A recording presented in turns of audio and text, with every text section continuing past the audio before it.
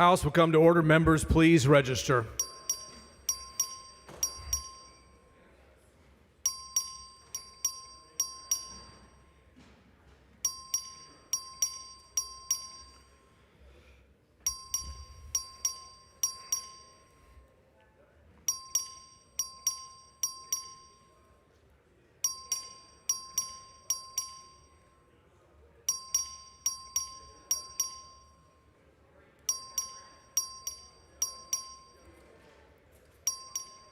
Have all members registered?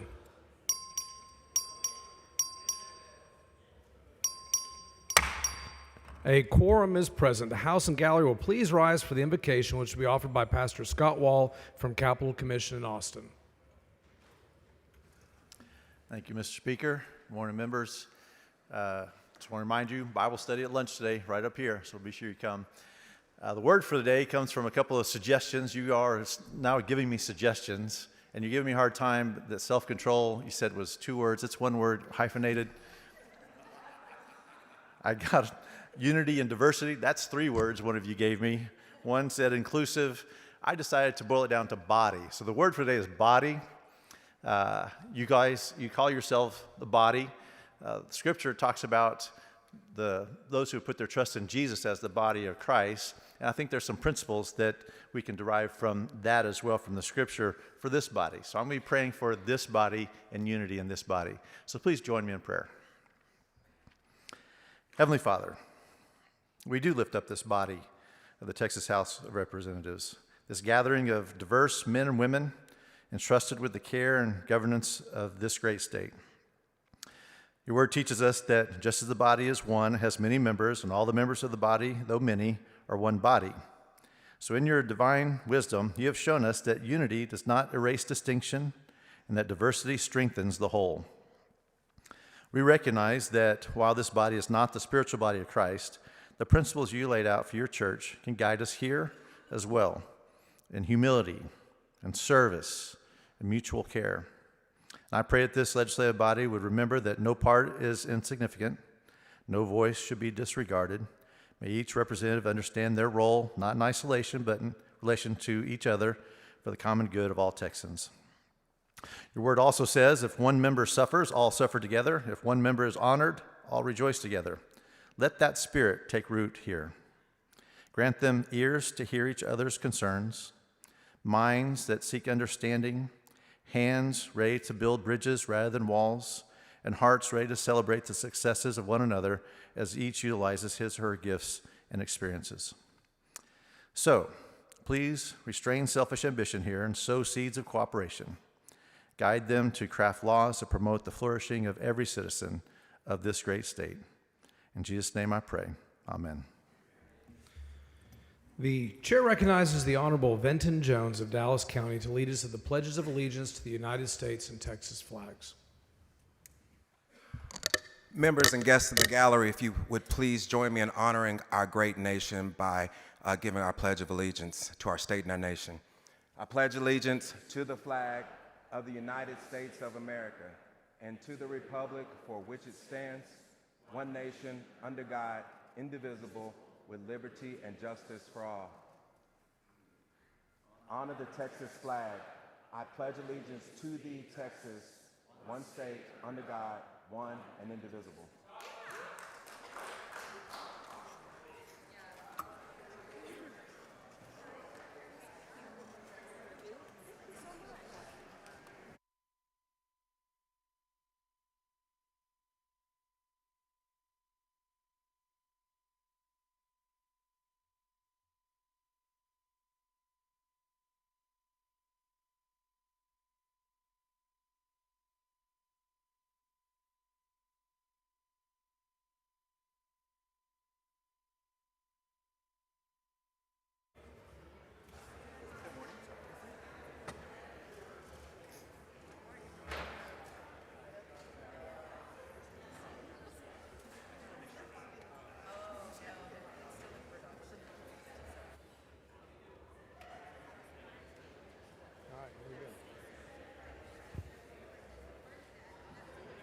Mr. Speaker. Mr. Doorkeeper, Mr. Speaker, I have a messenger from the Senate at the door of the House. what color are the envelopes today?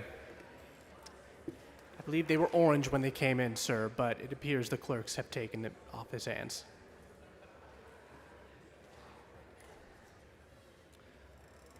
Admit the messenger. Reluctantly. Thank you, Mr. Speaker. I am directed.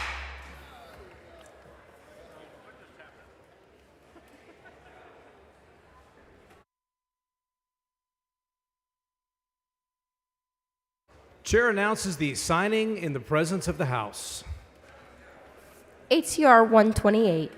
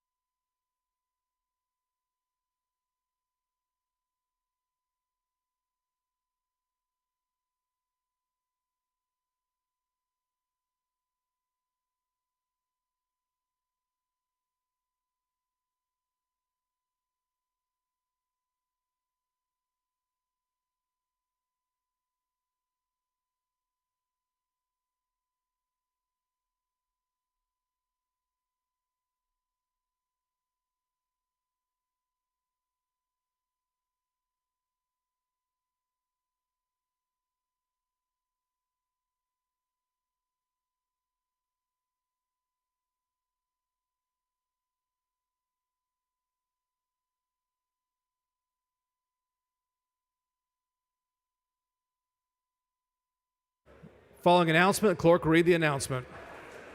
The Committee on Pensions, Investments, and Financial Services will meet today upon lunch recess at desk number 2 in a formal meeting to consider pending referred and committee business.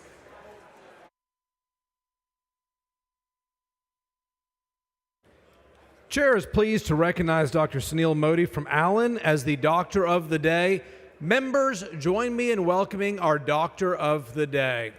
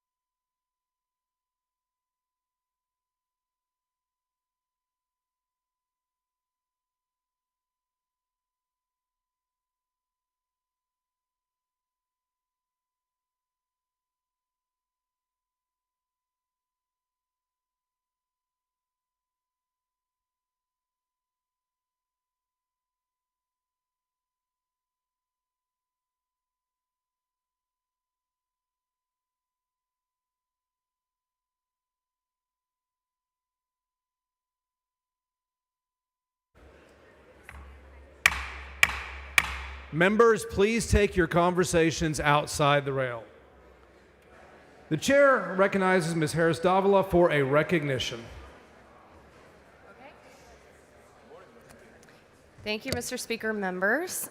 Today, we join the Round Rock Express baseball team in celebrating their 25th season at the Dell Diamond. The Round Rock Express was established in 2000 by a group that included Major League Baseball Hall of Famer Nolan Ryan, who earned the nickname Ryan Express during his career, and whose nickname carried over into the making of the Round Rock Express. Over the years, the Express has garnered many accomplishments, starting with winning the Texas League Championship during its first year and collecting 10 division titles along the way. Notable players include Yordan Alvarez, John Buck, Roger Clemens, Chris Davis, Morgan Ensberg, Joey Gallo, Keith Ginter, Jason Hirsch, Josh Jung, Roy Oswalt, Hunter Pence, Kyle Tucker, and Jose Urquidy. The Round Rock Express is also the current AAA affiliate of our beloved Texas Rangers. The Express plays its home games at the Dell Diamond, a venue in our community that consistently ranks among the top ballparks in all of minor league baseball. And beyond entertainment, the Express actively supports its surrounding community through many local partnerships and outreach programs. And on a personal note, members, many highlights of my childhood include the Round Rock Express. I went to several of the games, first games of its first season when I was a kid. And a fun note, my mom actually went into labor with my baby sister while we were at one of these games. And I have a lot of fond memories of watching the fireworks displays at these games on Friday nights in the summer. So will y'all please help me welcome our guests on the dais and help me in celebrating the Round Rock Express's 25th season.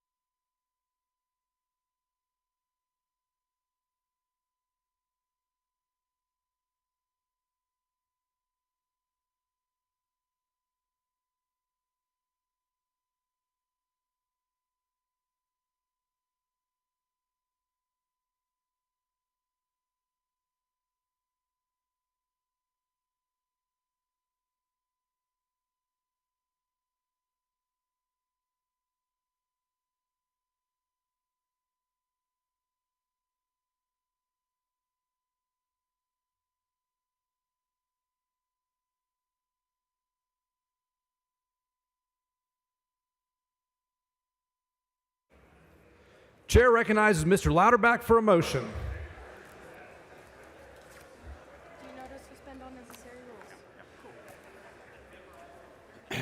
Motion to suspend all necessary rules to take up and consider H.R. 867, congratulating Ganado High School. Members, you've heard the motion. Is there objection? Chair hears none. The rules are suspended. The following resolution, the clerk will read the resolution. H.R. 867 by Louderback congratulating Ganado High School football team on winning the 2024 UIL 2A Division I state championship. Chair recognizes Mr. Louderback. Thank you, Mr. Speaker. How about them Indians? I am honored to represent Ganado High School football, which is here today as we celebrate their 2024 2A Division I state championship. The Indians' historic 15-1 season culminated with their first state championship in school history and the first in the county in a nail-biting double overtime win in an AT&T Stadium in Arlington, Texas. I want to congratulate Coach Josh Irvin and all assistant coaches, offensive most valuable player Bryce Ullman, defensive most valuable player Kane Hayden, and all the hard-working, dedicated players that have made our community proud. It is an honor to represent the Ganado Indians and to present this resolution on their behalf. Members, please join me in congratulating these fine young men, their coaches, and the Ganado community.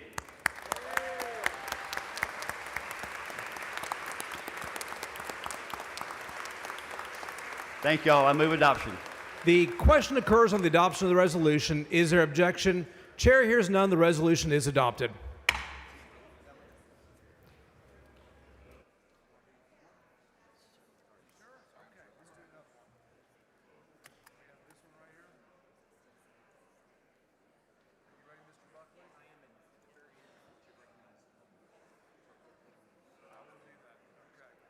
Chair recognizes Dr. Buckley for a motion. Thank you, Mr. Speaker. I move to suspend all necessary rules to take up and consider House Resolution 889. Members, you've heard the motion. Is there any objection? Chair hears none. The rules are suspended.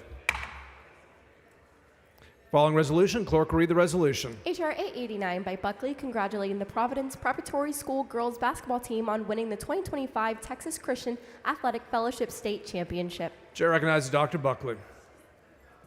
Thank you, Mr. Speaker. Members, today we recognize the Providence Preparatory School girls basketball team on winning a state championship title.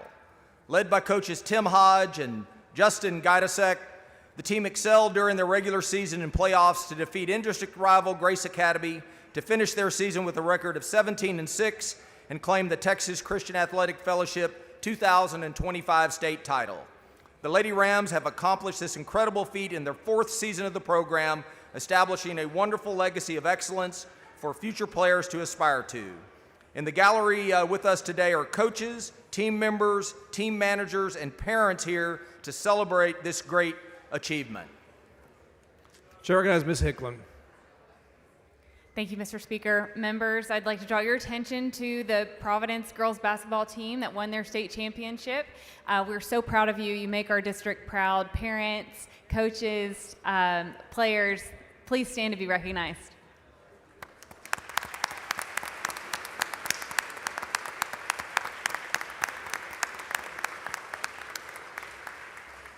Chair recognizes Dr. Buckley.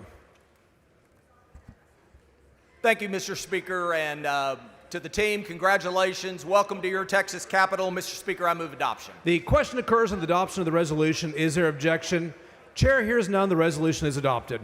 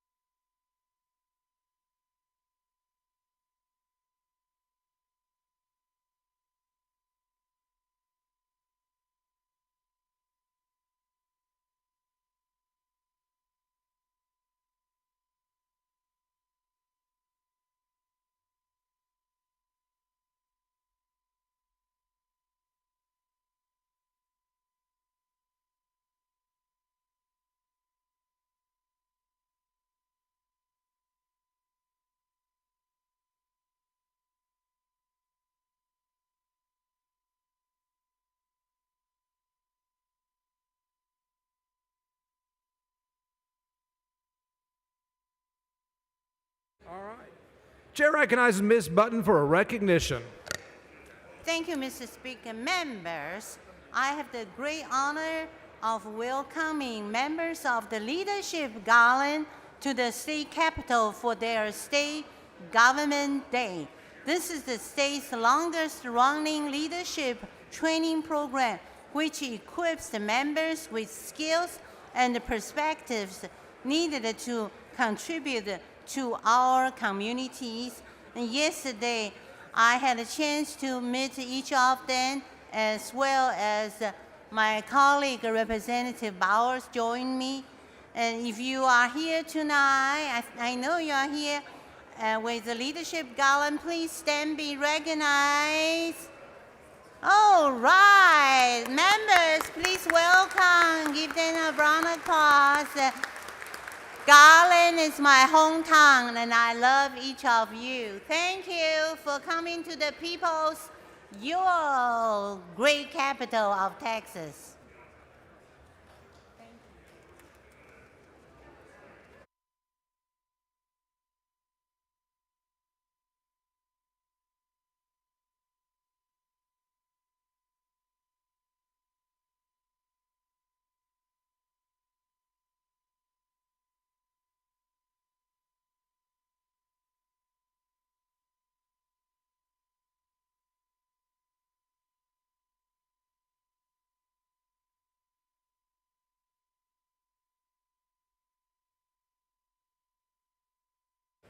Chair recognizes Ms. Howard for a recognition. Thank you, Mr. Speaker and members. I'd like to take a moment to recognize some folks who are with us in the gallery today. Representatives from Keep Texas Beautiful and their local affiliates from around the state are here to visit with their elected officials today. Please stand so we can see you here. Originally known as the Beautify Texas Council, Keep Texas Beautiful was established to improve the appearance of cities and highways across the state. Today, Keep Texas Beautiful has grown to be the largest affiliate network of Keep America Beautiful, serving communities small and large. Through this program, they work with local governments, high school students, and churches, connecting people through a love of community and environmental preservation. In 2024 alone, they collected approximately 1.04 million pounds of trash and recycling, planted over 3,000 trees, and completed a total 113,988 volunteer hours. They are a proud partner of Don't Mess with Texas campaign through the Texas Department of Transportation, teaching Texans the real cost of littering. Members, please join me in celebrating Keep Texas Beautiful Day at the Capitol as we honor more than 5 decades of unwavering dedication to preserving the beauty of our land and assuring Texas is the best place to live, work, and play. Thank y'all so much.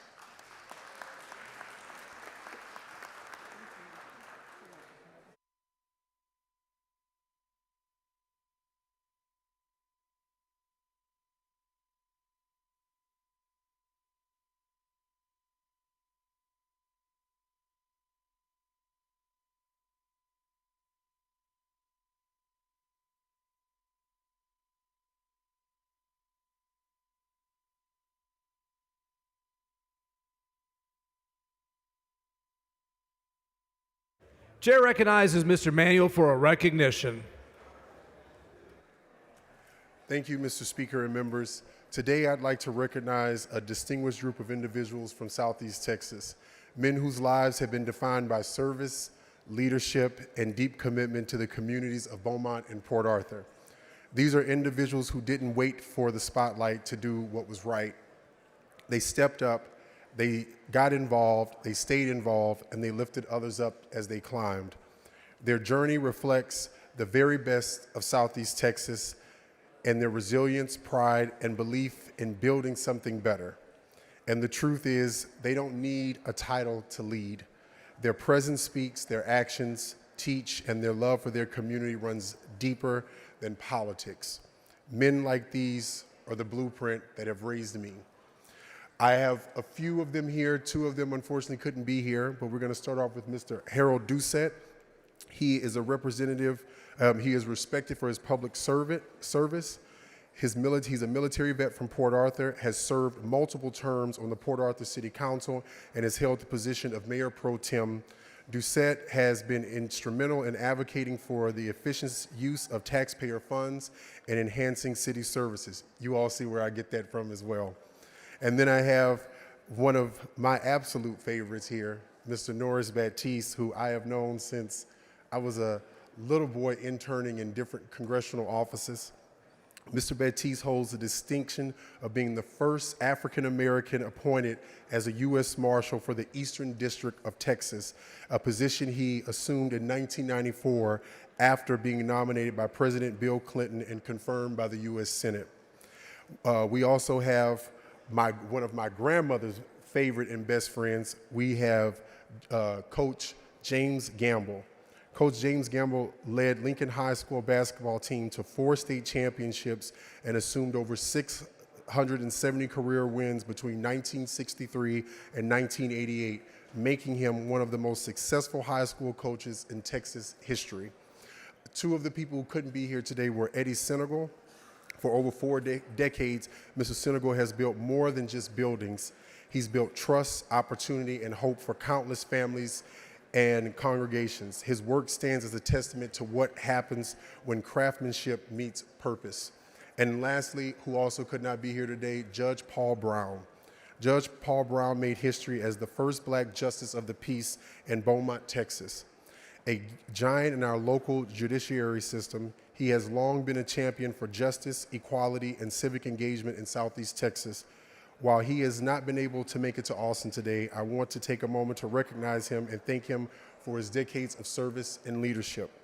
And in closing, I would like to say it's men like these that have been the pillars of my community where I come from, where I learned how to work with people, how to stand, and these are the people that raised me up, the people that I was able to go talk to as a child and ask questions, and as a person who, when I was running for office, I was able to ask questions and ask for guidance.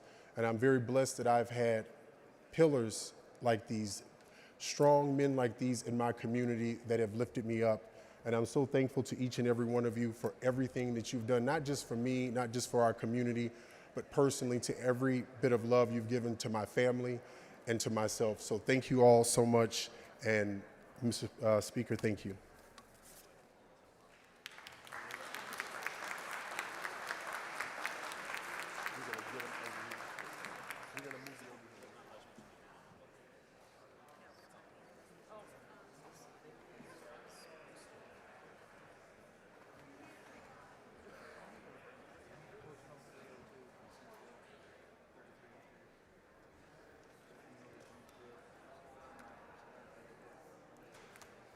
Brother.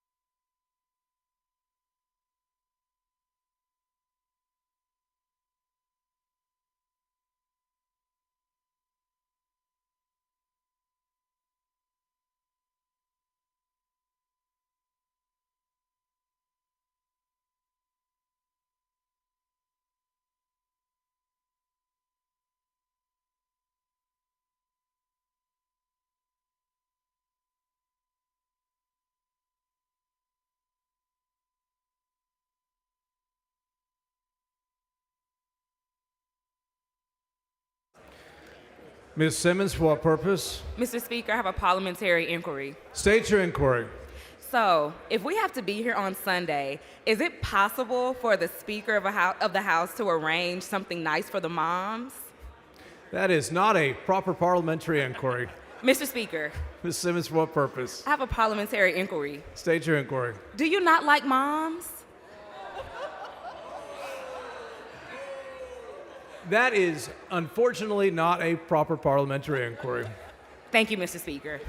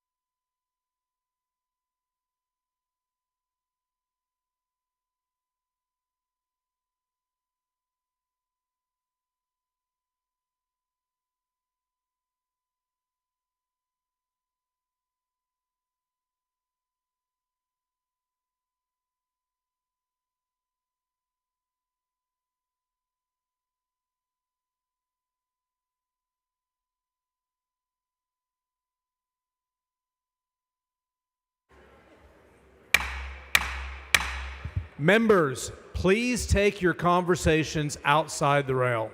The chair recognizes Mr. King for a recognition. Members, guests in the gallery, tomorrow is World Ovarian Cancer Day. Representative Richardson and myself want to bring your attention to this important milestone of actually having World Ovarian Cancer Day, which is tomorrow. But today, you're all invited to a luncheon in the Legislative Conference Center hosted by the American Cancer Society Action Network, the KK 125 Ovarian Cancer Research Foundation, not quite, and GenNab, as we convene for a World Ovarian Cancer Day Lunch and Learn. We will explore state policy and private sector initiatives supporting research, innovation, and patient access across the gynecological cancers impacting thousands of Texans each year. Join us in the conference center. It's Franklin's Barbecue. It's from 12 to 1. Thank you.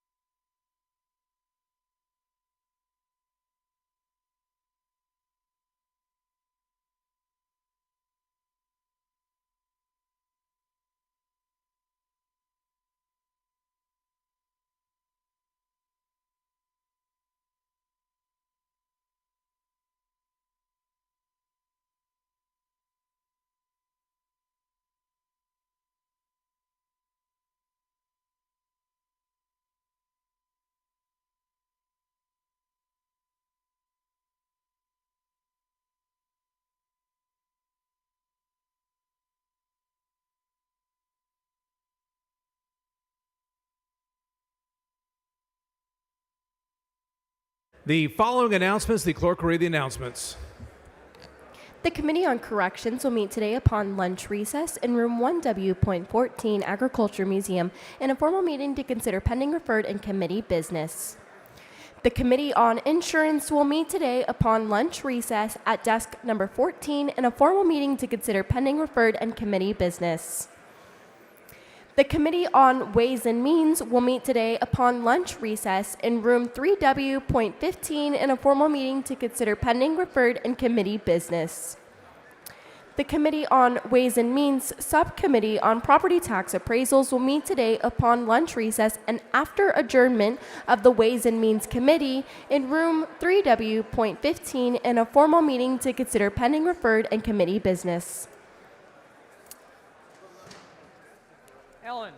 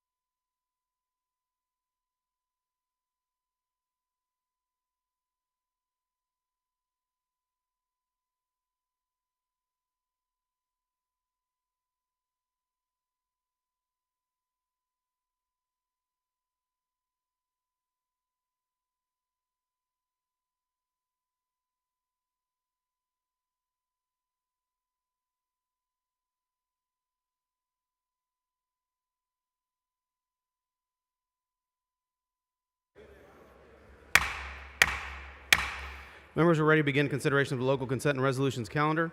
If you have a bill on today's calendar, please be ready to explain your bill when it's reached on the calendar.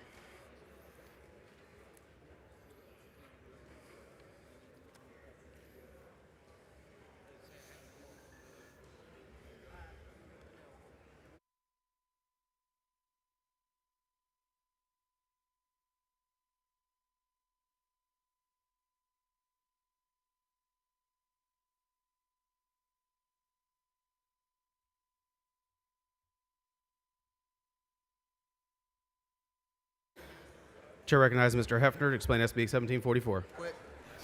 Kemp County Memorial Highway. Members, you've heard the explanation of SB 1744. Is there any objection to consideration? Chair hears none. Chair lays out SB 1744. Clerk will read the bill. SB 1744 by Hughes. Question occurs and passes third reading of SB 1744. Is there any objection? Chair hears none. SB 1744 is passed the third reading. Chair recognizes Mr. Gertis to explain SB 1364. Horsepower restrictions, move passage. Members, you've heard the explanation of SB 1364. Is there objection to consideration? Chair hears none. Chair lays out SB 1364. Clerk will read the bill. SB 1364 by Question occurs and passes the third reading of SB 1364. Is there any objection? Chair hears none. SB 1364 is passed third reading. Chair recognizes Mr. Cunningham to explain SB 1316. E-cigarette advertisement.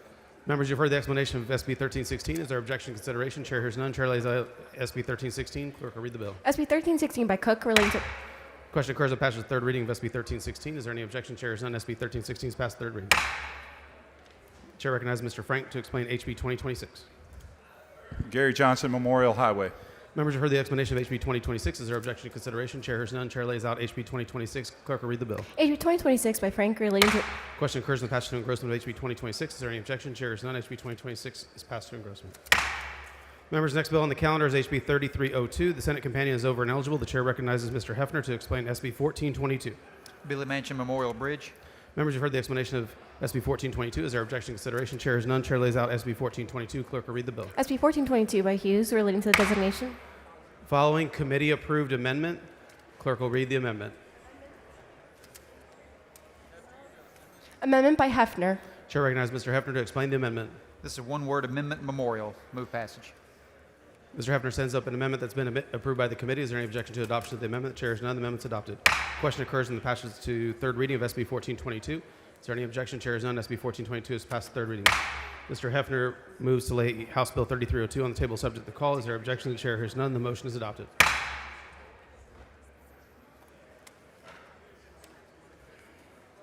Members, the next bill on the calendar, House Bill 3368, has been withdrawn by the author. Chair lays out, Chair recognizes Mr. Patterson to explain HB 1639. Study on cancer for female firefighters. Members, you heard the explanation of HB 1639. Is there objection to consideration? Chair hears none. Chair lays out HB 1639. Clerk will read the bill. HB 1639 by Patterson. Question occurs and passes to engrossment of HB 1639. Is there any objection? Chair hears none. HB 1639 is passed to engrossment. Chair recognizes Mr. Metcalf to explain HB 5652. Municipal Utility District 258. Members, you heard the explanation of HB 5652. Is there any objection to consideration? Chair hears none. Chair lays out HB 5652. Clerk will read the bill. HB 5652 by Metcalf. Question occurs and passes to engrossment of HB 5652. Is there any objection? Chair hears none. HB 5652 is passed to engrossment. Chair recognizes Ms. Hull to explain HB 4650. Chair recognizes Ms. Lawson to explain HB 4655. Financial education in the PALS program, move passage. Members, you've heard the explanation of HB 4655. Is there objection to consideration? Chair hears none. Chair lays out HB 4655. Clerk will read the bill. HB 4655 by Hull. Question occurs and passes to engrossment of HB 4655. Is there any objection? Chair hears none. HB 4655 is passed to engrossment. Chair recognizes Mr. Metcalf to explain HB 5654. Municipal Utility District 263, move passage. Members, you've heard the explanation of HB 5654. Is there any objection to consideration? Chair hears none. Chair lays out HB 5654. Clerk will read the bill. HB 5654 by Metcalf. Question occurs and passes to engrossment of HB 5654. Is there any objection? Chair hears none. HB 5654 is passed to engrossment. Chair recognizes Mr. Patterson to explain HB 5658. Craver Ranch Municipal Management District, move passage. Members, you've heard the explanation of HB 5658. Is there objection to consideration? Chair hears none. Chair lays out HB 5658. Clerk will read the bill. HB 5658 by Patterson relating to Question occurs and passes to engrossment of HB 5658. Is there any objection? Chair hears none. HB 5658 is passed to engrossment. Chair recognizes Mr. Lalani to explain HB 5656. Thank you for the Fort Bend County MUD. Members, you heard the explanation of HB 5656. Is there objection to consideration? Chair hears none. Chair lays out HB 5656. Clerk will read the bill. HB 5656 by Lalani. Question occurs in the passage of engrossment of HB 5656. Is there any objection? Chair hears none. HB 5656 passed to engrossment. Chair recognizes Ms. Flores to explain HB 4894. Creedmoor Mudd. Members, you've heard the explanation of HB 4894. Is there objection to consideration? Chair hears none. Chair lays out HB 4894. Clerk will read the bill. HB 4894 by Flores. Question occurs in the passage and engrossment of HB 4894. Is there any objection? Chair hears none. HB 4894 is passed to engrossment. Chair recognizes Mr. Dyson to explain. To explain HB 4996. Just say no to fraudulent liens. Members, you've heard the explanation of HB 4996. Is there objection to consideration? Chair hears none. Chair lays out HB 4996. Clerk will read the bill. HB 4996 by Dyson and Lehman. Question occurs in the passage and engrossment of HB 4996. Is there any objection? Chair hears none. HB 4996 is passed to engrossment. Chair recognizes Mr. Spiller to explain HB 5088. Streamlining the major events program. Members, you heard the explanation of HB 5088. Is there objection to consideration? Chair hears none. Chair lays out HB 5088. Clerk will read the bill. HB 5088 by Spiller and Lenny. Question occurs in the passage and engrossment of HB 5088. Is there any objection? Chair hears none. HB 5088 is passed to engrossment. Chair recognizes Ms. Flores to explain HB 5650. Mustang Ridge Mudd. Members, you've heard the explanation of HB 5650. Is there objection to consideration? Chair hears none. Chair lays out HB 5650. Clerk will read the bill. HB 5650 by Flores. Question occurs in the passage to engrossment of HB 5650. Is there any objection? Chair hears none. HB 5650 is passed to engrossment. Chair recognizes Ms. Gonzalez of El Paso to explain HB 4464. T-Dem. Members, you've heard the explanation of HB 4464. Is there objection to consideration? Chair hears none. Chair lays out HB 4464. Clerk will read the bill. HB 4464 by Gonzalez. Question occurs in the passage to engrossment of HB 4464. Is there any objection? Chair hears none. HB 4464 is passed to engrossment. Chair recognizes Mr. Ashby to explain HB 3751. TxDOT transfer property to DPS Tyler County. Members, you've heard the explanation of HB 3751. Is there objection to consideration? Chair hears none. Chair lays out HB 3751. Clerk will read the bill. HB 3751 by Ashby. Question occurs in the passage to engrossment of HB 3751. Is there any objection? Chair hears none. HB 3751 is passed to engrossment. Chair recognizes Mr. Kitzman to explain HB 5665. Waller County Mud. Members, you've heard the explanation of HB 5665. Is there any objection to consideration? Chair hears none. Chair lays out HB 5665. Clerk will read the bill. HB 5665 by Kitzman or Lenny. Question occurs in the passage to engrossment of HB 5665. Is there any objection? Chair hears none. HB 5665 is passed to engrossment. Chair recognizes Mr. Gates to explain HB 5661. Fort Bend Mud 286. Members, you've heard the explanation of HB 5661. Is there objection to consideration? Chair hears none. Chair lays out HB 5661. Clerk will read the bill. HB 5661 by Gates. Question occurs on the passage to engrossment of HB 5661. Is there any objection? Chair hears none. HB 5661 is passed to engrossment. Chair recognizes Mr. Guillen to explain HB 1237. TCQ license renewal grace period. Members, you've heard the explanation of HB 1237. Is there objection to consideration? Chair hears none. Chair lays out HB 1237. Clerk will read the bill. HB 1237 by Guillen or Lenny. Question occurs in the passage to engrossment of HB 1237. Is there an objection? Chair hears none. HB 1237 is passed to engrossment. Chair recognizes Mr. Busey to explain HB 2802. ATX firefighters. Members, you've heard the explanation of HB 2802. Is there objection to consideration? Chair hears none. Chair lays out HB 2802. Clerk will read the bill. HB 2802 by Busey. Question occurs in the passage to engrossment of HB 2802. Is there any objection? Chair hears none. HB 2802 is passed to engrossment.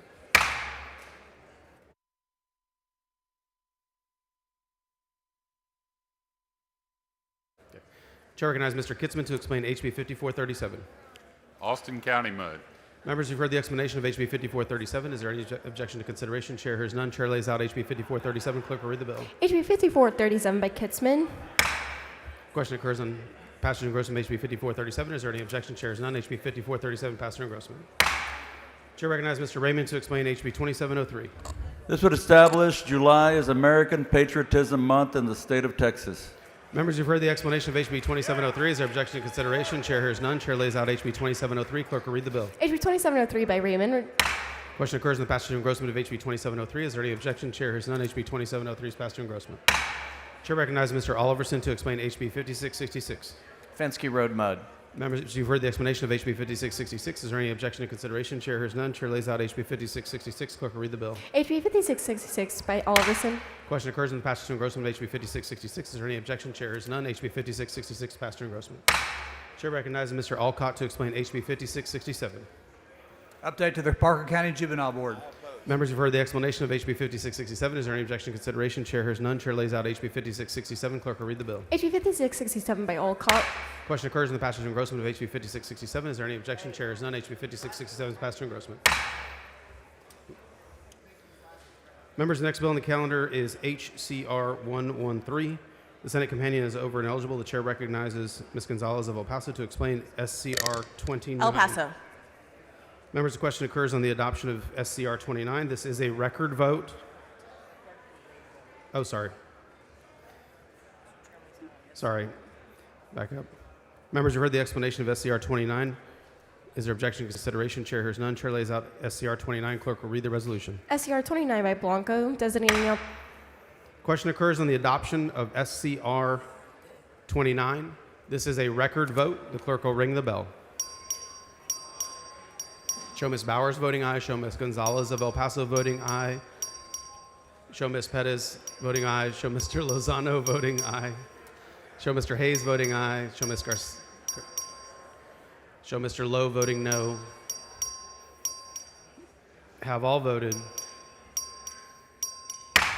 There being 128 ayes, 14 nays, SCR 29 is adopted.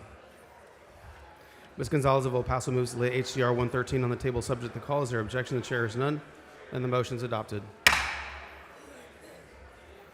Chair recognizes Mr. Hayes to explain HCR 86. Naming Denton the Halloween capital of Texas. Members, you've heard the explanation of HCR 86. Is there any objection to consideration? Chair is none. Chair lays out HCR 86. Clerk will read the resolution. HCR 86 by Hayes, designating the city of Question occurs on the adoption of HCR 86. This is a record vote. The clerk will ring the bell. Show Mr. Hayes voting aye.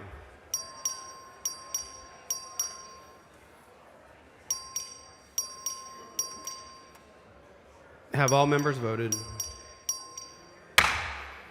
Being 115 ayes, 21 nays, HCR 86 is adopted.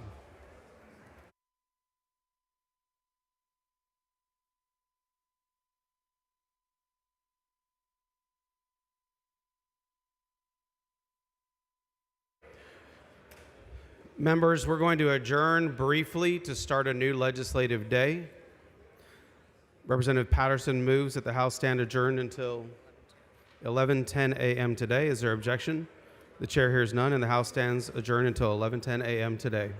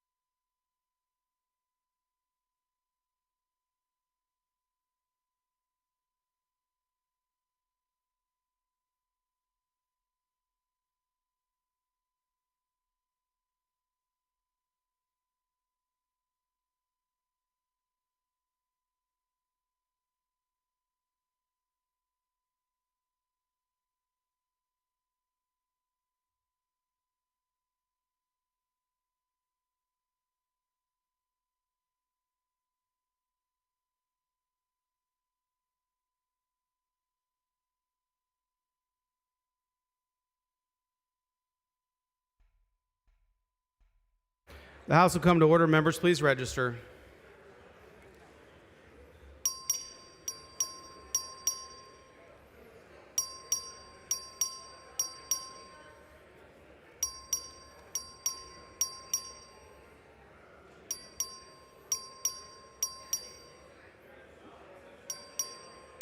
Have all members registered? A quorum is present. Representative Patterson moves to excuse those members on this legislative day who were excused on the previous legislative day. Is there any objection? Chair is none. So ordered. Representative Patterson moves to suspend all necessary rules to take up and consider at this time on third reading and final passage the bills on the local consent and resolutions calendar to be read by bill number and author only, which were considered on the previous legislative day. Is there any objection? Chair hears none, and the rules are suspended. Representative Patterson moves to use the first record vote taken on third reading and final passage for all bills on the local consent and resolutions calendar, with the understanding that a member may record an individual vote on any bill with the journal clerk. Is there any objection? The chair hears none, and the motion prevails.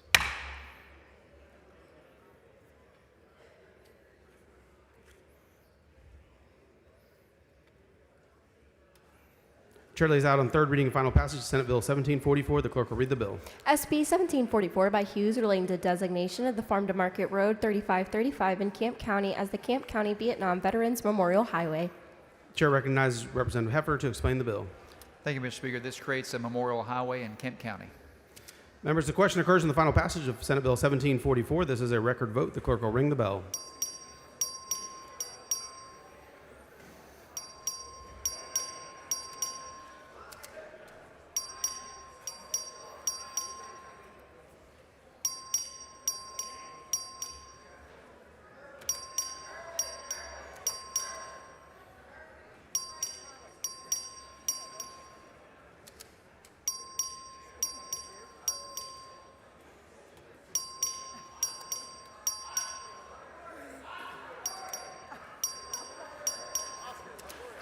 Have all members voted now?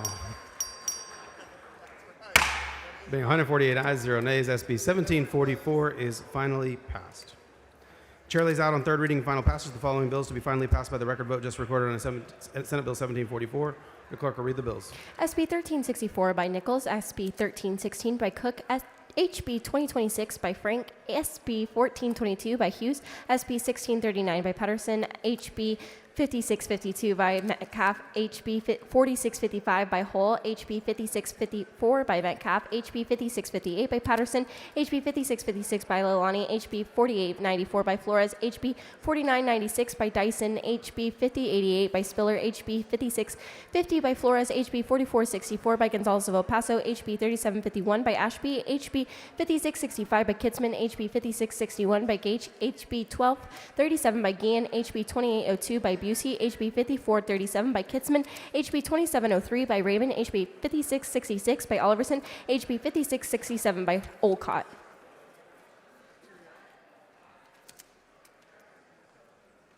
Pursuant to a previously adopted motion, the chair declares those bills just read by the clerk to be finally passed.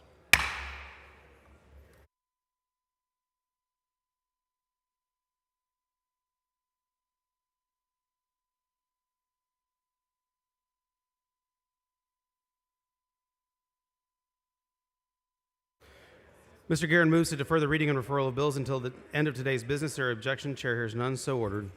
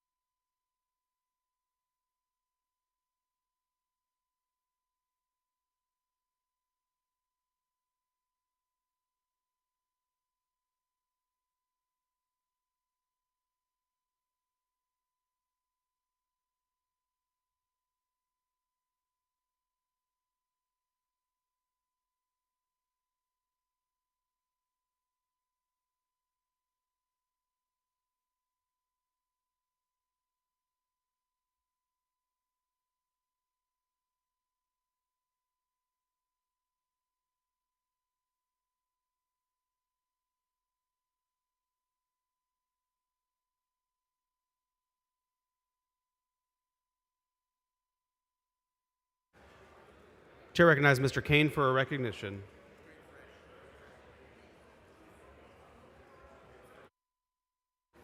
Just kidding.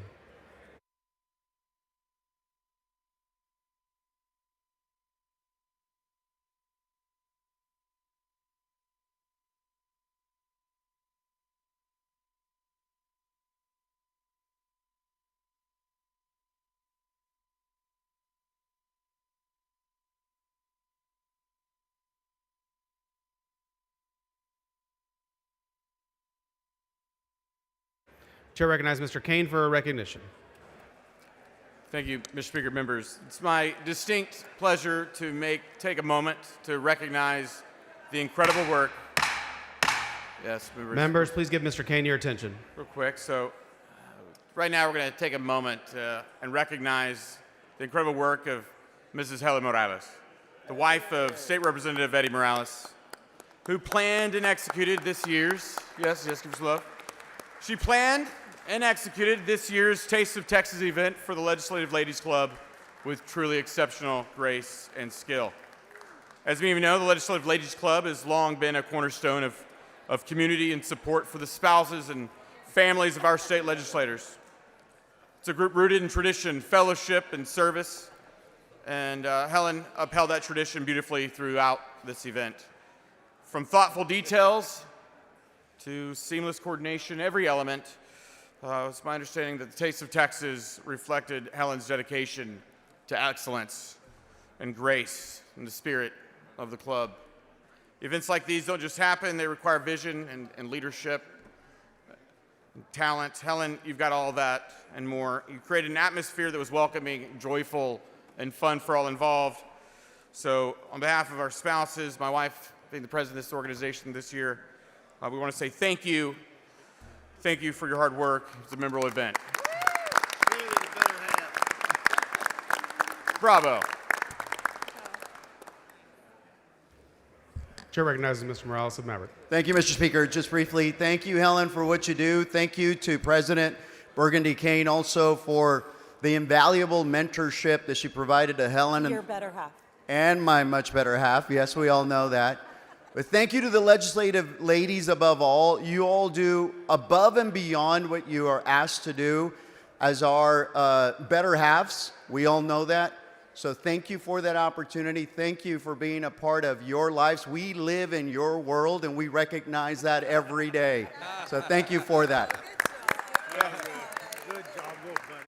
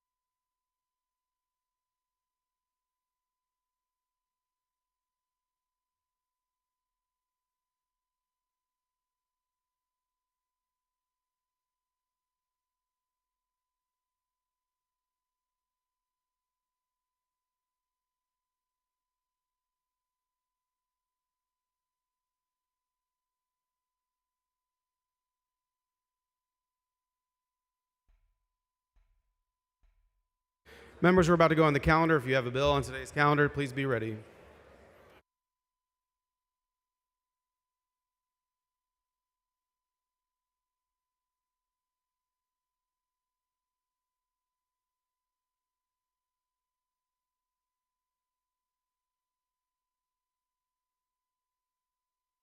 Chair lays out on third reading Senate Bill 2196. Clerk will read the bill. Senate Bill 2196 by Johnson relating to the period during which an order for an emergency protection remains in effect.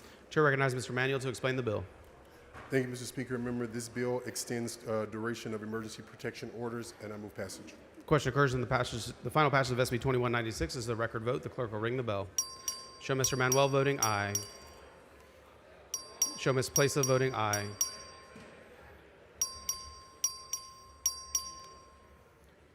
Show Mr. Hopper voting no. Show Ms. Gervin Hawkins voting aye. Have all voted. There being 125 ayes, 20 nays, SB 2196 is finally passed.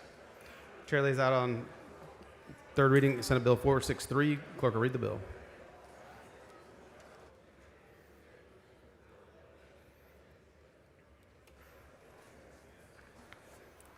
SB 4063 by Campbell relating to the definition of facility for purposes of workplace violence prevention requirements. Chair recognizes Ms. Howard to explain the bill. Thank you, Mr. Speaker. Members, Senate Bill 463 will strengthen the workplace violence prevention law passed last session and protect more healthcare workers. Move passage. Question occurs in the final passage of Senate Bill 463. This is a record vote. The clerk will ring the bell. Show Ms. Howard voting aye. Show Mr. Bell of Kaufman voting aye. Have all voted. Being 145 ayes, 0 nays, Senate Bill 463 is finally passed. Chair lays out on third reading Senate Bill 856. Clerk will read the bill. SB 856 by Flores relating to the use of the Skills Development Fund by certain entities. Chair recognizes Mr. Bell of Kaufman to explain the bill.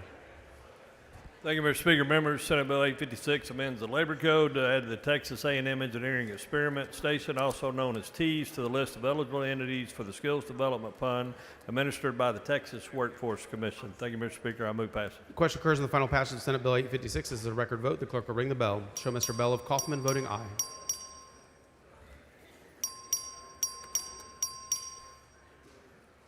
Have all members voted? Being 146 ayes and 1 nay, Senate Bill 856 is finally passed.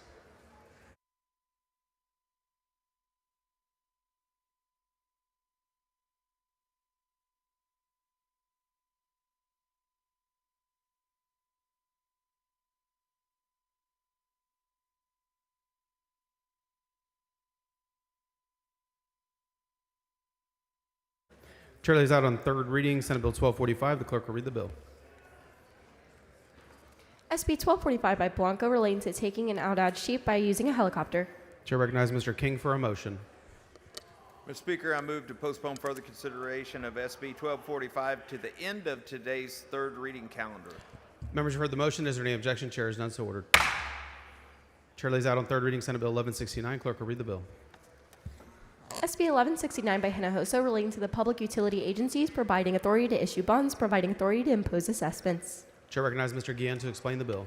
Thank you, Mr. Speaker. Members, this strengthens the statutory framework for public utility agencies to better support regional collaboration on water and wastewater infrastructure across Texas, and move passage. Question occurs in the final passage of Senate Bill 1169. This is a record vote. The clerk will ring the bell.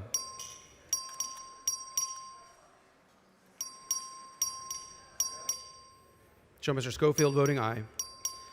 Have all voted? Being 102 ayes, 45 nays, SB 1169 is finally passed. Chair lays out on third reading Senate Bill 509. Clerk will read the bill. SB 509 by Betancourt relating to requiring notice of the Attorney General and an action under the Election Code seeking a temporary restraining order. Chair recognizes Mr. Schofield to explain the bill. Mr. Speaker, members, this is the bill that would require you to notify the AG before changing election law. I move passage. Question occurs in the final passage of SB 509. This is a record vote. The clerk will ring the bell. Show Mr. Schofield voting aye.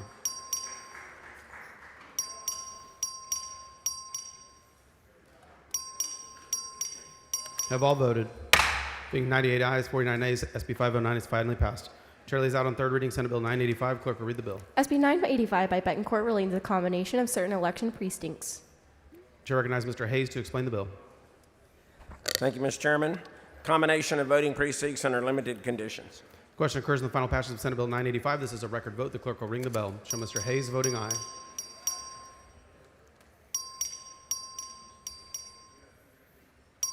Have all members voted? Being 94 ayes, 52 nays, Senate Bill 985 is finally passed. Chair lays out on third reading Senate Bill 305. The clerk will read the bill. SB 305 by Perry relating to the criminal offense of passing certain vehicles on a highway.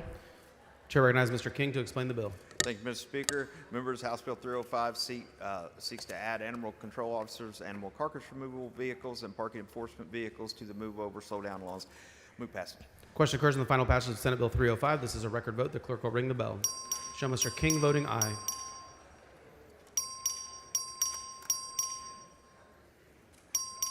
Have all members voted? Being 127 ayes, 20 nays, SB 305 is finally passed.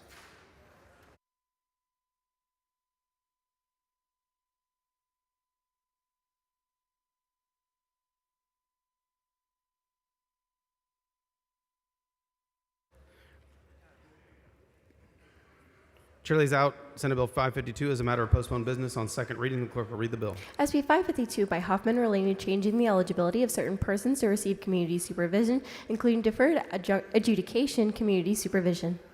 Chair recognizes Mr. Leach per a motion. Thank you, Mr. Speaker. Members, I move to postpone further consideration of Senate Bill 552 until 9:53 a.m. tomorrow, Thursday, May 8th. Members, you've heard the motion. Is there any objection? Chair hears none, so ordered.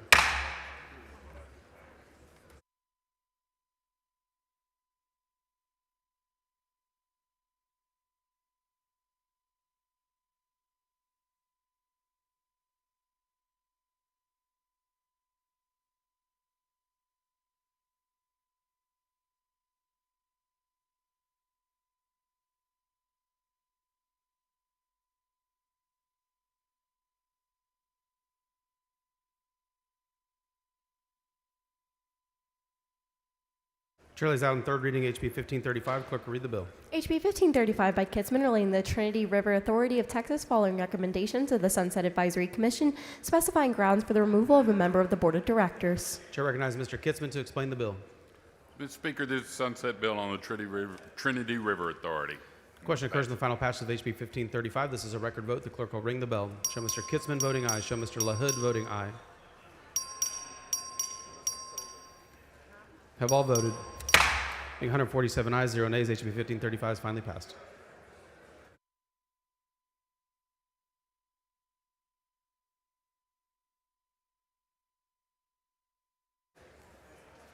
Chair lays out on third reading HB 123. Clerk will read the bill. HB 123 by Dutton relating to measures to support kindergarten readiness and early literacy and numeracy skills for public school students, including an early childhood parental support program and to funding under the Foundation School Program to certain school districts and to support those measures.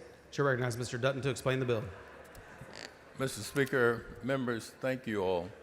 I think that what we did with House Bill 123 yesterday is not only sending a message, but it's going to be transformative in terms of how our kids perform in reading and math on third grade.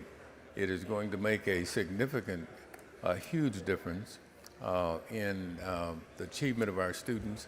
And so I want to thank a number of people today, particularly the groups that we met with, particularly my staff, particularly the speaker who got involved in this, and certainly all the school districts that I've had a chance to talk to in terms of trying to make this come to reality. They all recognize that we have a problem. They all want to be part of the solution, and I thank the members here for making sure that we become a part of the solution. And I think there's an amendment that we've got to correct something that Representative Hinojosa did yesterday that affects the dyslexia path that students are on, and so I'm going to accept that amendment. Following amendment, clerk will read the amendment. Amendment by Hinojosa. Chair recognizes Ms. Hinojosa to explain the amendment. Mr. Speaker, members, yesterday with the amendment that I did, we inadvertently, in an attempt not to upset the special education mothers,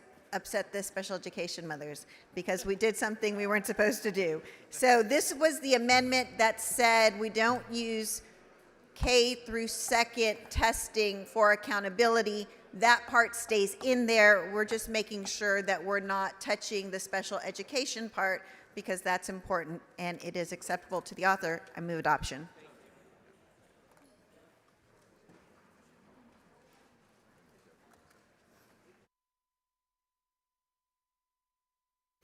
Ms. Hinojosa sends up an amendment. The amendment is acceptable to the author. Is there objection to the adoption of the amendment? Chair hears none. The amendment's adopted. Chair recognizes Mr. Dutton on the bill as amended. Again, members, thank you all very much, and I think we'll begin to see something changed about the success of our students, and this will make Texas a great state. So I move passage.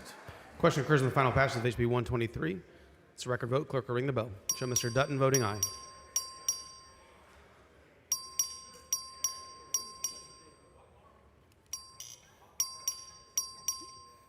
Have all voted.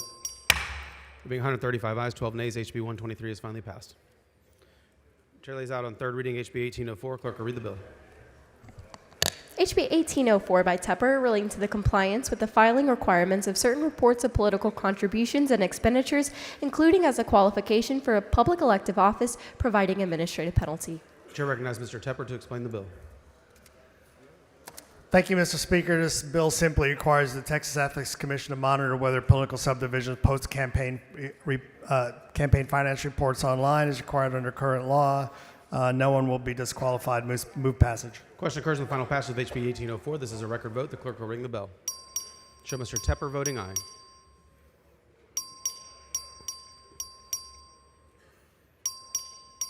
Have all voted.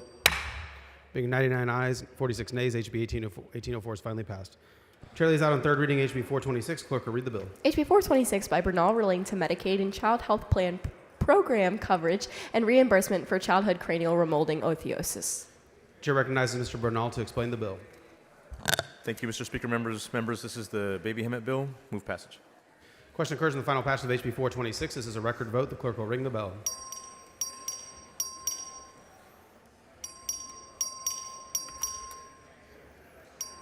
Have all members voted? Being 108 ayes, 40 nays, HB 426 is finally passed. Chair lays out on third reading HB 1773. The clerk will read the bill.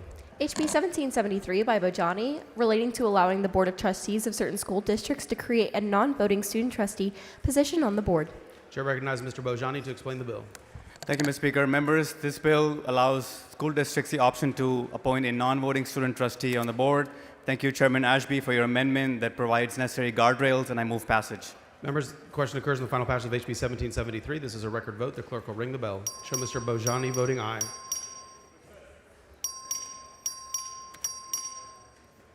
Have all members voted? Being 100 ayes, 47 nays, HB 1773 is finally passed. Chair lays out on third reading HB 1871. Clerk will read the bill. HB 1871 by Dyson relating to the punishment of the criminal offense of an attempted capital murder of a peace officer, increasing a criminal penalty, changing eligibility for parole and mandatory supervision. Chair recognizes Mr. Dyson to explain the bill. Thank you, Mr. Speaker. Members, please join me in supporting our heroes in blue. Question occurs in the final passage of HB 1871. This is a record vote. The clerk will ring the bell. Show Mr. Dyson voting aye.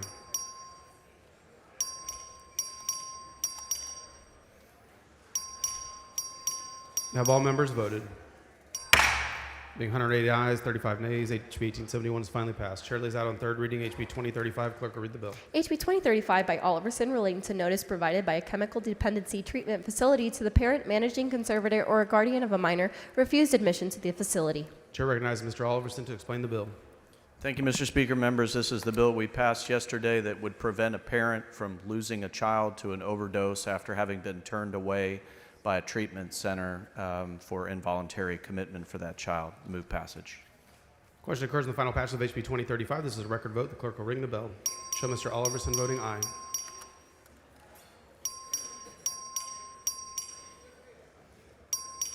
Have all voted? Being 140 ayes, 0 nays, HB 2035 is finally passed. Chair lays out on third reading HB 2492. The clerk will read the bill. HB 2492 by Bowers relating to the period for which a person arrested for certain crimes involving family violence may be held after bond is posted. Chair recognizes Ms. Bowers to explain the bill. Thank you, Mr. Speaker. Members, this is the bill that we passed yesterday that will create the very necessary cooling off period and take it from a may to a shall. Question occurs in the final passage of HB 2492. This is a record vote. The clerk will ring the bell. Show Ms. Bowers voting aye. Have all voted? 146 ayes, 0 nays. HB 2492 is finally passed. Chair lays out on third reading HB 1411. Clerk will read the bill. HB 1411 by Allen relating to the use of personal leave during school holidays by certain school district employees. Chair recognizes Ms. Allen to explain the bill. Thank you, Mr. Speakers and members. 1411 will allow these essential employees to use 2 days of personal sick leave once a year. Thank you. Question occurs in the final passage of HB 1411. This is a record vote. The clerk will ring the bell. Show Ms. Allen voting aye. Show Mr. Buckley voting aye. Have all voted? Being 88 ayes, 58 nays, HB 1411 is finally passed. Chair lays out on third reading HB 4753. Clerk will read the bill. HB 4753 by Gates relating to the regulation by a municipality of a certificate for occupancy. Chair recognizes Mr. Gates to explain the bill. Thank you, Mr. Speaker. House Bill 4753 relates to replacement for original certificate of occupancy. Move passage. Question occurs on the final passage of HB 4753. This is a record vote. The clerk will ring the bell.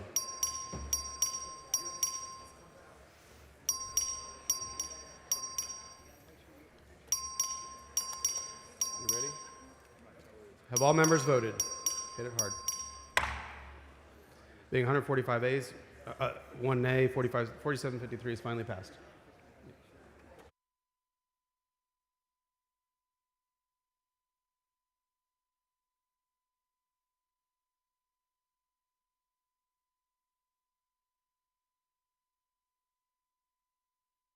Chair lays out on third reading HB 4666. Clerk will read the bill. HB 4666 by manual relating to streamlining the deadlines for the Health and Human Service Commission to submit certain required reports to the legislature.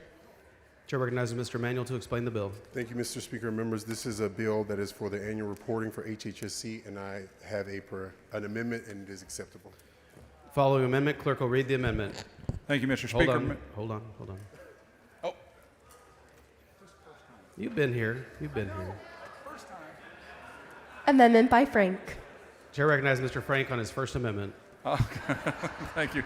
Thank you very much. Members, and I'll go slow. I see somebody freaking out over there. Sorry. I tried to come find you. This amendment aligns the due dates for reports in the health and safety codes. The purpose is to just make the deadline consistent on December 1st. I want to thank Representative Manuel. I saw it yesterday, but I saw it kind of late. I didn't want to. And the other is going through Doge. I wanted it to be a third reading amendment because Gio was good with the bill as well. So I move adoption. Does the gentleman yield for questions? Mr. Morgan, for what purpose? Does the gentleman yield? The gentleman yield for questions. I happily yield. Gentleman yields for questions. So were you the one at the back mic yesterday that was picking on a member for not having perfect bills and having to amend them on the floor? I was indeed said member. This was not my bill, and in fairness, Chairman Capriglione said the only way he'd be okay with this going on is if I did it as a third reading amendment. All right, sounds good. Thank you. Thank you. Move adoption. Mr. Frank sends up an amendment. The amendment is acceptable to the author. Is there any objection to the adoption of the amendment? The chair hears none. The amendment's adopted. Chair recognizes Mr. Manuel. Health and Human Services forever. Move passage. Question occurs in the final passage of HB 4666. This is a record vote. The clerk will ring the bell.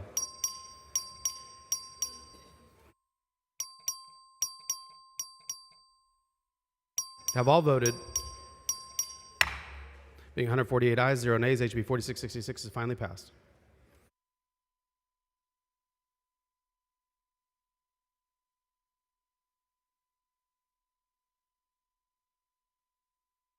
Members, for planning purposes, our lunch recess today is going to be right about noon.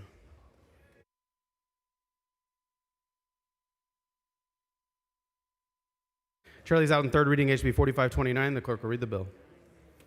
HB 4529 by Hefner relating to provisional child care licensing. Chair recognizes Mr. Hefner to explain the bill. Thank you, Mr. Speaker. Members, this is a bill related to regulation of child care facilities on military bases. Move passage. Question occurs in the final passage of HB 4529. This is a record vote. The clerk will ring the bell. Show Mr. Hefner voting aye.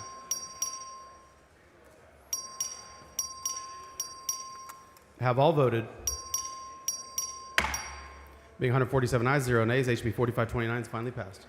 Chair lays out on third reading HB 1499. Clerk will read the bill. HB 1499 by Wale relating to the creation of environmental product declaration grant program for manufacturers of ready mixed concrete. Chair recognizes Mr. Wally to explain the bill. Thank you, Mr. Speaker. Members, this is the unicorn bill because we were able to convince the Associated General Contractors of Texas and TACA to support a concrete batch plant bill. And in full disclosure, HB 1499 establishes a grant program to help small business concrete batch plants access the EPDs. I move passage. Members, the question occurs in the final passage of HB 1499. This is a record vote. The clerk will ring the bell. Show Mr. Wally voting aye. Have all voted? Being 99 ayes, 46 nays, HB 1499 is finally passed. Chair lays out on third reading HB 1610. Clerk will read the bill. HB 1610 by Leach relating to the non-substantive revision of certain provisions of the Code of Criminal Procedure, including conforming amendments. Chair recognizes Mr. Leach to explain the bill. Thank you, Mr. Speaker. Members, this is the first of 3 non-substantive bills. Move passage. Question occurs in the final passage of HB 1610. This is a record vote. The clerk will ring the bell. Show Mr. Leach voting aye. Have all voted? Being 147 ayes, 0 nays, HB 1610 is finally passed.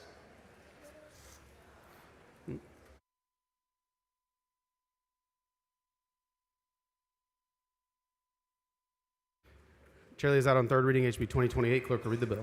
HB 2028 by Hicklin relating to the governmental bodies required to post on the internet notices and agendas for meetings under the Open Meetings Law. Chair recognizes Ms. Hicklin to explain the bill. Thank you, Mr. Speaker. This brings governmental bodies into the millennium. Vote passage. Question occurs in the final passage of HB 2028. This is a record vote. The clerk will ring the bell. Show Ms. Hicklin voting aye.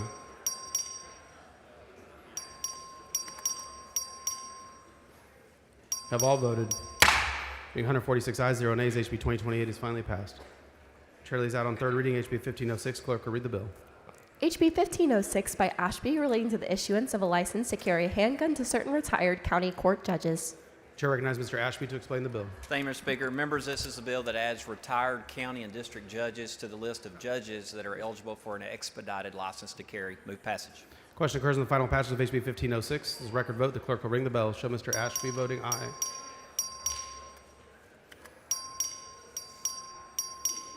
Have all voted? Being 133 ayes, 12 nays, HB 1506 is finally passed.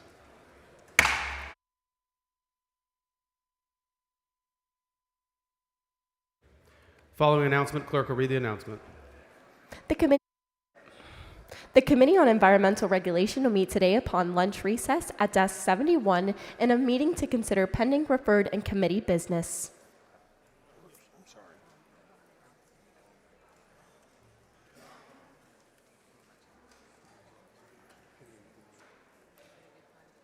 Chair has Mr. Alishaw for recognition.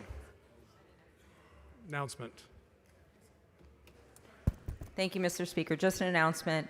When we break for lunch at noon today, the prayer and lunch will be upstairs in 3W9.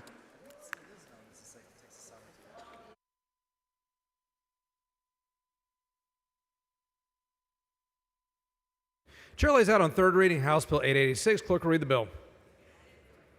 HB 886 by Vasut relating to one-time supplemental payment of benefits under the Employees Retirement System of Texas. Chair recognizes Mr. Vasut. Thank you, Mr. Speaker. Members, this is the 13th check for state retirees. It does not apply to retirees in the elected class, but it does apply to our retired state troopers. Move passage. Question occurs on final passage. Record vote. Clerk ring the bell. Mr. Harless voting aye. Mr. Bell voting aye. Have all members voted? 131 ayes, 9 nays. House Bill 886 is finally passed. Chair recognizes Mr. Guerin for an announcement. Thank you, Mr. Speaker and members. At noon today, there will be Gabe Burgers in the lounge. Thank you. Chair lays out on third reading House Bill 3546. Clerk, read the bill. HB 3546 by Martinez relating to the authority of the Independent School District to change the date of the general election for officers. Mr. Martinez. Thank you, Mr. Speaker. Members, this just aligns the election dates with the Uniform Election Code and move passage. Question occurs on final passage. Record vote. Clerk, ring the bell. Have all members voted? Mr. Bell of Coppin voting aye. 146 ayes, 0 nays. House Bill 3546 finally passed. Chair lays out on third reading House Bill 796. Clerk, read the bill. HB 796 by Bell of Montgomery relating to the Texas Sovereignty Act. Mr. Bell. 10th Amendment, move passage. Question occurs on final passage. Record vote. Clerk, ring the bell. Have all members voted? 94 ayes and 53 nays. House Bill 796 is finally passed. Chair lays out on third reading House Bill 223. Clerk, read the bill. HB 223 by Capriglione relating to exemptions to competitive requirements for purchases of certain services by a municipality. Mr. Capriglione.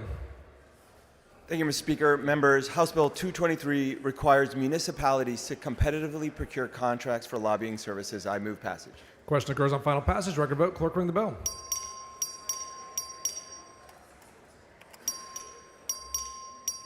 Have all members voted? 92 ayes and 56 nays. House Bill 223 is finally passed. Chair lays out on third reading House Bill 3556. Clerk, read the bill. HB 3556 by Vasut relating to certain structures located near a National Wildlife Refuge. Mr. Vasut.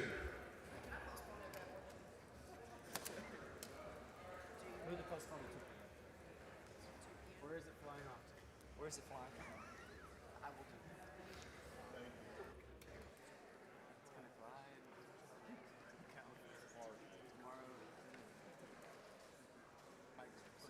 Mr. Vasut for a motion.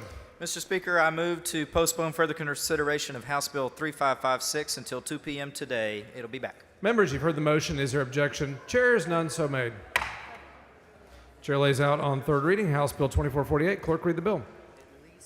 HB 2448 by Moody relating to the waiver of a defendant's arraignment. Mr. Moody. Thank you, Mr. Speaker. Members, this gives clarity that an attorney can sign the waiver and arraignment on behalf of their client like they can do for all other documents. Move passage. Question occurs on final passage. Record vote. Clerk, ring the bell. Have all members voted? 102 ayes and 40 nays. House Bill 2448 is finally passed. Chair lays out on third reading House Bill 4638. Clerk, read the bill. HB 4638 by Bodden relating to Texas Pharmaceutical Initiative. Dr. Bonin. Thank you, Mr. Speaker. This is the Texas Pharmaceutical Initiative, which we passed last session, that is targeted to reducing our prescription drug costs for state employees. This cleanup language adds 2 members to the board and extends the sunset. I move passage. Question occurs on final passage. Record vote. Clerk, ring the bell. Have all members voted? 140 ayes and 6 nays. House Bill 4638 is finally passed. Chair lays out on third reading House Bill 111. Clerk, read the bill. HB 111 by Capriglione relating to the public information law. Mr. Capriglione. Mr. Speaker, members, House Bill 111 enhances transparency and public access to government records. I move passage. Question occurs on final passage. Record vote. Clerk, ring the bell.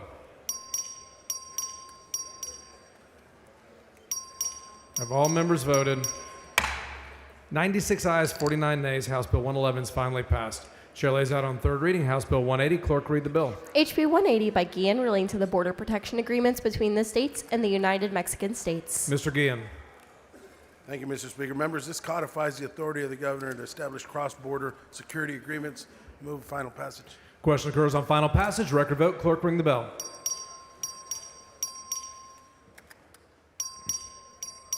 Have all members voted? 114 ayes and 33 nays. House Bill 180 is finally passed. Chair lays out on third reading House Bill 1027. Clerk, read the bill. HB 1027 by Shaheen relating to the provision of telepharmacy services. Mr. Shaheen. Thank you, Mr. Speaker. Members, House Bill 1027 aims to expand telepharmacy services across Texas by removing outdated restrictions. Move passage. Question occurs on final passage. Record vote. Clerk, ring the bell. Have all members voted? 148 ayes, 0 nays. House Bill 1027 is finally passed. Chair lays out on third reading House Bill 1178. Clerk, read the bill. HB 1178 by Cunningham relating to the creation of a temporary educator certificate for educators certified by other states. Mr. Cunningham. Thank you, Mr. Speaker. Members, this bill we heard yesterday would grant temporary education certificate to qualified out-of-state educators immediately upon application. Move passage. Question occurs on final passage. Record vote. Clerk, ring the bell. Have all members voted? 148 ayes, 0 nays. House Bill 1178 is finally passed.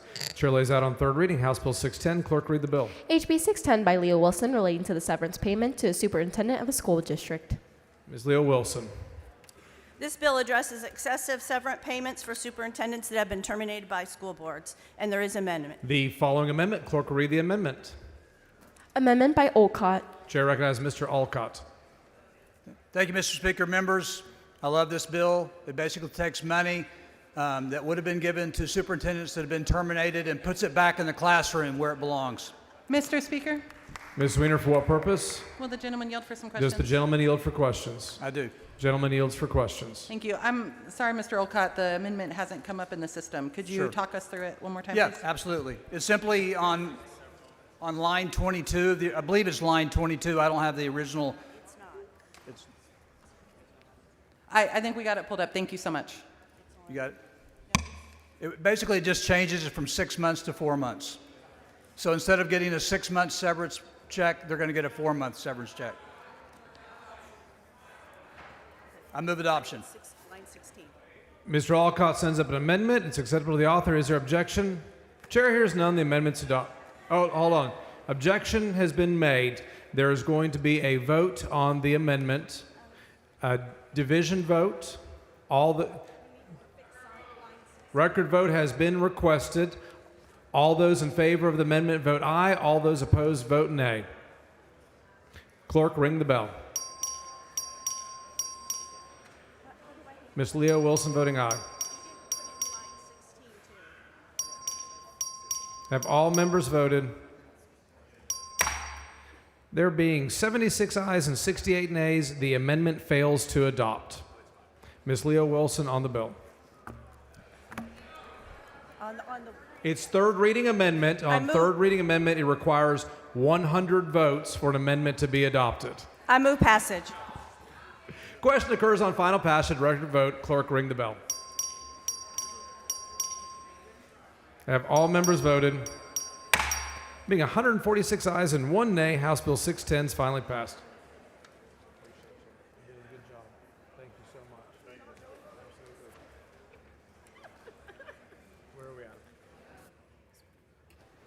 Chair lays out on third reading House Bill 1277. Clerk, read the bill. HB 1277 by Gonzales of El Paso relating to the study of the plant disease and pest outbreaks by the Texas A&M AgriLife Extension Service. Ms. Gonzalez. Thank you, Mr. Speaker. Members, this is the smaller part of the larger bill that Stan Kitzman had to support our agricultural communities, and I move passage. Question occurs on final passage. Record vote. Clerk, ring the bell. Have all members voted? 102 ayes and 46 nays. House Bill 1277 is finally passed. Chair lays out on third reading House Bill 1615. Clerk, read the bill. HB 1615 by Leach relating to the non-substantive revision of certain local laws concerning water and wastewater special districts, including a conforming amendment. Mr. Leach. Thank you, Mr. Speaker. Members, this is my second of 3 non-substantive bills. Move passage. Question occurs on final passage. Record vote. Clerk, ring the bell. Have all members voted? 148 ayes, 0 nays. House Bill 1615 is finally passed. Chair lays out on third reading House Bill 1620. Clerk, read the bill.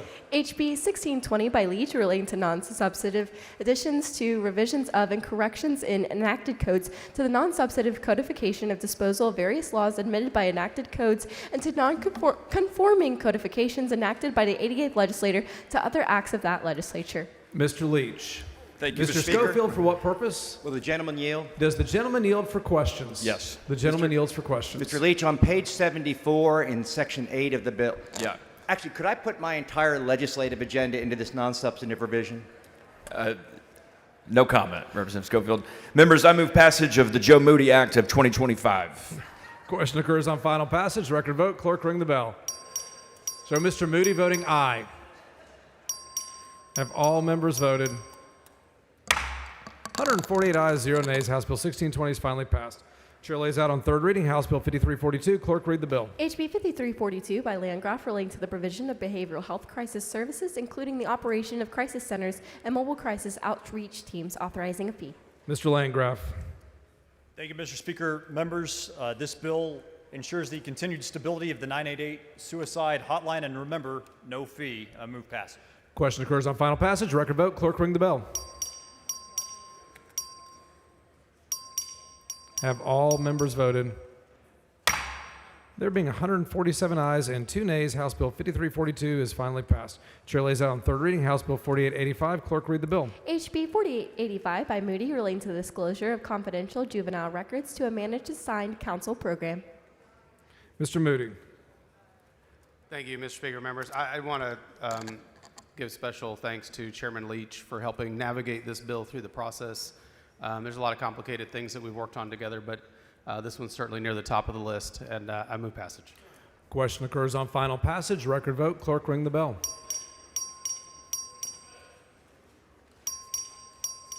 Have all members voted? 148 ayes, 0 nays. House Bill 4885 is finally passed.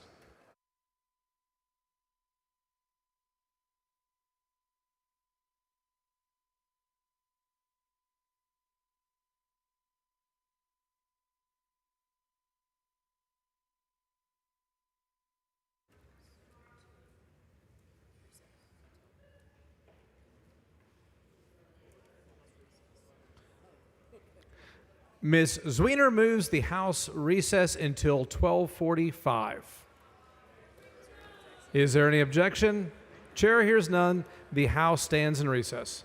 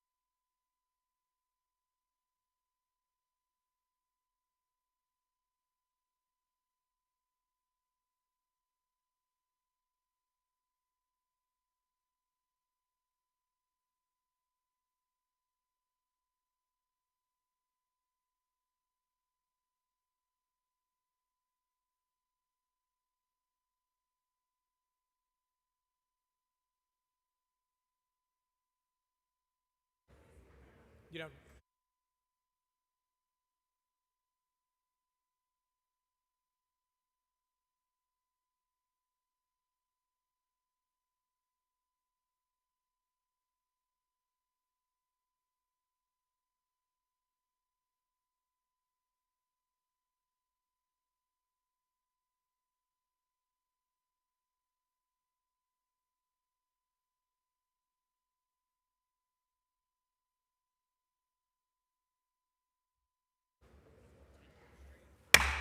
the House will come to order.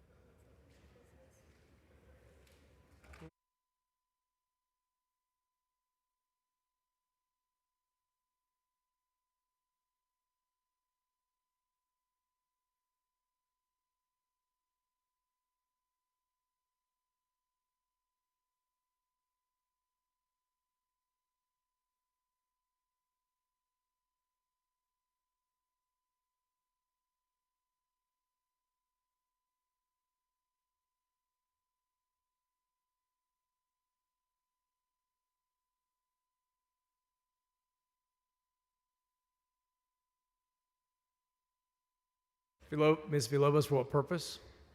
Mr. Speaker, parliamentary inquiry. State your inquiry. Is there a shoe shiner in the men's restroom? The chair is not advised. Is there a way we can get some cool amenities in the women's restroom on the House floor? You can visit with House administration. Thank you. Mr. Schofield, for what purpose? Parliamentary inquiry. How State your inquiry. How was the speaker able to determine it was Ms. Villalobos at the back mic? She wasn't taller than the mic stand. That is not a proper parliamentary inquiry.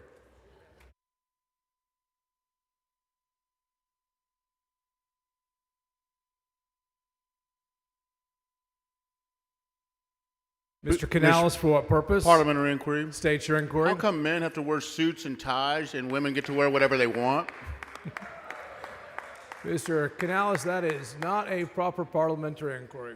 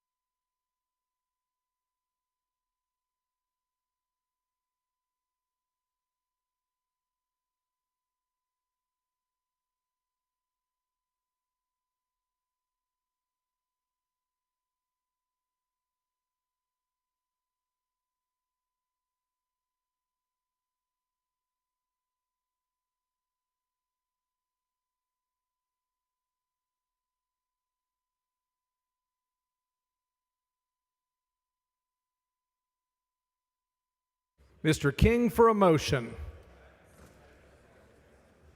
Thank you, Mr. Speaker. I move that the House grant permission for the Committee on State Affairs to meet while the House is in session today at 2 p.m. in room 1W14, the Agricultural Museum, to consider pending, referred, and committee business. Members, you've heard the motion. Is there objection? Chair hears none. The motion is adopted.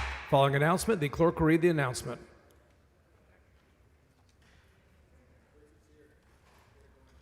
The Committee on State Affairs will meet today at 2 p.m. in 1W.14 Agricultural Museum in a formal meeting to consider pending, referred, and committee business.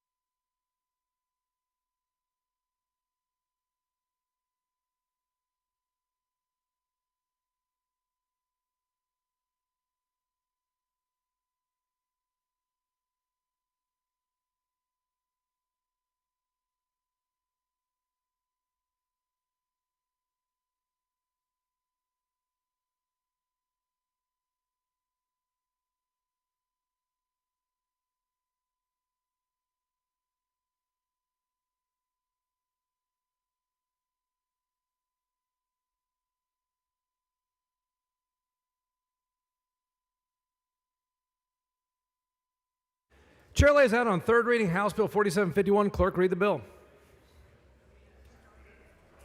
HB 4751 by Capriglione relating to the establishment and administration of the Texas Quantum Initiative. Mr. Capriglione.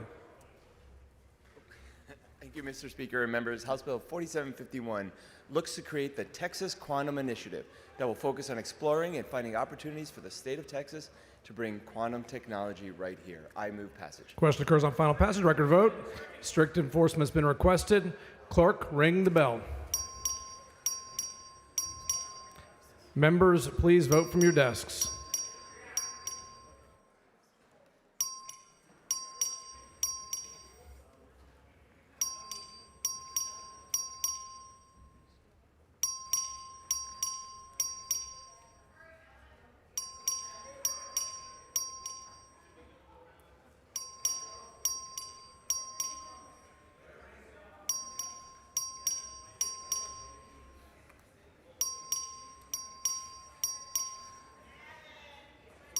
Strict enforcement's been requested. You have to vote from your desk. Members, I'll give you plenty of time to vote from your desk.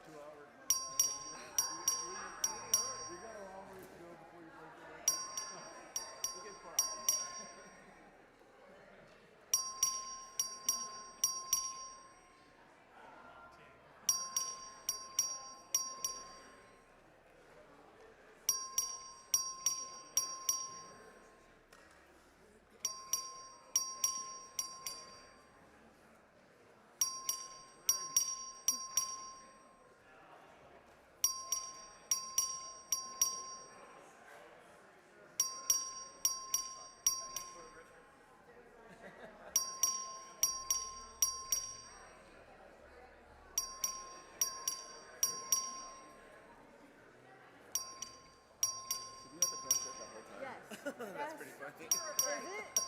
Is it funny? I feel like this is dangerous. Is it? Can I do it? Can we do it? No, I can't. We can't do it for you. It's mine. We can't. The longest bill ever. Hey, can you do a different rhythm? So A&M is hullabaloo, connect. I think she's cramping up. Keep going. Yes. Yes. That's gonna be ringing in our ears. Look, you got it. All right, keep going. You're good. You're good.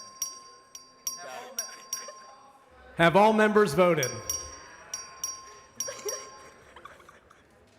Have all members voted?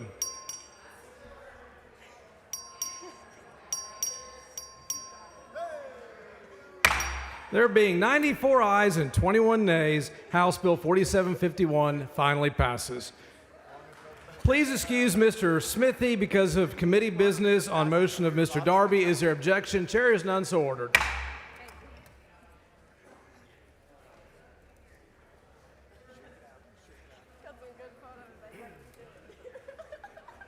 Chair lays out on third reading House Bill 4530. Clerk, read the bill.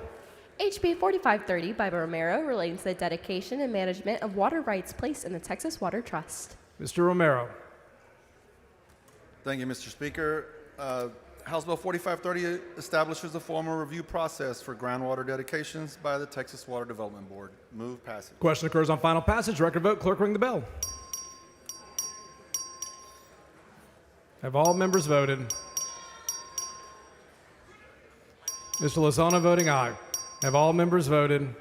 109 ayes, 27 nays. House Bill 4530 is finally passed. Chair lays out on third reading House Bill 4488. Clerk, read the bill. HB 4488 by Bonin relating to the creation and recreation of funds and accounts, the dedication and rededication of the revenue and allocation of accrued interest on dedicated revenue, and the exemption of unappropriated money from the use of general governmental purposes. Dr. Bonin. Thank you, Mr. Speaker. This is our biannual funds consolidation bill. Move passage. Question occurs on final passage. Record vote. Clerk, ring the bell.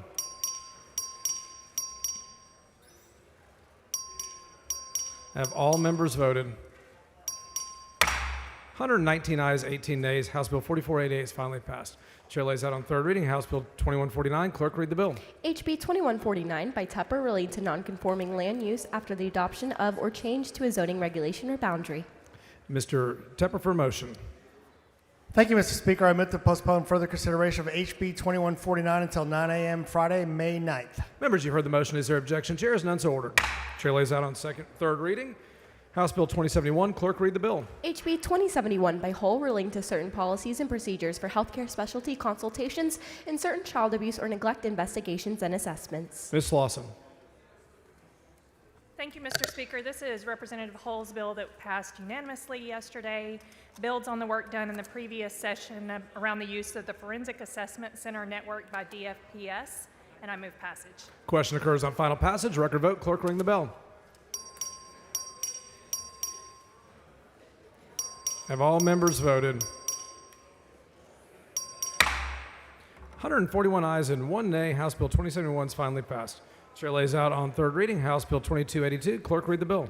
HB 2282 by Lopez of Cameron relating to the amount of reimbursement fee paid by a defendant for a peace officer service in executing or prosecuting the arrest, warrant, capias, or capias pro fine. Ms. Lopez. Thank you, Mr. Speaker. HB 2282 will save taxpayers millions of dollars. Move passage. Question occurs on final passage. Record vote. Clerk, ring the bell.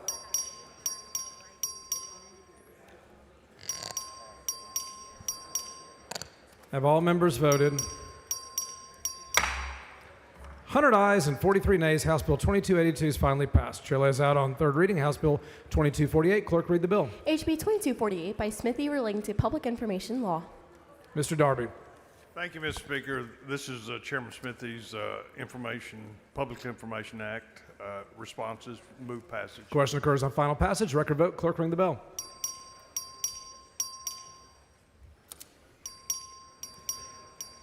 Have all members voted? 142 ayes, 0 nays. House Bill 2248 is finally passed. Chair lays out on third reading House Bill 2243. Clerk, read the bill. HB 2243 by Oliverson relating to the creation of the Texas Commission on Teacher Job Satisfaction and Retention. Dr. Oliverson.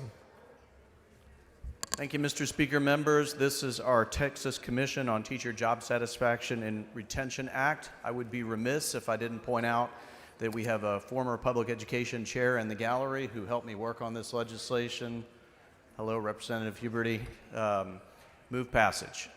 Question occurs on final passage. Record vote. Clerk, ring the bell.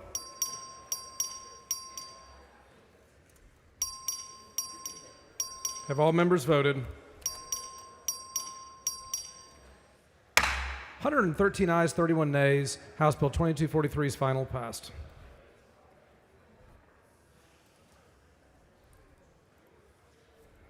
Chair lays out on third reading House Bill 2522. Clerk, read the bill.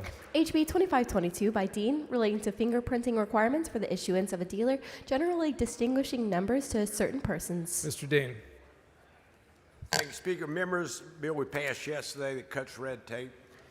Move passage. Question occurs on final passage. Record vote. Clerk, ring the bell. Have all members voted? Mr. Frank voting aye. Have all members voted? 141 ayes and 3 nays. House Bill 2522 is finally passed. Chair lays out on third reading House Bill 2310. Clerk, read the bill. HB 2310 by Ordaz relating to developing a strategic plan for the improvement and expansion of early learning and educational opportunities for young children with disabilities. Ms. Ordaz.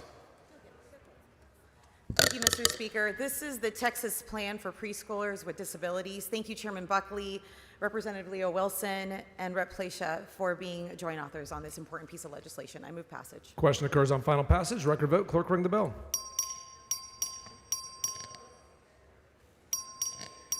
Have all members voted? 121 ayes, 24 nays. House Bill 2310 is finally passed.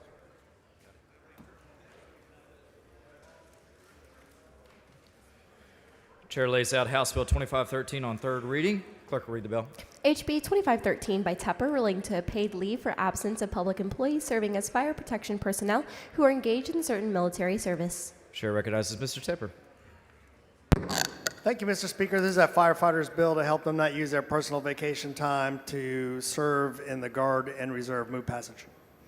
Question occurs on the passage to engrossment of House Bill 25, final passage of House Bill 2513. Clerk will read the bell. Ring the bell. Have all members voted? Have all members voted? They're bringing 145 ayes and 0 nays. Bear with me. House Bill 2513 is finally passed. Chair lays out House Bill 2300 on third reading. Clerk will read the bill. HB 2300 by Lalani relating to the distribution of hookahs creating criminal offense. Chair recognizes Mr. Lalani. Mr. Speaker, members, yesterday there was some confusion and concern, so I will take a minute or two to clarify. As a physician, safeguarding the health and well-being of Texas youth is my utmost priority. HB 2300 tackles the critical issue of hookah use among young people by restricting access to individuals under the age of 21.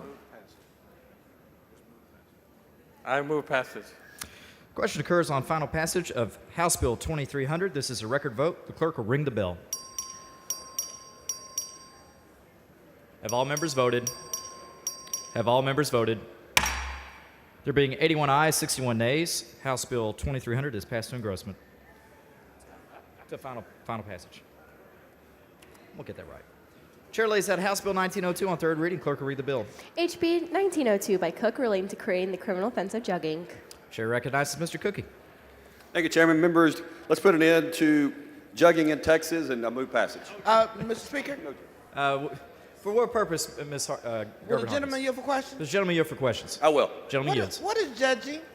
What is jugging? Yeah. It is an attempt where criminals are lying in wait while people are entering a ATM machine or following someone from a store and ultimately robbing individuals. So in essence, when someone is trolling you, That's fair. trying to attack you or rob you or whatever? All of that. So basically, this is considered a preparatory offense, and so this gives officers an opportunity to stop that ultimate crime before it happens. And that's the purpose of this bill. Is that a legal term, a Wikipedia term, or what is that? You have me. All right, thank you. Thanks for answering my question. Thank you. Mr. Speaker, does the gentleman yield? For what purpose? questions? Does the gentleman yield for questions? Yes. I do. Representative Cook, Yes, I ma'am. wanted to say thank you very much for bringing this very important legislation forward. Is this a bill that you're bringing forward because of an incident in your community? Well, I think it's going on throughout all of our communities. It's taking place more so in the most urban and larger counties like Dallas, Houston, here in Austin. But my understanding is the criminals are working together and moving from community to communities up and down the interstates. I know a lot of our colleagues have been kind of making jokes, talking about we're going to outlaw juggling and things of that sort. But I think it's very important that we really, really understand what jugging means and who are often the victims of jugging. I think the elderly would be a class that you're probably referring to, and I would agree with you that those are the ones that are targeted quite often. Yes, sir. And I just want to say on behalf of my constituents of House District 124, we've actually experienced the death of one of our senior residents from this very crime of jugging, which is he went to a very reputable bank, went inside, made his transaction, got into his vehicle, and when he got home, folks had followed him home, robbed him, and killed him for his money. And so I am really grateful. This is a wonderful bill. Thank you, sir. Thank you, Representative Garcia. Mr. Speaker, Ms. Flores, for what purpose? will the gentleman yield for Does questions? the gentleman yield for questions? I will. Gentleman I yields. just have one question on what you said earlier, that it's a preparatory crime so you can stop it before it happens? How is that possible? Yeah, so basically, this crime of jugging is the preparation of robbing someone. And so the hope is that prior to someone being followed home and maybe murdered or robbed at their home, that the law enforcement will have an opportunity to cut the crime off, the ultimate crime of robbery, before it happens. And so they can still charge this individual for jugging. That's why it's considered a preparatory offense. Okay, so the jugging happens before the actual robbery, but together it's all jugging. So you can catch one of the perpetrators ahead of time and prevent the robbery or ultimate death or whatever has happened later. That's fair, Is Representative. that correct? Yes, Okay, ma'am. thank you so much. Thank you. Move passage.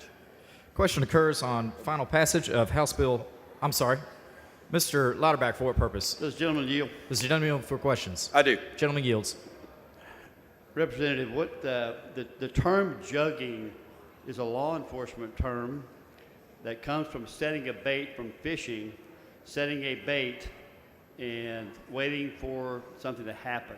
That's where the term jugging came from to define the term. It came from law enforcement years ago. Thank you, Sheriff. Appreciate you. Thank you. Move passage. Members, question occurs on the final passage of House Bill 1902. This is a record vote. The clerk will ring the bell. Show Mr. Tinderholt voting aye. Show Mr. Busey voting aye.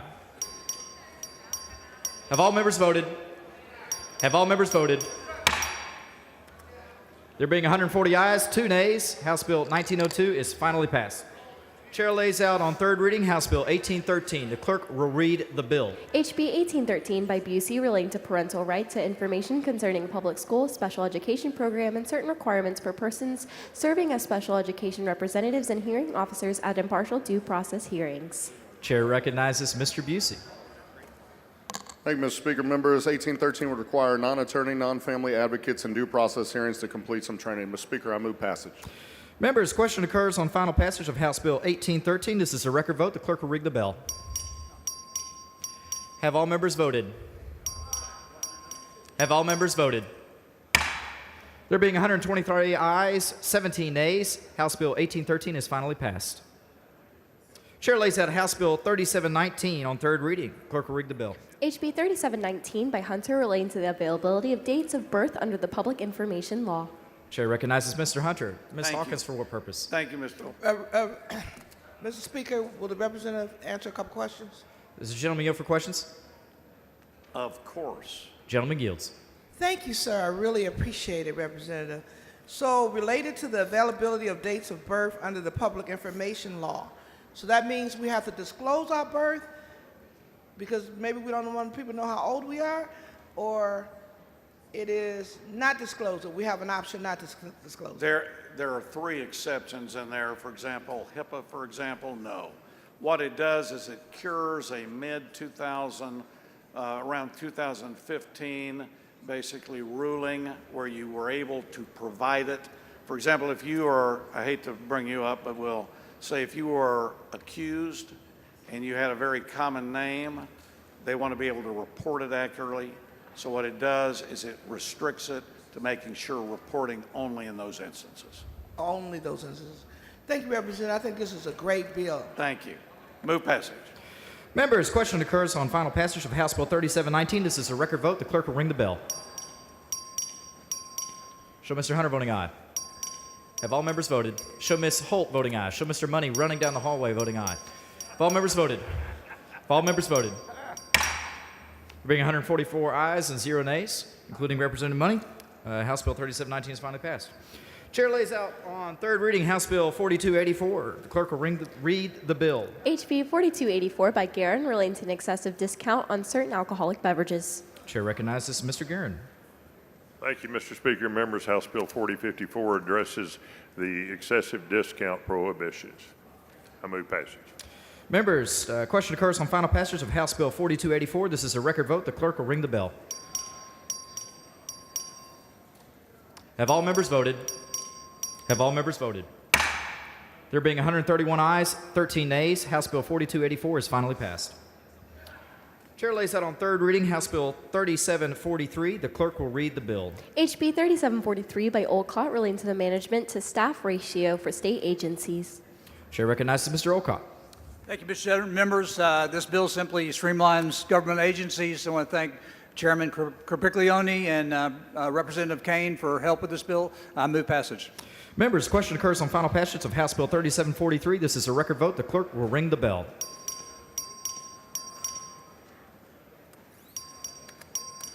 Have all members voted? Have all members voted? There being 86 ayes, 55 nays, House Bill 3743 is finally passed. Chair lays out on third reading House Bill 3778. The clerk will read the bill. HB 3778 by Lauterbach relating to the use of geothermal energy as a dispatchable generation source. Chair recognizes Mr. Lauterbach. Members, this is the bill we passed overwhelmingly yesterday to invest in reliable energy. Move passage. Members, the question occurs on final passage of House Bill 3778. This is a record vote. The clerk will ring the bell. Have all members voted? Have all members voted? There being 140 ayes, 2 nays, House Bill 3778 is finally passed.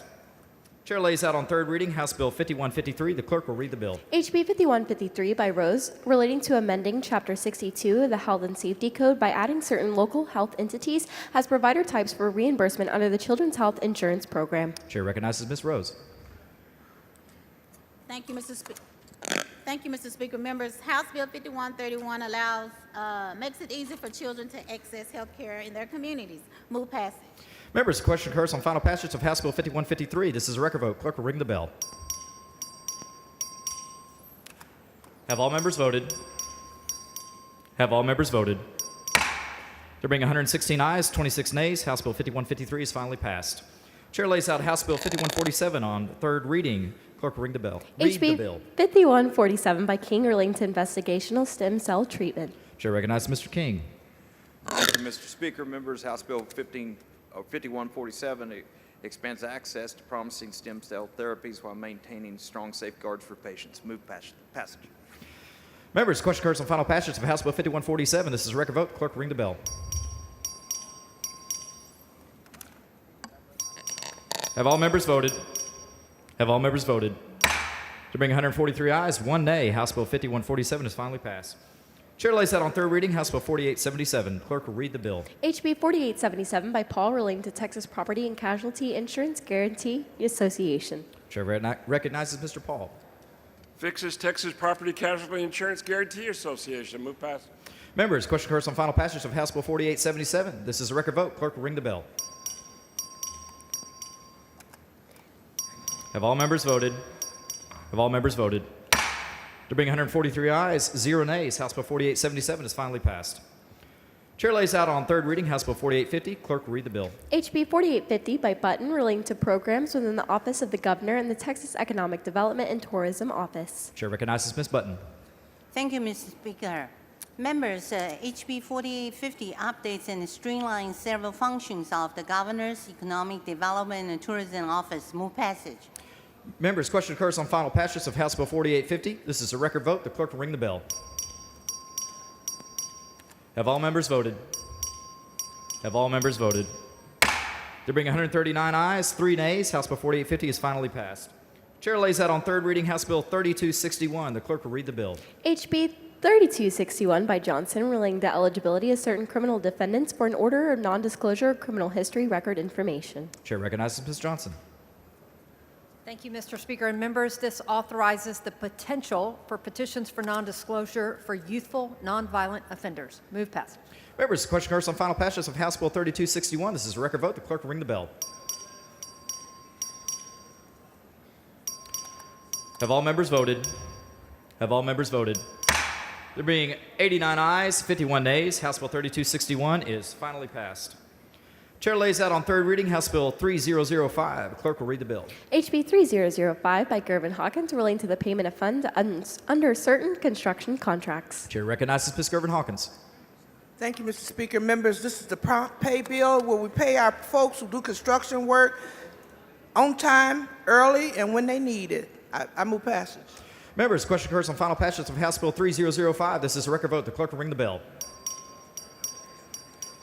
Have all members voted? Have all members voted?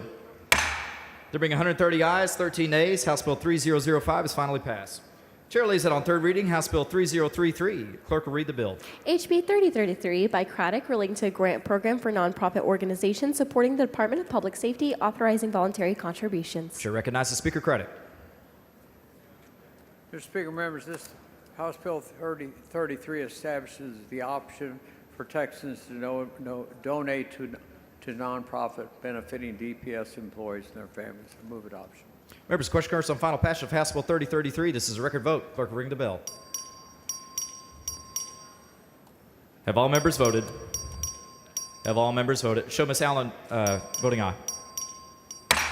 Bring 145 ayes, 0 nays. House Bill 3033 is finally passed. Chair lays out on third reading House Bill 2849. Clerk will read the bill. HB 2849 by Allen, relating to policies on the recess period in public schools. Chair recognizes Dr. Allen. Thank you, Mr. Speakers and members. 2849, simple bill that aims to promote child development and healthy learning environment through recess, which has been proven to enhance focus, memory, behavior, and academic performance. Move passage. Members, the question occurs on final passage of House Bill 2849. This is a record vote. The clerk will ring the bell. Have all members voted? Have all members voted? There being 117 ayes, 27 nays, House Bill 2849 is finally passed.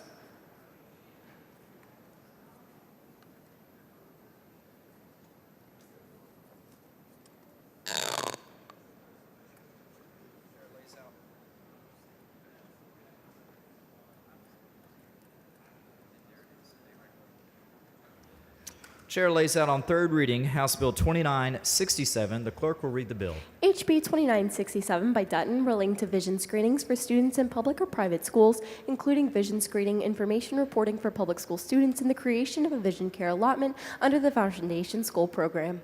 Chair recognizes Mr. Dutton. Yeah, Mr. Speaker, thank you. This is the vision bill.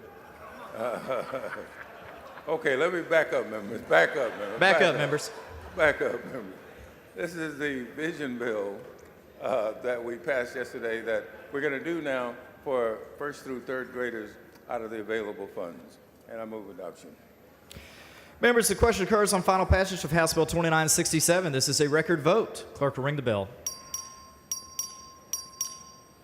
Have all members voted? Have all members voted? There being 111 ayes, 33 nays, House Bill 2967 is finally passed. Chair lays out Senate Bill 1245 as a matter of postponed business on third reading. The clerk will read the bill.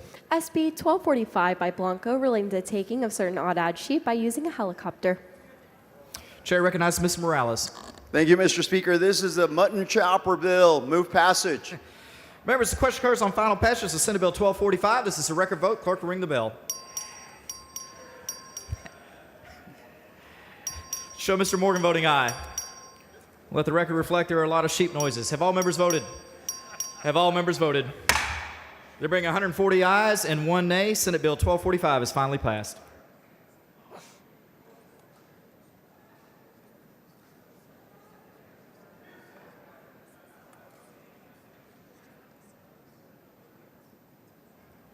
Chair lays out House Bill 3531 as a matter of postponed business on second reading. The clerk will read the bill. HB 3531 by Morgan relating to the voluntary disclosure by an applicant for registration of a motor vehicle of the applicant's military status. Chair recognizes Mr. Morgan for a motion. Mr. Speaker, I move to postpone further consideration of House Bill 3531 until 8 a.m. Friday morning, May 9th. Thank you. Members, you've heard the motion. Is there objection to the adoption of the motion? Chair has done so ordered. Chair lays out House Bill 1768 as a matter of postponed business on second reading. The clerk will read the bill. HB 1768 by Wale relating to the construction, expansion, or modification of certain concrete plants under a standard permit. Chair recognizes Mr. Wally for a motion. Thank you, Mr. Speaker. I'm going to postpone further consideration of HB 1768 until 8 a.m. Thursday, May 8th. Members, you've heard the motion. Is there objection to the adoption of the motion? Chair has done so ordered.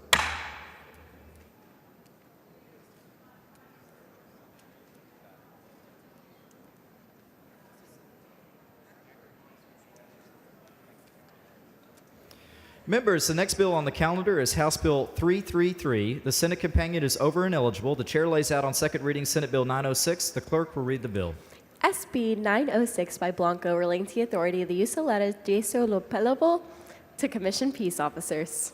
Chair recognizes Ms. Gonzalez of El Paso. Thank you, Mr. Speaker.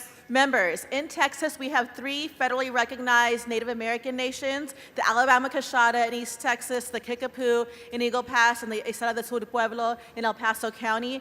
This bill allows for our Estado del Sur Pueblo to have commissioned peace officers, just like the Kickapoo and the Alabama Coshada. This is really, really important to the district because you can imagine on the reservation when they call the police, the tribal police come first. But in the issues, for example, of domestic violence, the tribal police can come first, but they can't engage, they can't help. And so we worked with the state and the locals and everybody. It's a really important law enforcement bill that everybody wants, and I move passage. Members, question cards on the passage to third reading of Senate Bill 906. All those in favor say aye. All opposed say nay. Opinion of the chair, the ayes have it. Senate Bill 906 is passed to third reading.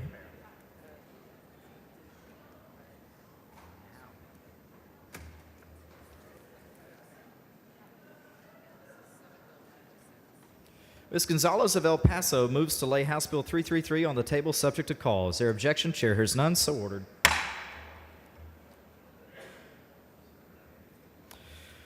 Members, the next bill on the calendar is House Bill 2914. The Senate companion is over and eligible. The chair lays out on second reading Senate Bill 1229. The clerk will read the bill. SB 1229 by Hughes relating designation of a portion of the U.S. Highway 69 in Smith County as the Veterans Memorial Highway. Chair recognizes Mr. Alders to explain his bill. Thank you, Mr. Speaker. Members, as you heard, the Senate bill is over. So this is a local bill designating part of Highway US 69 as a Veterans Memorial Highway. Move passage. Members, the question occurs to passage to third reading of Senate Bill 1229. A record vote has been requested. The clerk will ring the bell. Show Ms. Harris-Davila voting aye. Show Mr. Alders voting aye. Have all members voted? Have all members voted? There being 141 ayes and 0 nays, Senate Bill 1229 is passed to third reading. Members, Mr. Alders moves to lay House Bill 2914 on the table subject to call. Is there objection? The chair hears none, so ordered.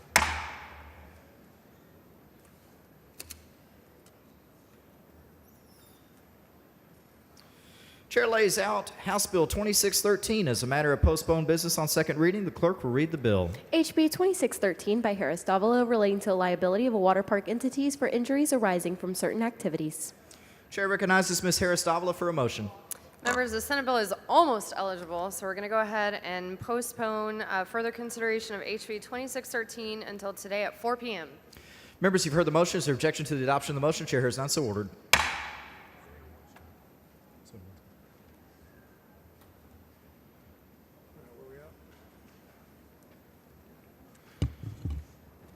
Chair lays out House Bill 3717 as a matter of postponed business on second reading. Clerk, read the bill.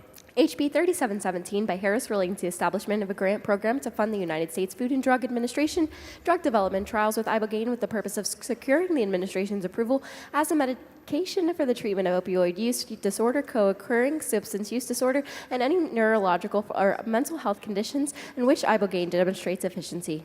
Mr. Harris for another motion. Thank you, Mr. Speaker. Members, we're almost there, almost got the Senate bill over. Mr. Speaker, I move to postpone further consideration of House Bill 3717 until 9 a.m. Friday, May 9th. Members, you've heard the motion. Is there any objection? Chair is none, so ordered. And Chair lays out House Bill 3704 as a matter of postponed business on second reading. Clerk, read the bill.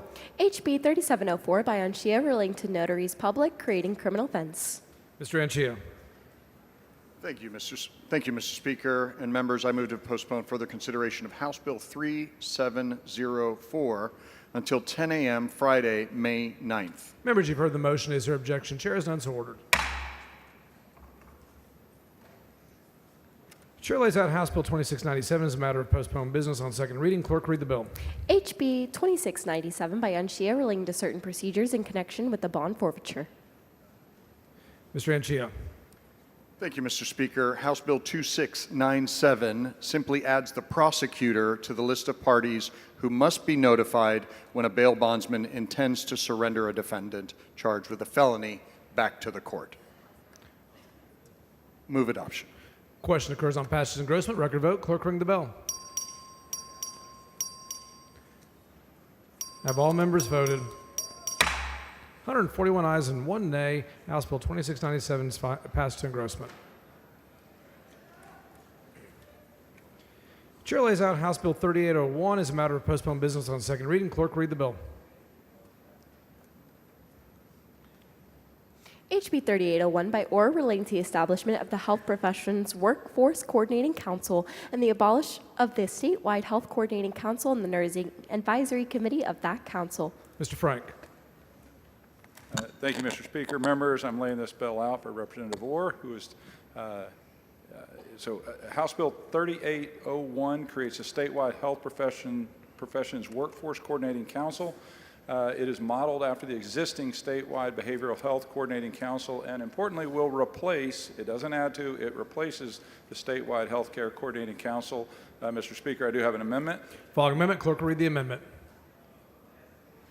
Amendment by or. Mr. Frank. This amendment helps facilitate the transition of health professionals into the nursing profession.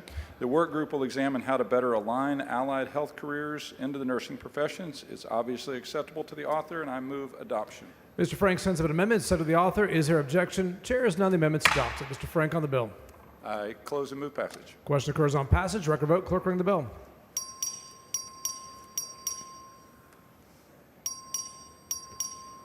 Have all members voted? 114 ayes and 32 nays. House Bill 3801 is passed to engrossment.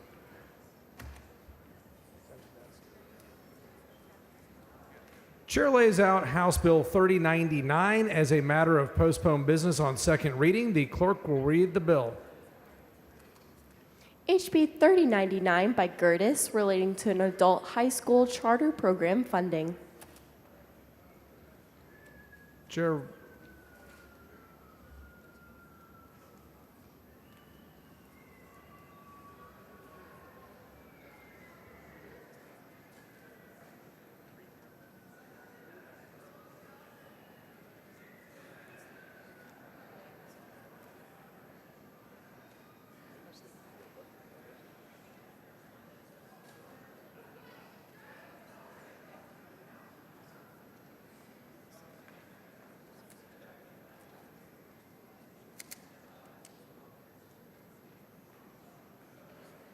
Mr. Speaker. Ms. Goodwin, for what purpose?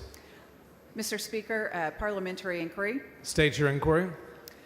Mr. Speaker, is it true that 108 Senate bills have passed the House, yet only 2 House bills have passed the Senate? The chair is not advised. Mr. Speaker, Ms. Goodwin, for what purpose? parliamentary inquiry. State your inquiry. Is it true that only 1 House bill has been sent to the governor's desk while 35 Senate bills have been? The chair is not advised. Mr. Speaker, Ms. Goodwin, for what purpose? parliamentary inquiry. State your inquiry. Is it true that House Bill 2, the bill to fund our schools, which are currently shutting down, cutting teacher positions, and cutting essential programs, has been sitting in the Senate without a hearing for 20 days now? The chair is not advised, Ms. Goodwin. Parliamentary inquiry. State your inquiry. Is the chair aware that the Senate K through 16 committee has scheduled yet another hearing without House Bill 2, the Chair bill is- to fund our schools, on its agenda, marking the 3rd straight week that critical funding remains trapped in committee? Chair is not advised. Mr. Speaker, Ms. Goodwin, for what purpose? parliamentary inquiry. State your inquiry. Mr. Speaker, at what point will this body stand up for the 5.5 million Texas students who need House Bill 2? Or are we content to watch Lieutenant Governor Patrick deliberately bury our priorities while we continue to rubber stamp his agenda? Ms. Goodwin, that is not a proper parliamentary inquiry at this time. Thank you, Mr. Speaker. Mr. Gerdes for a motion. Mr. Speaker, I move to postpone further consideration of HB 3099 until 9 a.m. Thursday. Members, you've heard the motion. Is there objection? Chair is none, so ordered.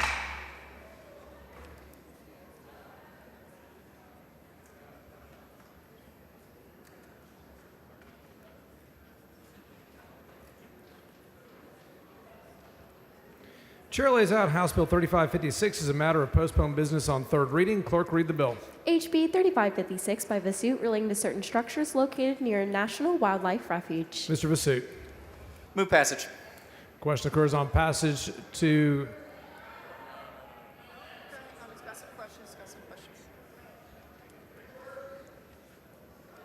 Free the birds. I will gladly yield for questions. Ms. Sweener, for what purpose? Representative Vasoot, is this the bill? Ms. Sweener, for what Oh, purpose? I'm sorry. Will the gentleman yield for some questions? Does the gentleman yield for questions? I will. Gentleman yields for questions. Representative Vasoot, is this the bill that Representative Darby amended yesterday? Yeah, this is Chairman Darby and I's bill. Yeah. Okay, thank you. Thank you, Mr. Speaker. Mr. Anchia, for what purpose? Will the gentleman yield for some intent questions? Does the gentleman yield for questions? I do. Gentleman yields for questions. Thank you, Mr. Vasoot. I know we've spent a lot of time on your bill, or the House has, I should say. It's been, I guess, a couple weeks worth of work and quite a few hours by this body. Given that the House has spent so much time on this bill, and that once it leaves this body, it is the House's bill, no longer yours or Chairman Darby's, is it your intention to defend the House version of this bill when it goes to the Senate? It is my intention to pass the best public policy to protect birds in my district. Okay. So as you would agree that when bills leave this body, they become the House's bills, right? We're merely sort of messengers from the House at that point. We engage in vigorous discussions with the Senate to the extent their version of the bill is different, or if they try to amend this version. Is it your position that you will not defend the position of the House vis-a-vis the Senate? I will always seek to negotiate in good faith with the Senate and the other members, but in full transparency, my goal, as stated as the bill is filed, was to ensure that we are properly mitigating the harm to wildlife, particularly in my district and along the coast. And so that is what I'm most, in full transparency, most focused on. No, and I appreciate the transparency. Just to put a fine point on it, a supermajority of this House voted in favor of the bill as amended. It is not your intention to defend that supermajority's position when the bill goes to the Senate. Is that correct? My position is and always will be to pass the best public policy. Okay, thank you. Thank you, Mr. Anchia. Move passage. Question occurs on final passage. Record vote. Clerk, ring the bell.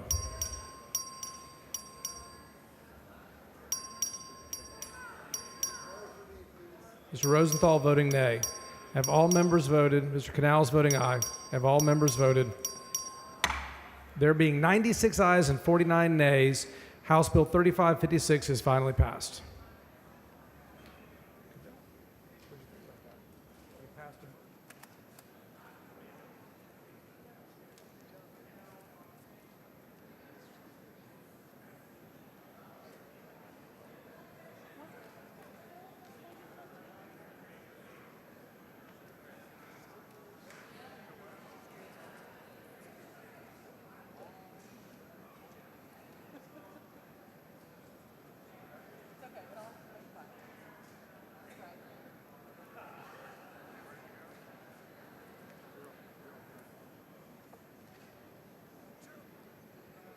Mr. Gerdes, for what purpose? I'd like to make a motion to reduce to writing and place in the journal the recognition that Chief Brisket here did of the legislative ladies. Members, you've heard the motion. Is there objection? Chair hears none, so ordered.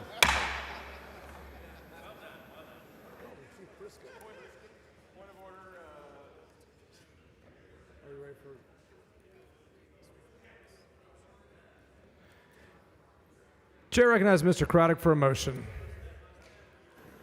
Mr. Speaker, members, I move the House grant permission for the Committee on Transportation to meet of the House in session today at 5 o'clock, 1W14, which is the Ag Museum, in consideration of pending, referred, and committee business. Members, you've heard the motion. Is there objection? Chair is none, so ordered. Following announcement, the clerk will read the announcement.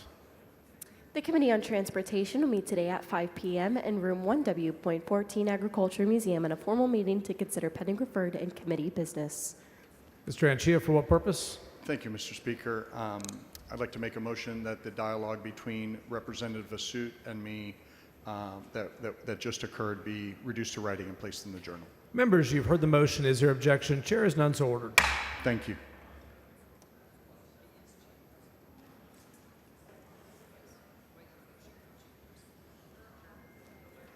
Chair lays out on second reading House Bill 3488. Clerk, read the bill. HB HB 3488 by Dayala relating to representation for indignant persons subject to a civil commitment proceeding. Mr. Dowla.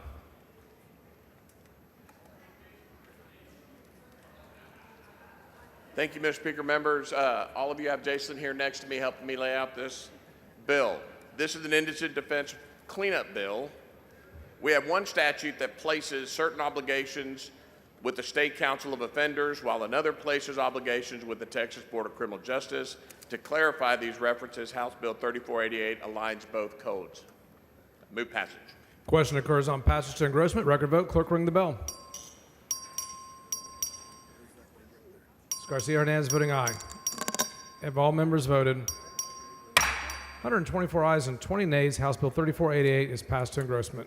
Chair lays out on second reading House Bill 3477. Clerk read the bill. HB 3477 by Canales relating to the expunction of all records and files related to finding a criminal contempt by court. Mr. Canales. Thank you, Mr. Speaker. Members, this is when a judge is angry at you or you haven't done something and holds you in contempt of court. That goes on your criminal record. What this bill says is that after 40 years, you're able to erase the opinion of some angry judge. And I'll stand for questions. Mr. Speaker. Mr. Kane, for what purpose? Quick question for the author. Does gentleman yield for questions?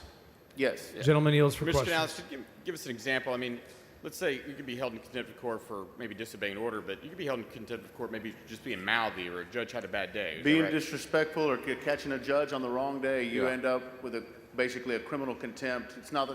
It's a pseudo crime. You haven't really done anything other than make a judge mad. So these are things that could harm your ability to get jobs. They kind of stick around even though you really didn't do anything. So this bad. is the point: is reducing the ability. It reduces the ability to get jobs, etc. It becomes a part of your criminal record, and so I think 40 years is a good benchmark for redemption. It's long enough. Thank you, sir. Thank you. Move passage. Question occurs on passage to engrossment. Record vote. Clerk ring the bell.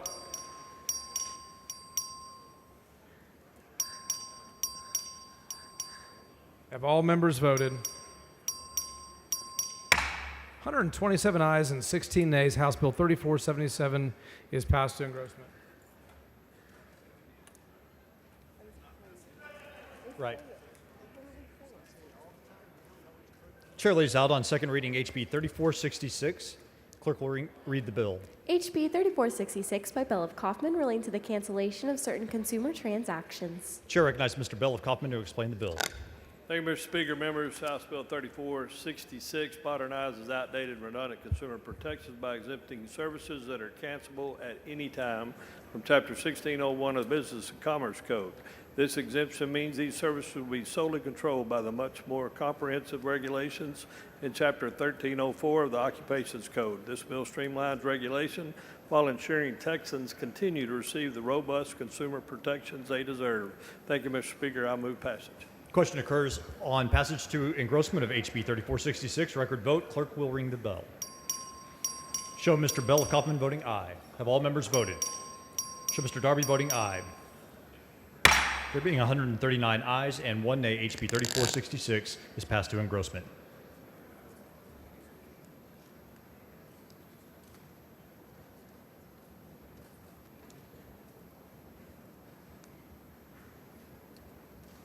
Members, the next bill on the calendar is HB 3396. The Senate companion is over and eligible. The chair lays out on second reading HB 855. The clerk will read the bill. SB 855 by Sparks relating to the authority of certain medical consenters to assume financial responsibility for certain out-of-network medical care provided to children in foster care. Chair recognizes Mr. Frank. Thank you, Mr. Speaker. Members, SB 855 doesn't require, but allows foster parents to pay for out-of-network care for their foster kids. I move passage. Question occurs on passage to third reading of SB 855. Record vote. The clerk will ring the bell. Have all members voted? Have all members voted? There being 141 ayes and 0 nays, SB 855 is passed to third reading. Mr. Frank moves to lay House Bill 3396 on the table subject to call. Is there objection? Chair hears none, and the motion is adopted. Chair lays out on second reading HB 3469. Clerk will read the bill. HB 3469 by Compost relating to exemption from certain activities from regulation as a structural pest control service. Chair recognizes Ms. Campos. Thank you, Speaker. Members, this bill provides options for property owners, businesses, and other organizations to disperse nuisance birds in a way that does not interfere with the state-regulated pest control nor the federal protections in place. I move passage. Question occurs on passage to engrossment of HB 3469. This is a record vote. The clerk will ring the bell. Show Ms. Campos voting aye. Have all members voted? Have all members voted? There being 137 ayes and 7 nays, HB 3469 is passed to engrossment. Chair lays out on second reading HB 2594. Clerk will read the bill. HB 2594 by Metcalf relating to the venue for the prosecution of certain criminal conduct involving theft. Chair recognizes Mr. Metcalf. Thank you, Mr. Speaker. Members, House Bill 2594 provides prosecutors with greater flexibility to pursue cases involving theft of intangible personal property like online fraud, digital assets like cryptocurrency, and intellectual property theft. I move passage. Question occurs on passage to engrossment of HB 2594.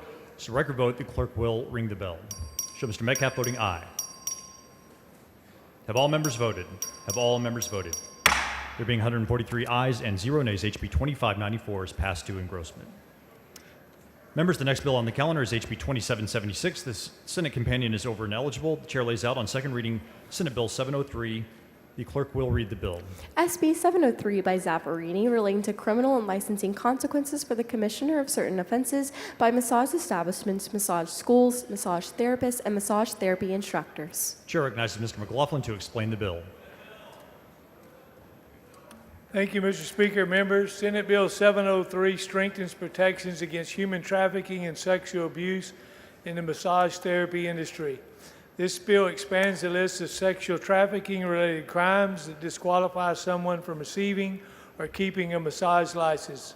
Offenses like indecency with a child, child pornography, and continuous sexual abuse. It also requires the Texas Department of Licensing and Regulation to revoke licenses for anyone convicted of these crimes and defines massage therapists as healthcare providers under the Penal Code, holding them to the same standards as doctors and nurses. I move passage. Question occurs on passage to third reading of SB 703. This is a record vote. The clerk will ring the bell. Show Mr. McLaughlin voting aye. Show Mr. Wilson voting aye. Have all members voted? Have all members voted? There being 143 ayes and 0 nays, SB 703 is passed to third reading. Mr. McLaughlin moves to lay House Bill 2776 on the table subject to call. Is there objection? Chair hears none. The motion is adopted. The chair announces the signing of the following in the presence of the House. SB 65, SB 412, SB 522, SB 767, SB 879, SB 914, SB 1035, SB 1062, SB 1151, SB 1197, SB 1341, SB 1366, SB 1378, SB 1415, SB 1437, SB 1532, SB 1619, SB 1745, SB 1746, SB 1806, SB 1963, SB 2066, SB 2077, SB 2204, SB 8, SJR 18, SB 737, 372, SB 610, SB 765, SB 870, SB 922, SB 1008, SB 1044, SB 1057, SB 1106, SB 1268, SB 1369, SB 1403, SB 1577, SB 1583, SB 2032, SB 2034, SB 2314, SB 2349, SB 2629, SB 2964.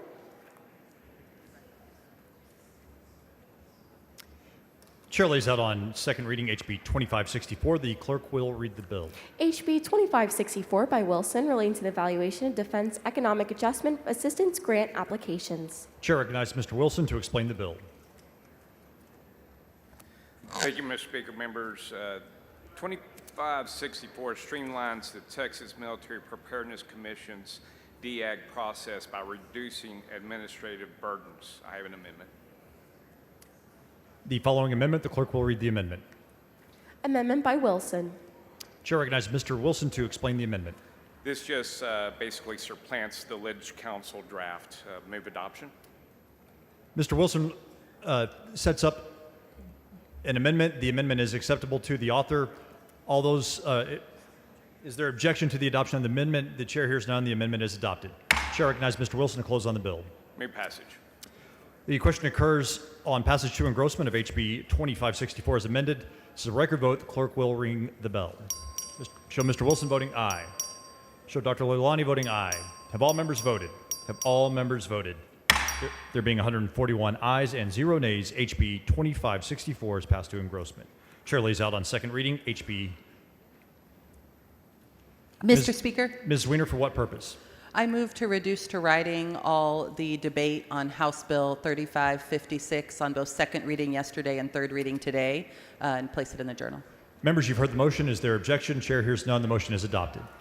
Chair lays out on second reading HB 2298. The clerk will read the bill. HB 2298 by Leilani, relating to healthcare facility grant program supporting the use of artificial intelligence technology in scanning medical images for cancer detection. Chair recognizes Dr. Leilani. Thank you, Mr. Speaker. Members, HB 2298 establishes a grant program administered by HHSC to support qualified hospital and healthcare facility in implementing AI technology for scanning medical images for cancer detection. I move passage. Question occurs on passage to engrossment of HB 2298. This is a record vote. The clerk will ring the bell. Show Dr. Leilani voting aye. Have all members voted? Have all members voted? There being 85 ayes and 57 nays, HB 2298 is passed to engrossment. Chair lays out on second reading HB 5331. The clerk will read the bill. HB 5331 by Dean, relating to the enforceability of certain state agency and local government contract language regarding required security incident notifications. Chair recognizes Mr. Dean. Thanks, Speaker. Members, state agencies and local governments may purchase cyber insurance policies to cover the risk of a digital security breach. Sometimes these insurance policies prohibit agencies from reporting attacks to the state, even when these digital attacks are required by state law to be reported. HB 5331 clarifies this conflict by saying these policies can't prevent agencies from following the law. Mr. Speaker, I do have a perfected amendment. The following amendment, the clerk will read the amendment. Amendment by Dean. Chair recognizes Mr. Dean to explain the amendment. Thanks, Speaker. The amendment simply cleans up the language for our universities and their similar notice requirements. I move adoption. Mr. Dean sends up an amendment. The amendment is acceptable to the author. Is there any objection to the adoption of the amendment? Chair hears none. The amendment is adopted. Chair recognizes Mr. Dean to close on the bill. Move passage. The question occurs on passage to engrossment of HB 5331 as amended. This is a record vote. The clerk will ring the bell. Show Mr. Dean voting aye. Show Mr. Wilson voting aye. Have all members voted? Have all members voted? There being 142 ayes and 0 nays, HB 5331 is passed to engrossment. Chair lays out on second reading HB 5646. The clerk will read the bill. HB 5646 by Wilson, relating to in-state tuition for certain students in military-related programs. Chair recognizes Mr. Wilson to explain the bill. Thank you, Mr. Speaker. Members, very excited about this bill. This House Bill 5646 ensures that our armed services can meet recruitment and commissioning goals to lead our next generation of patriotic warriors, all at no cost to the state. I do have an amendment. Mr. Tinderholt, for what purpose? I'll wait until he's done laying it out, sir. Okay. The following amendment, the clerk will read the amendment. Amendment by Wilson. Chair recognizes Mr. Wilson to explain the amendment. Yes, members, this amendment simply changes the effective clause to take effect immediately. Move adoption. Mr. Wilson sends up an amendment. The amendment is acceptable to the author. Is there any objection to the adoption of the amendment? The chair hears none. The amendment is adopted. Chair recognizes Mr. Wilson to close on the bill. Mr. Speaker. Mr. Tinderholt, for what purpose? Will the gentleman yield for questions? Does the gentleman yield for questions? I do. Gentleman yields. So the purpose of manning our armed forces, how important that is that? You were a colonel in the military. Absolutely, extremely important, especially in this day and age as we look as the threat continues to grow, but our recruitment and retention declines. And these ROTC programs, when they're complete, they become military officers, is that correct? They do. They commission to basically serve as the leadership of our soldiers, sailors, airmen, and Marines. And some of these members could potentially deploy within the first 6 to 12 months if there was combat, within 6 to 12 months after completing ROTC. So they could be at the very front, the tip of the spear, protecting Americans and American interests? At the very front, matter of fact, as they're even in, sometimes it's shorter than that. If they're in their basic course, that's been known to be pulled out and sent to the front immediately. And when you say there's no cost to the state, it's because they just get in-state tuition versus out-of-state tuition, That is correct? correct. And so we don't care where people want to come from to volunteer to join our military to protect our interests, correct? That's absolutely correct. We want patriots and the willingness to serve, and at the end of the day, we're not filling all the seats of our ROTC programs Well, across the state of Texas. I'm going to support this bill, and I appreciate you. Thank you. Thank you, sir. Move passage.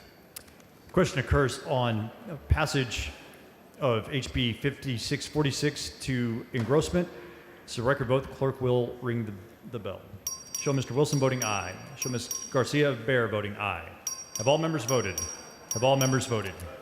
There being 141 ayes and 0 nays, HB 5646 is passed to engrossment. Chair lays out on second reading HB 5247. Clerk will read the bill. HB 5247 by Garin relating to alternative capital recovery process for certain utilities. Chair recognizes Mr. Garin. Thank you, Mr. Speaker. Members, House 5247 provides a targeted solution to bridge this period of hyper-growth investment some of our utilities are in, while simultaneously enabling those utilities to maintain a solid credit rating. I move passage. Question occurs on passage to engrossment of HB 5247. This is a record vote. The clerk will ring the bell. Show Mr. Garin voting aye. Have all members voted? Have all members voted? There being 131 ayes and 8 nays, HB 5247 is passed to engrossment. Chair lays out on second reading HB 5323. The clerk will read the bill. HB 5323 by King relating to the creation of the Texas Energy Waste Advisory Committee. Chair recognizes Mr. Ashby. Thank you, Mr. Speaker. Members, this is Representative King's bill. House Bill 5323 establishes the Texas Energy Waste Advisory Committee, bringing together leaders from key state agencies to focus on reducing energy waste. I move passage. Question occurs on passage to engrossment of HB 5323. This is a record vote. The clerk will ring the bell. Have all members voted? Have all members voted?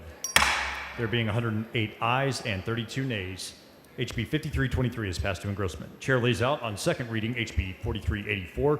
Clerk will read the bill. HB 4384 by Darby relating to the recovery of a gas utility gross plant placed in service not yet being recovered in rates. Chair recognizes Mr. Darby. Thank you, Mr. Speaker. Members, this bill simply addresses the financial strain caused by regulatory lag, which delays cost recovery for gas utilities after placing infrastructure in service, and I move passage. Question occurs on passage to engrossment of HB 4384. This is a record vote. The clerk will ring the bell. Show Mr. Darby voting aye. Have all members voted? Have all members voted? There being 134 ayes and 10 nays, HB 4384 is passed to engrossment. Chair lays out on second reading House Bill 3896. The clerk will read the bill. HB 3896 by Raymond relating to the generation of electric power for sale by a water supply or sewer service corporation. Chair recognizes Mr. Raymond. Thank you, Mr. Speaker. Members, this bill would allow a nonprofit water supply corporation in Laredo to sell excess power generation back to the ERCOT grid and use those proceeds to help develop a desalination water treatment facility that will draw from the Carrizo-Wilcox Aquifer, providing a secondary water source for Laredo and surrounding areas. Move passage. Question occurs on passage to engrossment of HB 3896. This is a record vote. The clerk will ring the bell. Show Mr. Raymond voting aye. Have all members voted? Have all members voted? There being 141 ayes and 0 nays, HB 3896 is passed to engrossment. Chair lays out on second reading House Bill 4014. The clerk will read the bill. HB 4014 by Busey relating to a study on the use of psychedelic therapies and treatment of certain conditions. Chair recognizes Mr. Busey. Thank you, Mr. Speaker and members. House Bill 4014 directs the Texas Health and Human Service Commission to conduct a comprehensive study on the use of psychedelic therapies for the treatment of post-traumatic stress disorder, depression, and other co-occurring mental health conditions. This bill will prepare Texas for the safe and efficient integration of psychedelic therapies into its healthcare system, ensuring that Texans struggling with PTSD, depression, and other mental health conditions have safe, affordable access to innovative treatment upon FDA approval. Mr. Speaker, we have an amendment. The following amendment, the clerk will read the amendment. Amendment by Tinderholt. Chair recognizes Mr. Tinderholt to explain the amendment. Thank you, Mr. Speaker. Members, this amendment restores the inclusion of Baylor College of Medicine and the McGill Center of Psychedelic Research and Therapy at Dell Medical School at the University of Texas at Austin as the partners for HHSC in completing this study. Baylor College of Medicine and the McGill Center are leading institutions in the field of psychedelic medicine and research and are well equipped to complete this study. This amendment comes at the request of the Commission and will reduce the costs or fiscal note of this bill by more than 50%. I believe this is acceptable to the author. I move adoption. Mr. Tinderholt sends up an amendment. The amendment is acceptable to the author. Is there any objection to the adoption of the amendment? The chair hears none. The amendment is adopted. Chair recognizes Mr. Busey to close on the bill. Mr. Speaker, I move passage. Question occurs on passage to engrossment of HB 4014 as amended. This is a record vote. The clerk will ring the bell. Show Mr. Busey voting aye. Show Mr. Romero voting aye. Show Mr. Harris voting aye. Show Mr. Oliverson voting aye. Show Mr. Van Dever voting aye. Have all members? Show Ms. Garcia of Bear voting aye. Have all members voted? Have all members voted? There being 98 ayes and 41 nays, HB 4014 as amended is passed to engrossment. Please excuse Representatives Anchia, Turner, and Hernandez to attend a meeting of the State Affairs Committee on the motion of Mr. Bojani. Is there any objection? Chair hears none. So ordered.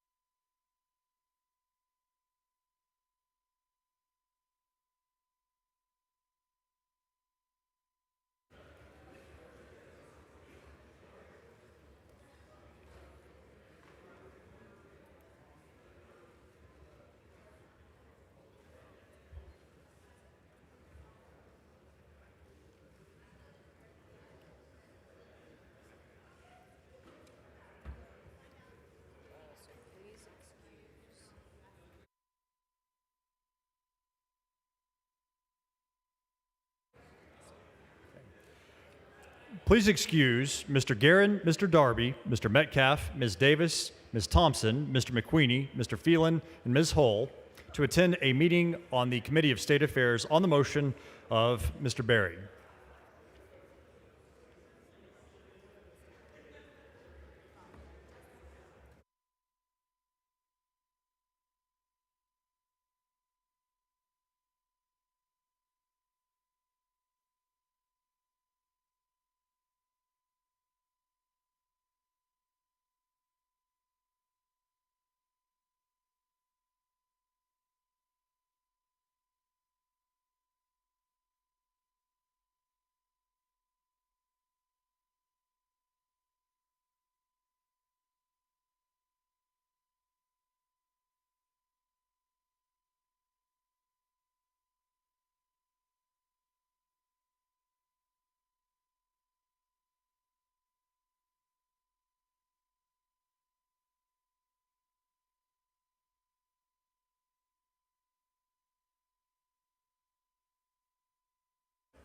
Chair lays out on second reading HB 3627. The clerk will read the bill. HB 3627 by Tepper relating to the employment of persons by the State Board of Education. Chair recognizes Mr. Tepper.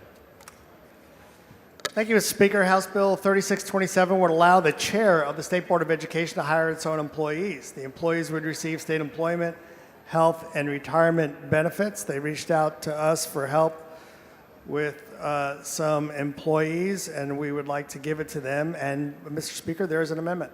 Following amendment, the clerk will read the amendment. Amendment by A. Davis of Dallas. Chair recognizes Ms. Davis to explain the amendment. Thank you, Mr. Speaker and members. I can tell you, as a former member of the State Board of Education, we do not have any type of support whatsoever. This amendment just makes sure that every single one of the State Board members has access to that help and support to make sure we can do what we need to do for the 5.5+ million kids in Texas public schools. Thank you. Ms. A. Davis of Dallas sends up an amendment. The amendment is acceptable to the author. Is there any objection to the adoption of the amendment? Chair hears none, and the amendment is adopted. Chair recognizes Mr. Tepper to close on the bill. Move passage. Question occurs on passage to engrossment of HB 3627 as amended. This is a record vote. The clerk will ring the bell. Show Mr. Tepper voting aye. Show Ms. A. Davis of Dallas voting aye. Have all members voted? Have all members voted? There being 112 ayes and 17 nays, HB 3627 is passed to engrossment. Please excuse Mr. King to attend a meeting of the Committee on State Affairs on the motion of Mr. Ashby. Is there objection? Hearing none, so ordered. The chair lays out on second reading HB 3594. Clerk will read the bill. HB 3594 by Lujan relating to the administration of a retirement health care plan for firefighters and police officers in certain municipalities. Chair recognizes Mr. Lujan. Thank you, Mr. Speaker. HB 3594 is a local consensus-driven bill that updates the San Antonio Fire and Police Retiree Health Care Fund. It streamlines contributions, removes outdated penalties on surviving spouses, and gives retirees more flexibility with no cost to the state. Move passage. Question occurs on passage to engrossment of HB 3594. This is a record vote. The clerk will ring the bell. Show Mr. Lujan voting aye. Show Mr. Lopez Rivera voting aye. Show Mr. Cook voting aye. Have all members voted? Have all members voted? There being 129 ayes and 0 nays, HB 3594 is passed to engrossment. The chair lays out on second reading HB 2524. The clerk will read the bill. HB 2524 by Cook relating to recovery of fees, court costs, and expenses in family law proceedings. Chair recognizes Mr. Cook. Thank you, Mr. Speaker. Members, House Bill 2524 brings clarity and consistency within the Texas Family Code by standardizing the language when courts are awarding attorney's fees. HB 2524 is intended to simply bring consistency and reduce confusion and move passage. Question occurs on passage to engrossment of HB 2524. This is a record vote. The clerk will ring the bell. Show Mr. Cook voting aye. Show Mr. Lopez Rivera voting aye. Have all members voted? Have all members voted? There being 129 ayes and 0 nays, HB 2524 is passed to engrossment. Chair lays out on second reading House Bill 510. The clerk will read the bill.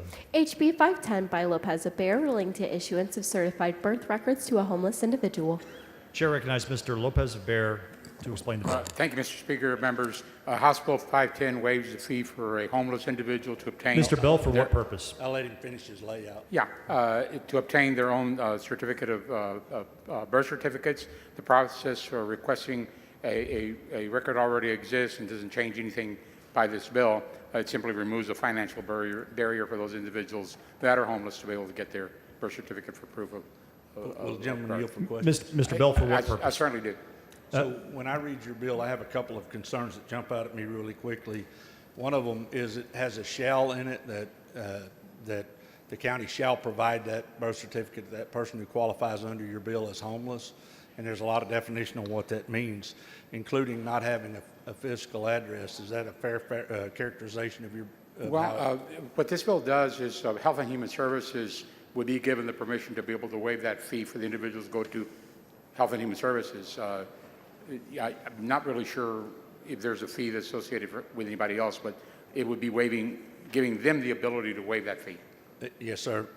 So my concern is that we're asking them to create guidance on how they would determine whether or not that it is the legitimate person who should have that birth certificate, because that, in the absence of some type of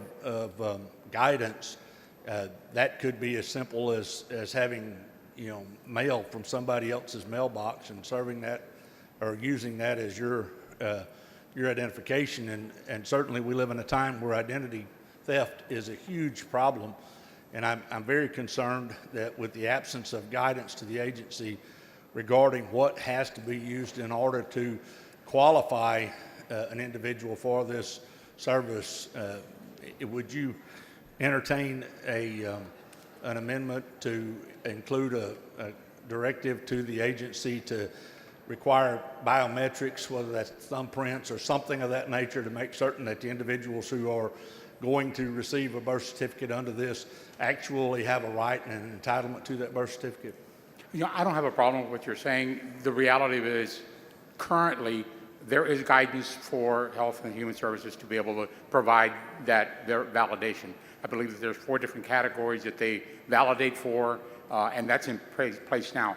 This bill does not change anything. All it does is allow them to waive the fee. Currently, from 0 to 17.9 years of age, the fee is already waived. This would take it from 18 and above for adults, in essence, to be able to have the fee waived. That is all that it does. It doesn't change any of the qualifications that they're already in place. So if there's language that would simply say continuing to serve or to validate with existing practices, I certainly don't have a problem with that, but I don't know that that's really necessary. Yes, sir. Well, when I read it, and what I understand that happens whenever we make make a change in statute, it can have unintended consequence. And my concern is, in the absence of clarity, we may create an unintended consequence where we're issuing birth certificates to people who are not entitled to that birth certificate.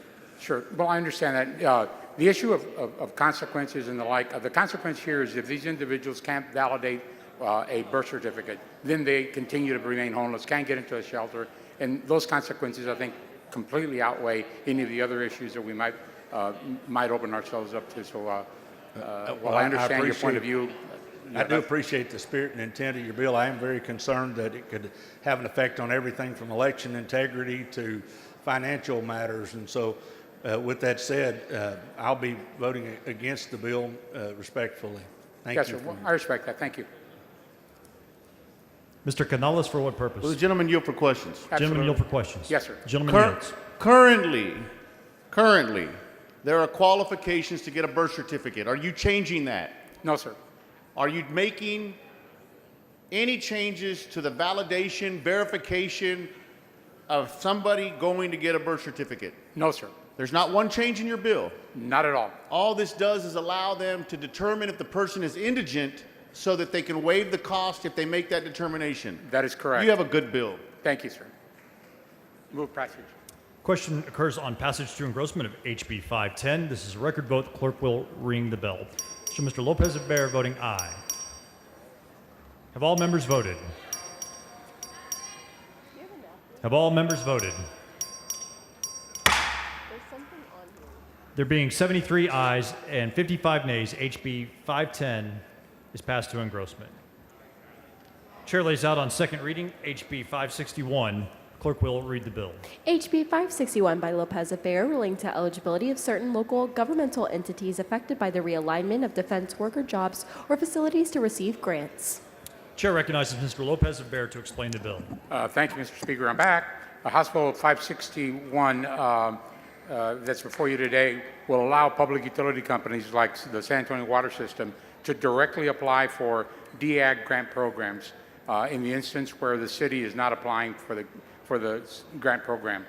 This bill does not alter any of the current rules on how or what purpose the grant fund can be used for. It simply allows municipality-owned utilities to utilize a program that seek to benefit them. I have a perfecting amendment.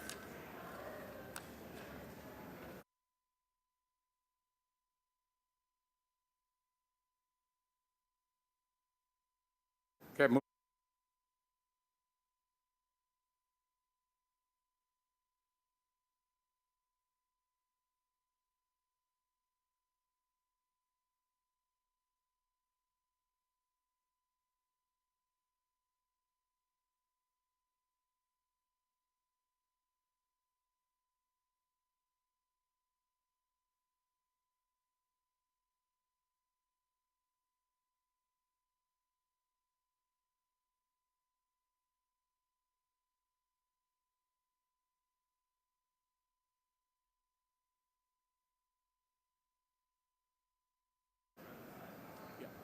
Move passage. The question occurs on passage to engrossment of HB 561. This is a record vote. The clerk will ring the bell. Show Mr. Lopez bear voting aye. Have all members voted? Have all members voted? There being 90 ayes and 40 nays, HB 561 is passed to engrossment. Chair lays out on second reading HB 5111. The clerk will read the bill. HB 5111 by Darby relating to the regulation of a campaign treasurer appointments and related matters and the content of and posting of information contained in a campaign treasurer appointment providing a civil penalty. Chair recognizes Mr. Van Dever for a motion. Thank you, Mr. Speaker. I move to postpone further consideration of House Bill 5111 until 2:30 p.m. today. Members, you've heard the motion. Is there any objection to the motion? Chair hears none, and the motion is adopted.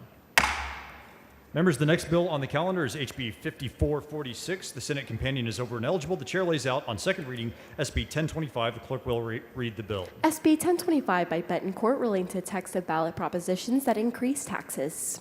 Chair recognizes Ms. Troxclair. Thank you, Mr. Speaker and members. Mr. Speaker. Mr. Wu, for what purpose? Mr. Speaker, I raise a point of order against further consideration of SB 10, CSSB 1025 under Rule 8, Section 1A on the grounds that the caption fails to give reasonable notice of the subject of the proposed measure. Mr. Wu, please bring down your point of order.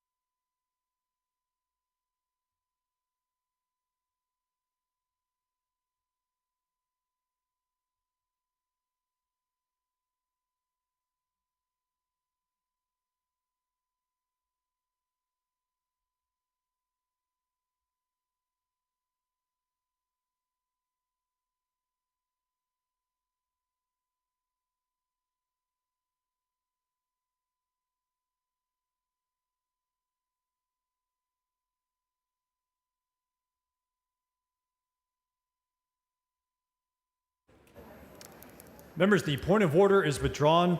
Chair recognizes Ms. Troxclair to continue on the bill. Thank you, Mr. Speaker and members. This is a simple tax transparency bill that requires cities, counties, and special purpose districts to put on the ballot, this is a tax increase when they are increasing taxes. Move passage. The question occurs on passage to third reading of SB 1025. This is a record vote. The clerk will read the bill. Show Ms. Troxclair voting aye. Show Ms. Garcia of Bear voting nay. Show Mr. Alders voting aye. Show Mr. Dyson voting aye. Show Mr. Busey voting no. Show Mr. McQueenie voting aye. Have all members voted? Show Mr. Wally voting no. Have all members voted? Show Ms. Bowers voting aye. There being 83 ayes and 44 nays, SB 1025 is passed to third reading. Ms. Troxclair moves to lay House Bill 5446 on the table, subject to call. Is there objection? Chair hears none, and the motion is adopted. Chair lays out on second reading. Chair lays out on second reading HB 1181. The clerk will read the bill. HB 1181 by Raymond, relating to the assignment of certain retired and former justices and judges. Chair recognizes Mr. Raymond. Thank you, Mr. Speaker. Members, under current law, retired district judges who have served for 8 years are allowed to be visiting judges. Because of all the backlog we have, we've worked on this bill to change that to 6 years instead of 8. So they've been retired at least 6 years. I mean, they served at least 6 years. Then they can be visiting judges. Move passage. Question occurs on passage to third reading of HB 1181. This is a record vote. The clerk will ring the bell.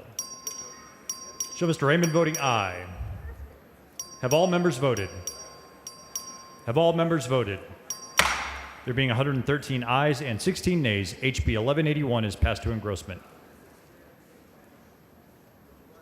Chair lays out on second reading HB 3963. The clerk will read the bill. HB 3963 by Capriglione, relating to an early childhood integrated data system. Chair recognizes Mr. Capriglione to explain the bill. Thank you, Mr. Speaker. Members, House Bill 3963 establishes an early childhood integrated data system to integrate cross-agency data that is already being collected. To better coordinate early childhood programs across 4 state agencies, I move passage.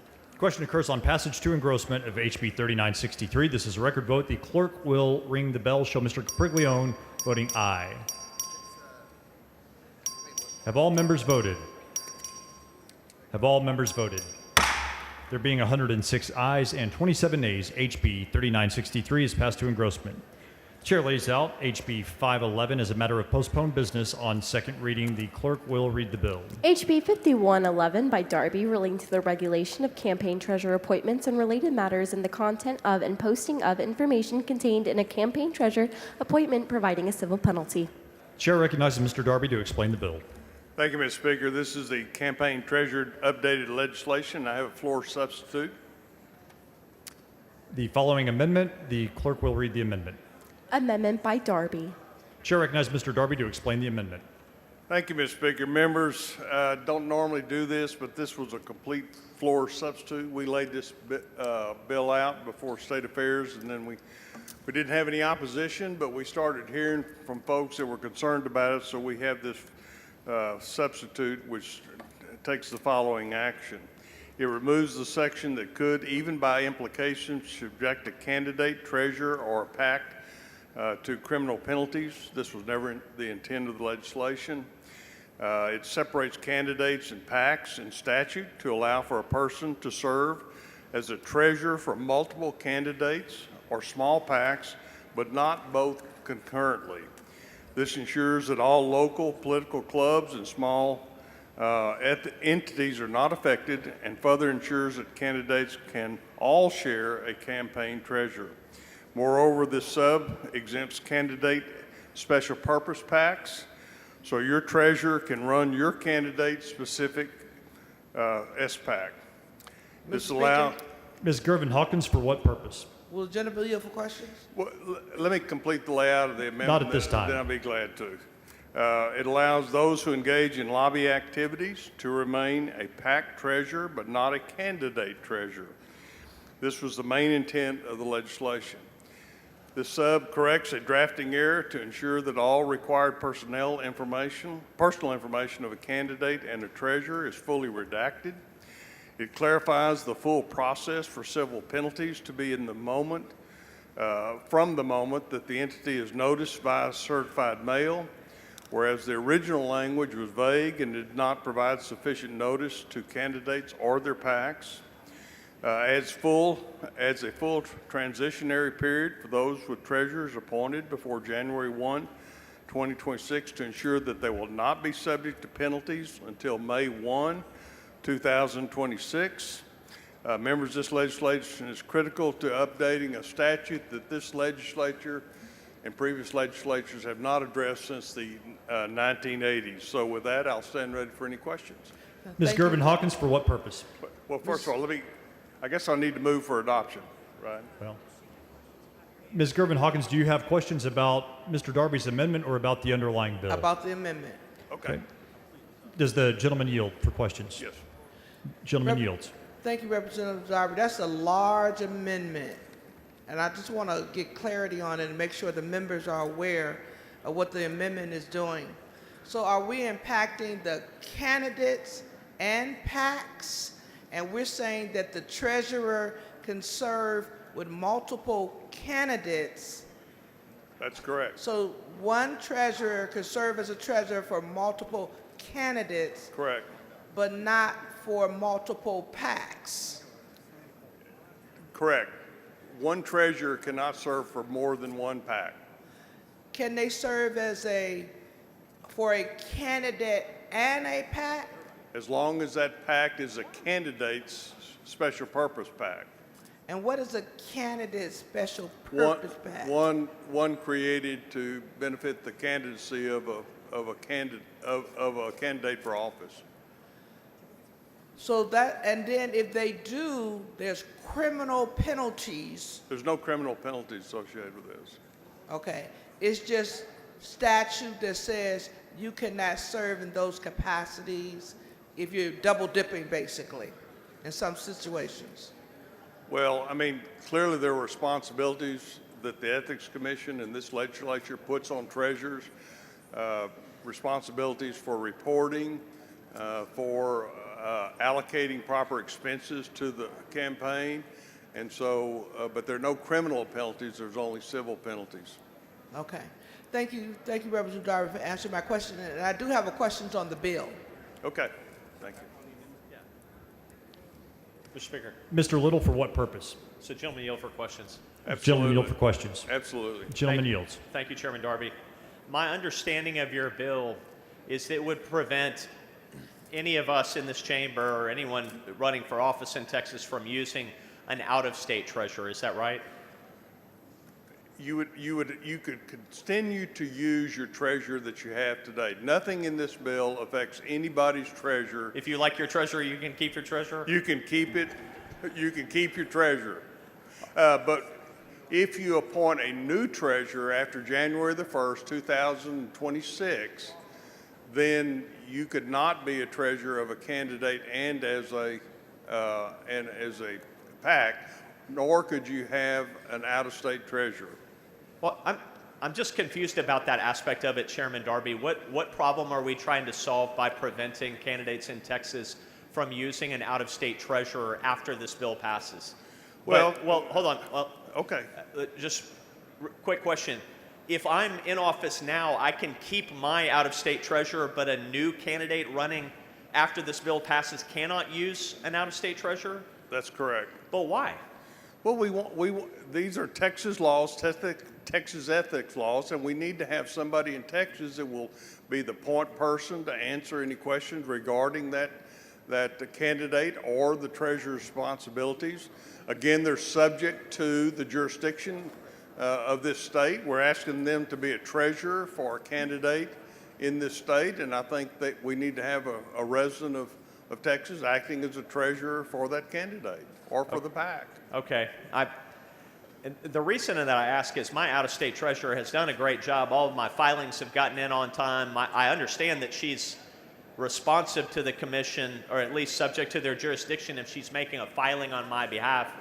So what do we know out-of-state treasurers are doing wrong today that might suggest that we don't want to have them in the future? Well, I mean, the whole purpose is about transparency and accountability. We want our treasurer, since we're dealing with funds, we're dealing with financial implications to people's campaigns. We want them to be fully aware of Texas laws and to be held responsible that if there's a violation of those laws, then they have a jurisdictional point of service here in this state. Is there a place in the bill that says that I can keep my treasurer if I keep running for office, if that is an out-of-state treasurer? Yeah, I mean, it's in the committee sub that you can continue to use your treasurer. You don't have to change treasurer, but if you continue to use the same treasurer, even after January 1 of 26, you can continue that. But if you want to change your treasurer after January 1, 26, it must be to a Texas then it must person? be for a Texas resident. Okay. Thank you, Chairman Darby. Sure. Mr. Busey, for what purpose? Will the gentleman yield for a quick question? Gentleman yield for question. Gentleman yields. Thank you, Representative. Just for clarification, just looking at the amendment, would it be limited now under this moving forward? I heard the grandfather conversation, but where one person can only be a treasurer to one person, like the same, like you could not be a treasurer to multiple other candidates under this bill. Is that correct? No, you can. You can. A treasurer can be a treasurer for multiple candidates. Okay. So you're not limiting that? No. And then one other thing, you are though in this bill, right now treasurers don't have the liability. You are moving liability to the treasurer, or No. some liability and responsibility to the treasurer. Well, the repercussions are civil penalty would be if you have a non-qualified treasurer, then you could, that campaign could be liable for, I think, three times what was collected during that period. Is non-qualified based on the new standards outlined in this bill? So, I'm sorry? By non-qualified, you mean outlined in this bill? Let's just say that they weren't 21. Okay. Nor were they a Texas resident, nor did they give a valid Texas address, then you would not have a valid treasurer, and therefore, if you collected money, you may have to repay that money. And it's Return that 21 money. for every race, even races that you don't have to be 21 to run for? Correct.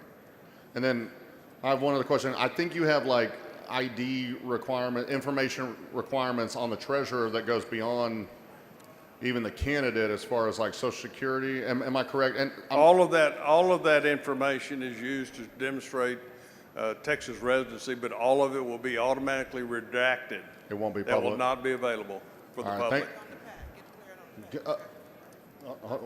Thank you. Yes. Oh, hold on a second. Just a clarification question. Could a lobbyist be a campaign treasurer?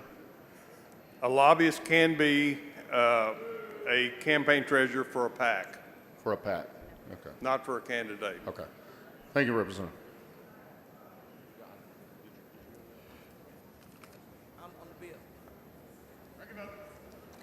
Move passage. Mr. Darby sends up an amendment. The amendment is acceptable to the author. Is there objection to the adoption of the amendment? There is an objection. A division vote. All those in favor of the amendment vote aye. Although a record vote has been requested on the amendment. All those in favor of the amendment vote aye. All those opposed to the amendment vote nay. Record vote. The clerk will ring the bell. Show Mr. Darby voting aye. Show Mr. Tinderholt voting nay. Have all members voted? Have all members voted? There being 88 ayes and 46 nays, the amendment is adopted. Is there anyone who wishes to speak on, for, or against HB 5111 as amended? Seeing none, the chair recognizes Mr. Darby to close on the bill. Thank you, members. This is an important piece of legislation. It affects everybody on this floor. Mr. Chair, Yes. Ms. Gervin Hawkins, for what purpose? will the gentleman yield for questions on the bill? Does the Yes, gentleman yield? ma'am. Gentleman yields for questions. Representative Darby, thank you for answering questions. Let's be clear on the bill itself. What are you trying to accomplish in this bill?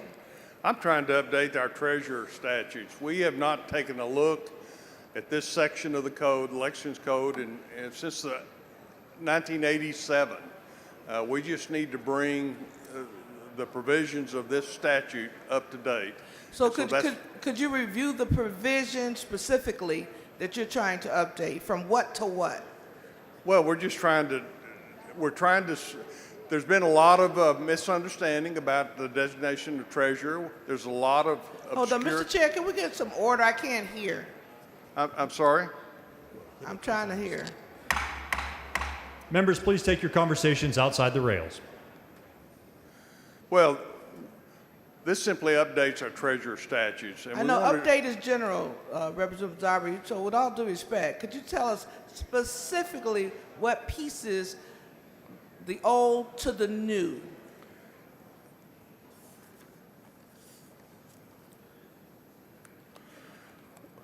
Well, I mean, part of the initiative is to say that you have to have a Texas treasurer, and that treasurer has to be over 21 years of age. That's exactly what we're trying to do. We're trying to prevent what's happening sometimes when you have a campaign treasurer acting for a candidate that's also the treasurer of a PAC. And so we want to try to make sure there's no collusion between the PAC. This could be a general purpose PAC that receives corporate dollars, and yet the treasurer for that PAC is the same as the treasurer for the candidate. That, to me, smacks of collusion. So you're doing a separation of duties and responsibilities? Absolutely. There needs to be a separation between people who act on behalf of a PAC and people who act on behalf of a candidate. Thank you for answering my question, sir. That's Thank what you. this is designed for. With that, Mr. Turner, for what purpose? Mr. Speaker, will the gentleman yield for some questions? Gentleman yield for questions. Absolutely. Gentleman yields. Thank you, Chairman Darby. So I voted for this bill in State Affairs Committee and voted for your floor amendment a minute ago that changed the bill substantially.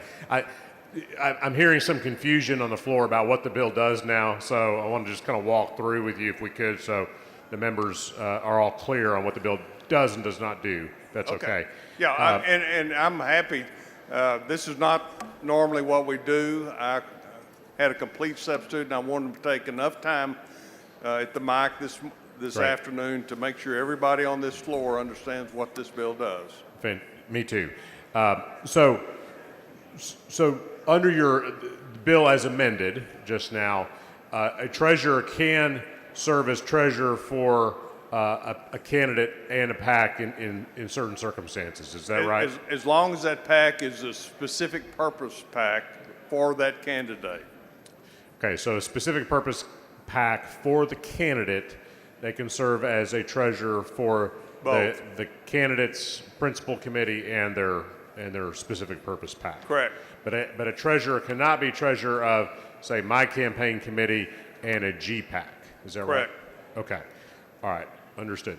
And then there's some question about additional liability for the treasurer. So if, let's just say, the Ethics Commission finds a violation with a report, right now the candidate is fined and is liable for that mistake. Under your bill as amended, does that shift now to the treasurer being liable? No, it does not. Okay. No, it does not. It simply says after party is noticed and does not correct the violation, when the time provided by the commission, the civil penalty is 3 times the amount of political contributions or expenditures made during the eligibility period.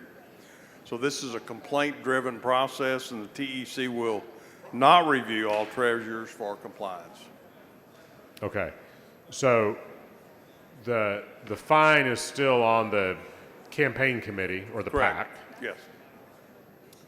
but the TEC would review treasurers who are in non-compliance if they have been found to have committed a violation. That's correct. And then what are the consequences of that? Again, civil penalty up to 3 times the amount of political contributions received during that.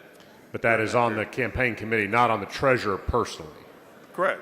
Yeah. Okay. Okay. So if I'm a treasurer of a PAC and the Ethics Commission finds that my PAC is in violation of our statutes, the fine comes out of the campaign committee or the PAC, That's correct. but not the treasurer personally. Correct. Okay. That's correct. Very good. All right, thank you for answering those questions. Yes.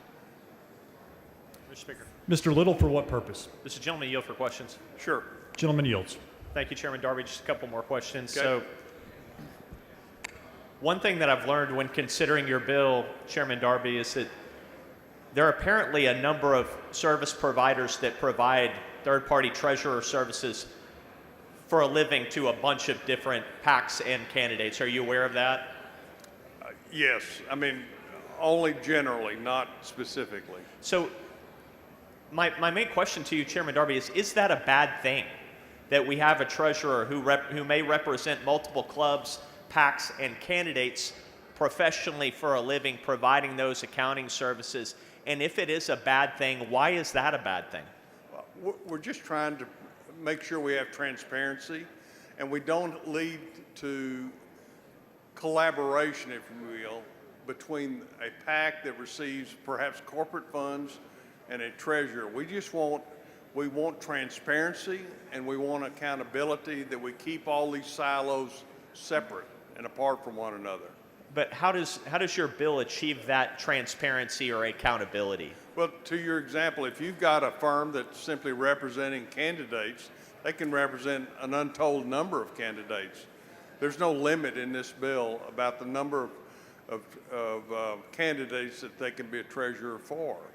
Likewise, if they're not a treasurer for candidates, they can be a treasurer for a number of PACs. It doesn't matter. All right. Thank you, Chairman Darby. Okay.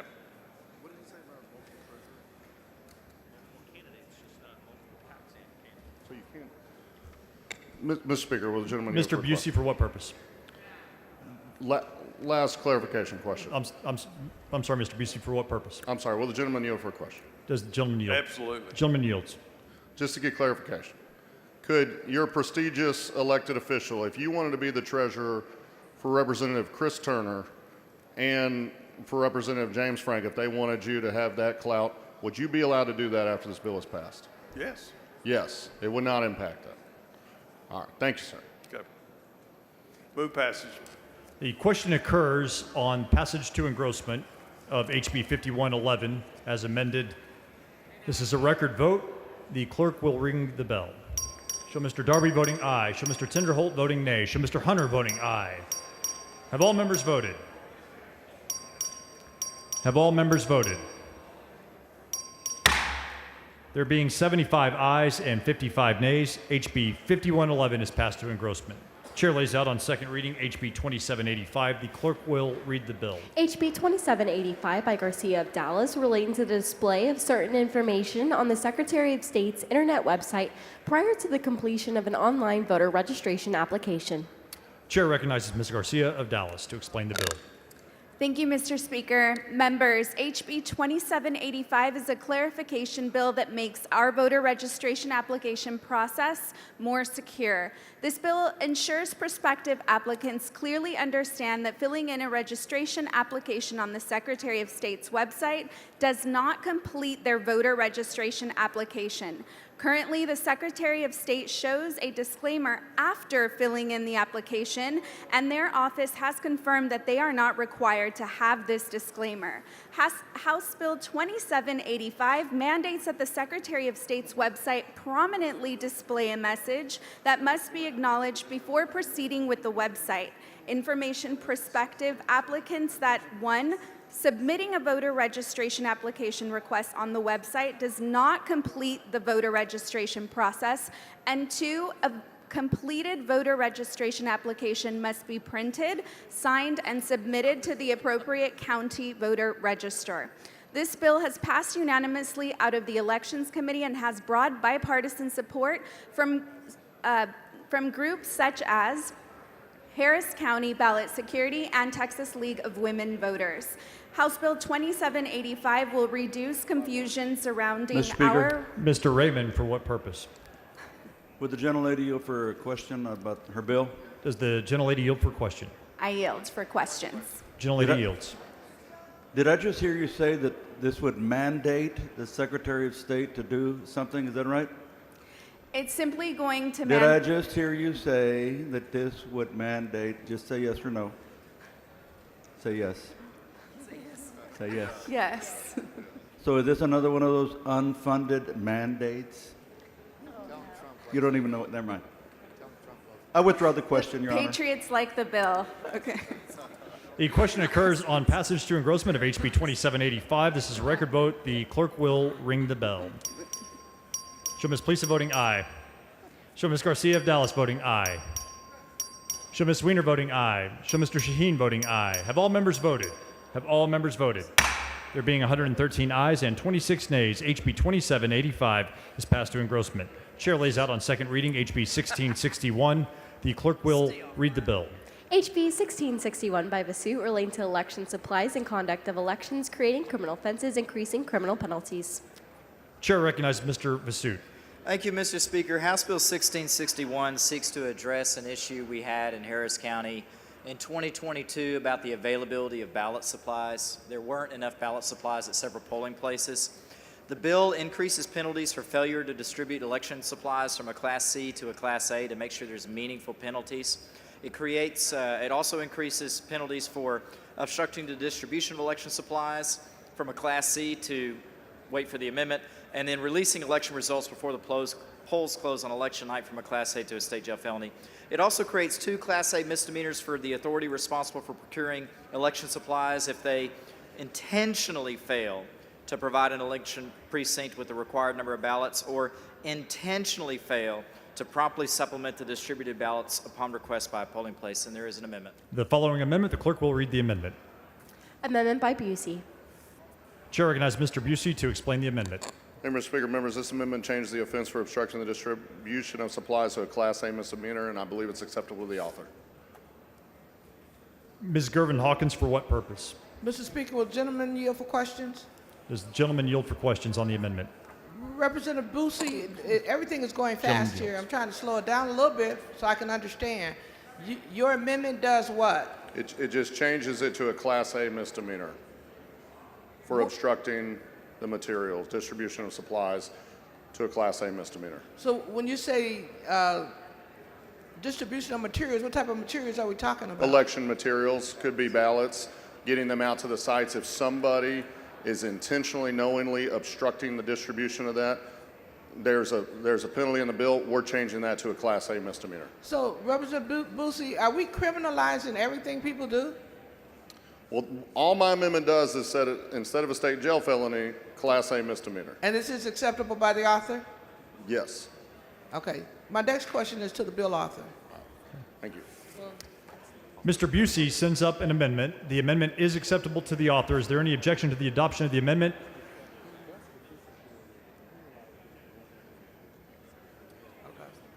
Is there objection to the adoption of the amendment? There is objection. The vote aye, vote no on the adoption of the amendment. Division vote. Adopting the amendment. A record vote has been requested. All those in favor of the amendment vote aye. All those opposed vote nay. The clerk will ring the bell. Show Mr. Vasut voting aye. Show Mr. Busey voting aye. Show Mr. Romero voting aye. Have all members voted? Have all members voted? There being 85 ayes and 49 nays, the amendment is adopted. The chair recognizes Mr. Vasut to close on the bill. Ms. Gervin Hawkins, for what purpose? Will the gentleman yield for questions? Gentleman yields. Gentleman yields. So, Mr. Fazoo, Representative Fazoo, when we talk about what your bill is attempting to do, could you give us a little bit more clarity on what you're trying to do here? The purpose of the bill is to address the situation where election officials are intentionally, that's the mens rea, only intentionally failing to provide election supplies or obstructing the delivery of election supplies. So under current law, you have a intentional failure to distribute enough election supplies is currently a Class C. This makes it a Class A. Under current law, the penalty for obstructing the distribution of election supplies is a Class C. This makes it a Class A. Under current law, there is no crime set out for intentionally failing to provide enough election supplies. This creates a crime for that and makes it a Class A. So we have common Class A meaningful penalties in law, misdemeanors with jail time, whereas right now they were just fine only. But there already is a penalty for releasing election results before the polls close on Election Day.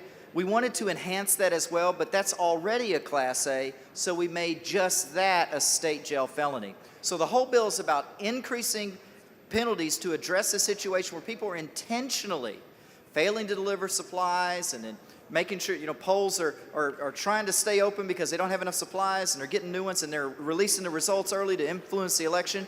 It's a very narrow but egregious violation of election law, and that's all it's doing. We're not trying to criminalize all conduct, just that narrow one. And who determines intentional so that who determines that? Who determines the intentional act? Intentionality is a mens rea under criminal law, and just like in any other case, it can be established by direct or circumstantial evidence. If anyone is, let's just say, dumb enough to put in a text message, I intentionally failed to deliver election supplies, that's direct evidence. But based off of the fact that maybe they told somebody else, oh, I don't like that precinct, and they intentionally, they didn't deliver the supplies, circumstantial evidence could exist that they intentionally did it, and it would be up to a jury of the peers beyond a reasonable doubt to find that they intentionally failed to deliver the supplies. So there needs to be hard evidence of the intentionality. There needs to be hard evidence and intentionality, and if there is that hard evidence, we want to make sure that we have meaningful penalties in the law. Right now, it's just Class C.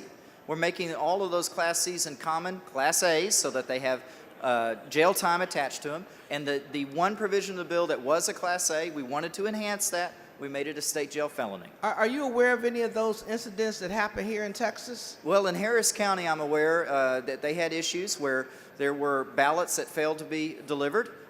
There was no crime on the books for that, right? The intentional failure to deliver election supplies wasn't a crime. And so this bill is meant to prevent that from occurring again in the future. And my final question, because I want to be clear on the release early. I like the release early numbers. And you're saying that the numbers can't be released until after the poll closes or after all ballots have been counted? It's after the polls close on Election Day. It's releasing election results before polls close on Election night. That's currently a Class A misdemeanor. We wanted to enhance it, so we made it a state jail felony. And that's to ensure that people are obeying the law and not trying to influence our elections improperly. Thank you for answering my question, Representative. Thank you, Ms. Gervin-Hawkins. Appreciate it. Members, I move passage. Question occurs on passage to engrossment of HB 1661. This is a record vote. The clerk will ring the bell. Show Mr. Vasut voting aye. Show Mr. Alders voting aye. Have all members voted? Have all members voted? There being 98 ayes and 42 nays, HB 1661 is passed to engrossment. Members, the next bill on the calendar is HB 2460. The Senate companion is over and eligible. The chair lays out on second reading SB 888. The clerk will read the bill. SB 888 by Cole Course relates to the Attorney General's defense of a district or county attorney against certain lawsuits in a federal court. Chair recognizes Mr. Leach. Thank you, Mr. Speaker. Members, this bill is not a non-substantive bill. This is actually extremely substantive and important. Right now, under current law, the Attorney General does not have the express authority to defend a district attorney or a county attorney in federal court. This bill fixes that.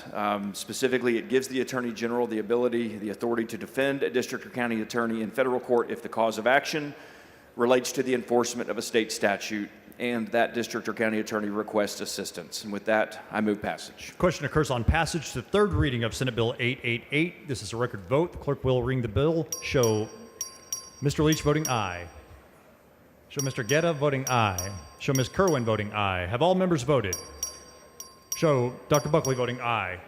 There being 134 ayes and 7 nays, SB 888 is passed to third reading. Mr. Leach moves to lay House Bill 2460 on the table subject to call. Is there objection? The chair hears none, and the motion is adopted.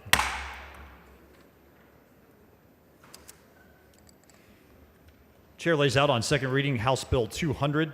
The clerk will read the bill. HB 200 by Buckley relating to jury instructions regarding parole eligibility and the release on parole of certain inmates convicted of an offense committed when younger than 18 years of age, changing parole eligibility. Chair recognizes Dr. Buckley. Thank you, Mr. Speaker. Members, I'd ask for your indulgence for a minute as I explain House Bill 200. It's often misunderstood, and I want you to understand what this bill does. House Bill 200 is known as the Second Look Bill. It recognizes what the United States Supreme Court has affirmed. Young people are less culpable than adults due to their age, and they have a greater capacity for change. But let's be clear, as many of us in this room are parents, and we all know that very, very well. Currently in Texas, teens as young as 14 can be sentenced to 40 years in prison without a chance for parole review, regardless of their growth or any changes they might have made. Many of these harsh sentences were handed down during the 1990s before the revelations of adolescent brain science and its impact on youth sentencing made it into the sphere of public policy. Today, many of those individuals are in their 40s, having spent their entire adult lives behind bars. Right now, once a youth is placed in the Texas Department of Criminal Justice, they're treated like an adult for parole purposes, with few exceptions. The process largely ignores the developmental differences between youth and adults, such as the fact that the areas of the brain that allow us to reason and to think through consequences are not fully developed until our mid-20s. This bill changes that. It allows people who were convicted of serious crimes before the age of 18 to be considered for parole after serving 20 actual years. That time would not count good time credits. It requires the parole board to consider age as a mitigating factor, accept expert mental health evaluations, and hear from those who know the inmate's growth and maturity. Members, importantly, this does not guarantee release. It simply provides a chance for review. House Bill 200 contains exclusions for offenders convicted under specific subsections of capital murder. And members, this bill does not provide, does not guarantee their release. It provides a review, a second look. And with that, I move passage. Mr. Speaker, will the gentleman yield for Mr. questions? Canales, for what purpose? Gentleman yield for questions. Gentleman yield for questions. Gentleman yields. You mentioned capital murder, so somebody who's young and killed a cop, we're going to give them a second chance into this? No, sir. Okay. They are excluded from that if they murder a police officer or a fireman or anyone involved in mass murder is excluded. Somebody who kills your mom, though, would have a second chance then? They would have a second look at parole. Yeah, no thanks, bud. Yeah. Yeah. I move passage. Question occurs on passage to engrossment of House Bill 200. This is a record vote. The clerk will ring the bell. Show Dr. Buckley voting aye. Show Mr. Moody voting aye. Show Mr. Leach voting aye. Show Ms. Jones voting aye. Show Mr. Romero voting aye. Have all members voted? Have all members voted? There being 110 ayes and 31 nays, HB 200 is passed to engrossment. The chair lays out on second reading HB 541. The clerk will read the bill. HB 541 by Shaheen relating to the provision of direct patient care by physicians and healthcare practitioners. Chair recognizes Mr. Patterson for a motion. Thank you, Mr. Speaker. Members, Representative Shaheen's very concerned about having the votes on this bill. You'll probably see him working the floor. So he asked me to postpone further consideration of House Bill 541 until 4 p.m. today. Members, you've heard the motion. Is there any objection? Chair hears none, and the motion is adopted. Chair lays out on second reading House Bill 1803. The clerk will read the bill. HB 1803 by Harless relating to dentists and dental hygienists compact authorizing fees. Chair recognizes Mr. Harless to explain the bill. I apologize about my voice. House Bill 1803 would allow Texas to join in the Interstate Dentist and Dental Hygienist Compact, and I move passage. I'm sorry. Question occurs on passage to engrossment of HB 1803. This is a record vote. The clerk will ring the bell. Show Mr. Harless voting aye. Have all members voted? Have all members voted? There being 110 ayes and 28 nays, HB 1803 is passed to engrossment.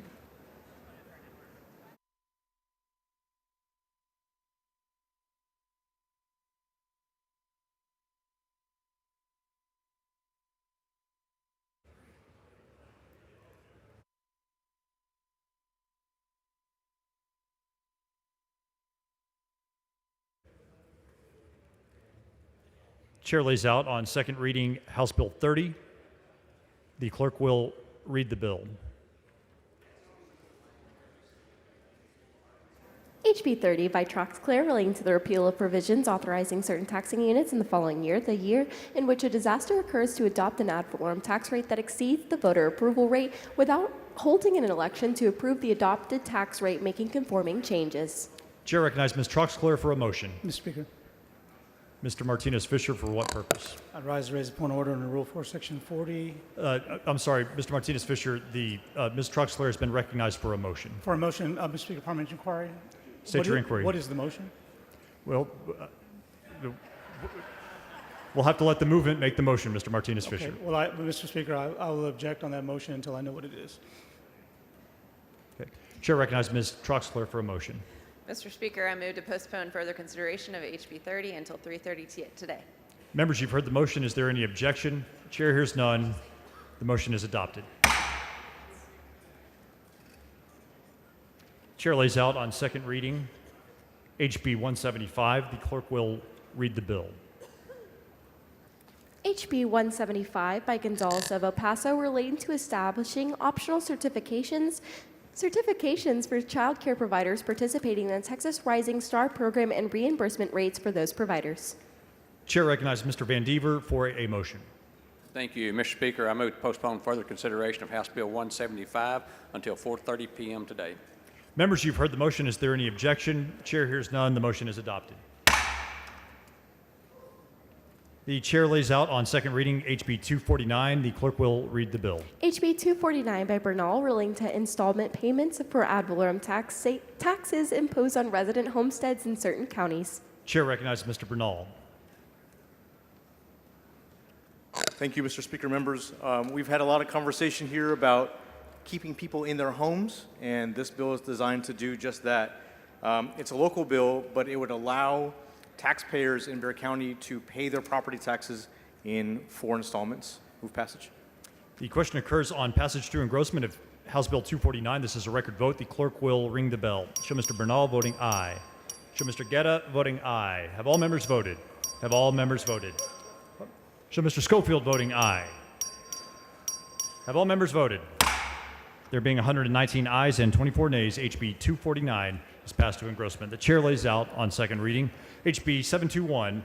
Clerk will read the bill. HB 721 by Leo Wilson relating the applicability of certain laws requiring healthcare cost disclosures by health benefit plan issuers and administrators. Chair recognizes Ms. Leo Wilson to explain the bill.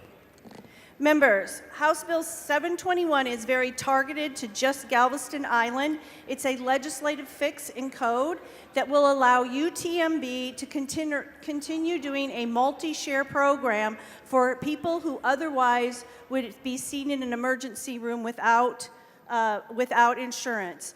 UTMB has been very generous. 1/3 of the program is paid by UTMB, 1/3 is paid by the employer, and 1/3 is paid by the employee. It is a health benefits plan with a set number of doctor visits. It's for waiters, port workers, people in the restaurant industry and tourism industry. And I move passage so that this wonderful program can continue. It is no cost to taxpayers. Question occurs on passage to engrossment of House Bill 721. This is a record vote. Clerk will ring the bell. Show Ms. Leo Wilson voting aye. Have all members voted? Have all members voted? Show Mr. Curry voting aye. There being 122 ayes and 16 nays, HB 721 is passed to engrossment. Chair lays out on second reading House Bill 851. The clerk will read the bill. HB 851 by Schofield relating to determination and reporting of the number of resident homesteads on certain property owners for which the owner is receiving certain ad valorem tax benefits. Chair recognizes Mr. Schofield. Mr. Speaker, members, this is a bill for you and also for your seniors and disabled Texans. When you're making tax policy and you're trying to determine how many seniors we have who get the homestead, the school tax freeze, and how many disabled Texans also get it, or how many are abating their taxes under the program that we provide for them, it's next to impossible to get all that data because it's housed in 254 different appraisal districts. This bill would require them to report it to the comptroller and the comptroller to report it to us. So if you're going to do a tax break for seniors, you know how many people would benefit from it and how much it would cost, and I move passage. Question occurs on passage to engrossment of House Bill 851. This is a record vote. The clerk will ring the bell. Show Mr. Schofield voting aye. Show Mr. Meyer voting aye. Show Mr. Guetta voting aye. Have all members voted? Have all members voted? There being 143 ayes and 0 nays, HB 851 is passed to engrossment. Chair recognizes Mr. Curry for a memorial recognition. Thank you, Mr. Speaker. It is with a heavy heart that I tell you that the mother of Andrew Holcomb, our bill clerk, passed away suddenly last night. He has left town as a result. We have confirmed her name is Gertrude. She lived in Ottawa, Canada. And I will tell you, the whole family should be in our thoughts and prayers. And we all love Andrew, and we certainly would have loved his mother. So please join me. And Mr. Speaker, I'd request a moment of silence, please. Members, please join Mr. Curry in a moment of silence.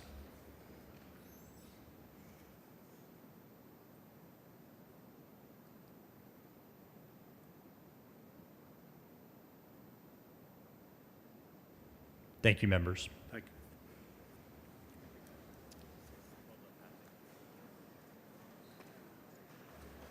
The chair lays out on second reading House Bill 897. Clerk will read the bill. HB 897 by Howard relating to authorizing the sale by the state of Texas of certain real property located in Austin, Texas. Chair recognizes Ms. Howard for a motion. Mr. Speaker, I move to postpone further consideration of House Bill 897 until 10 a.m. Monday, May 12th. Members, you've heard the motion. Is there any objection? Chair hears none. The motion is adopted. Chair lays out on second reading House Bill 1128. The clerk will read the bill. HB 1128 by Isaac relating the applicability of election judges of a prohibition on carrying a concealed handgun at a polling place. The chair recognizes Ms. Isaac to explain the bill.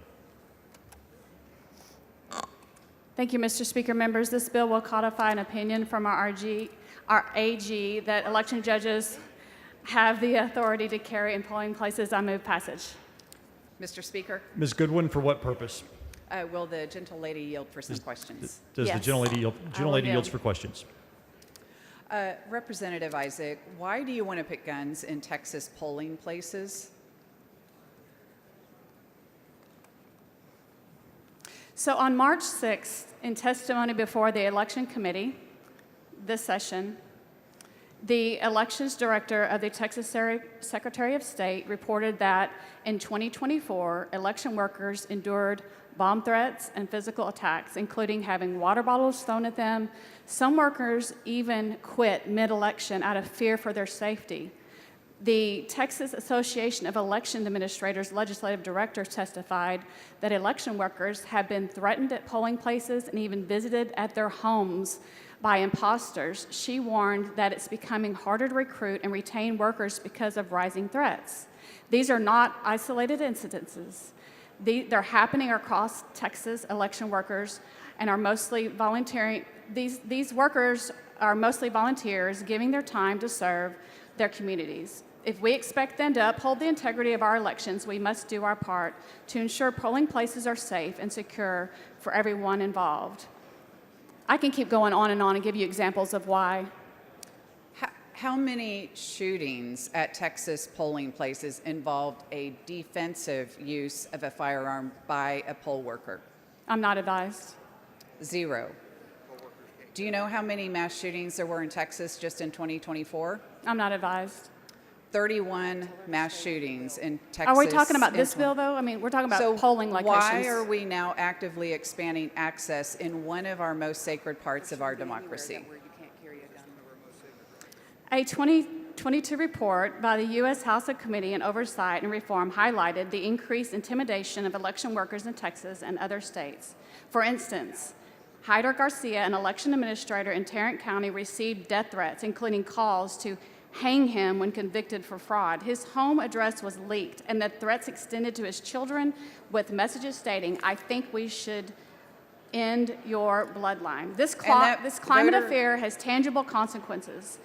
A March 2022 survey by the Brennan Center for Justice revealed that 1 in 5 election officials are likely to leave their positions before the 2024 election, citing concerns over safety and political interference. The same survey found that 77% of officials feel these threats have increased in the recent years. I can go on and on.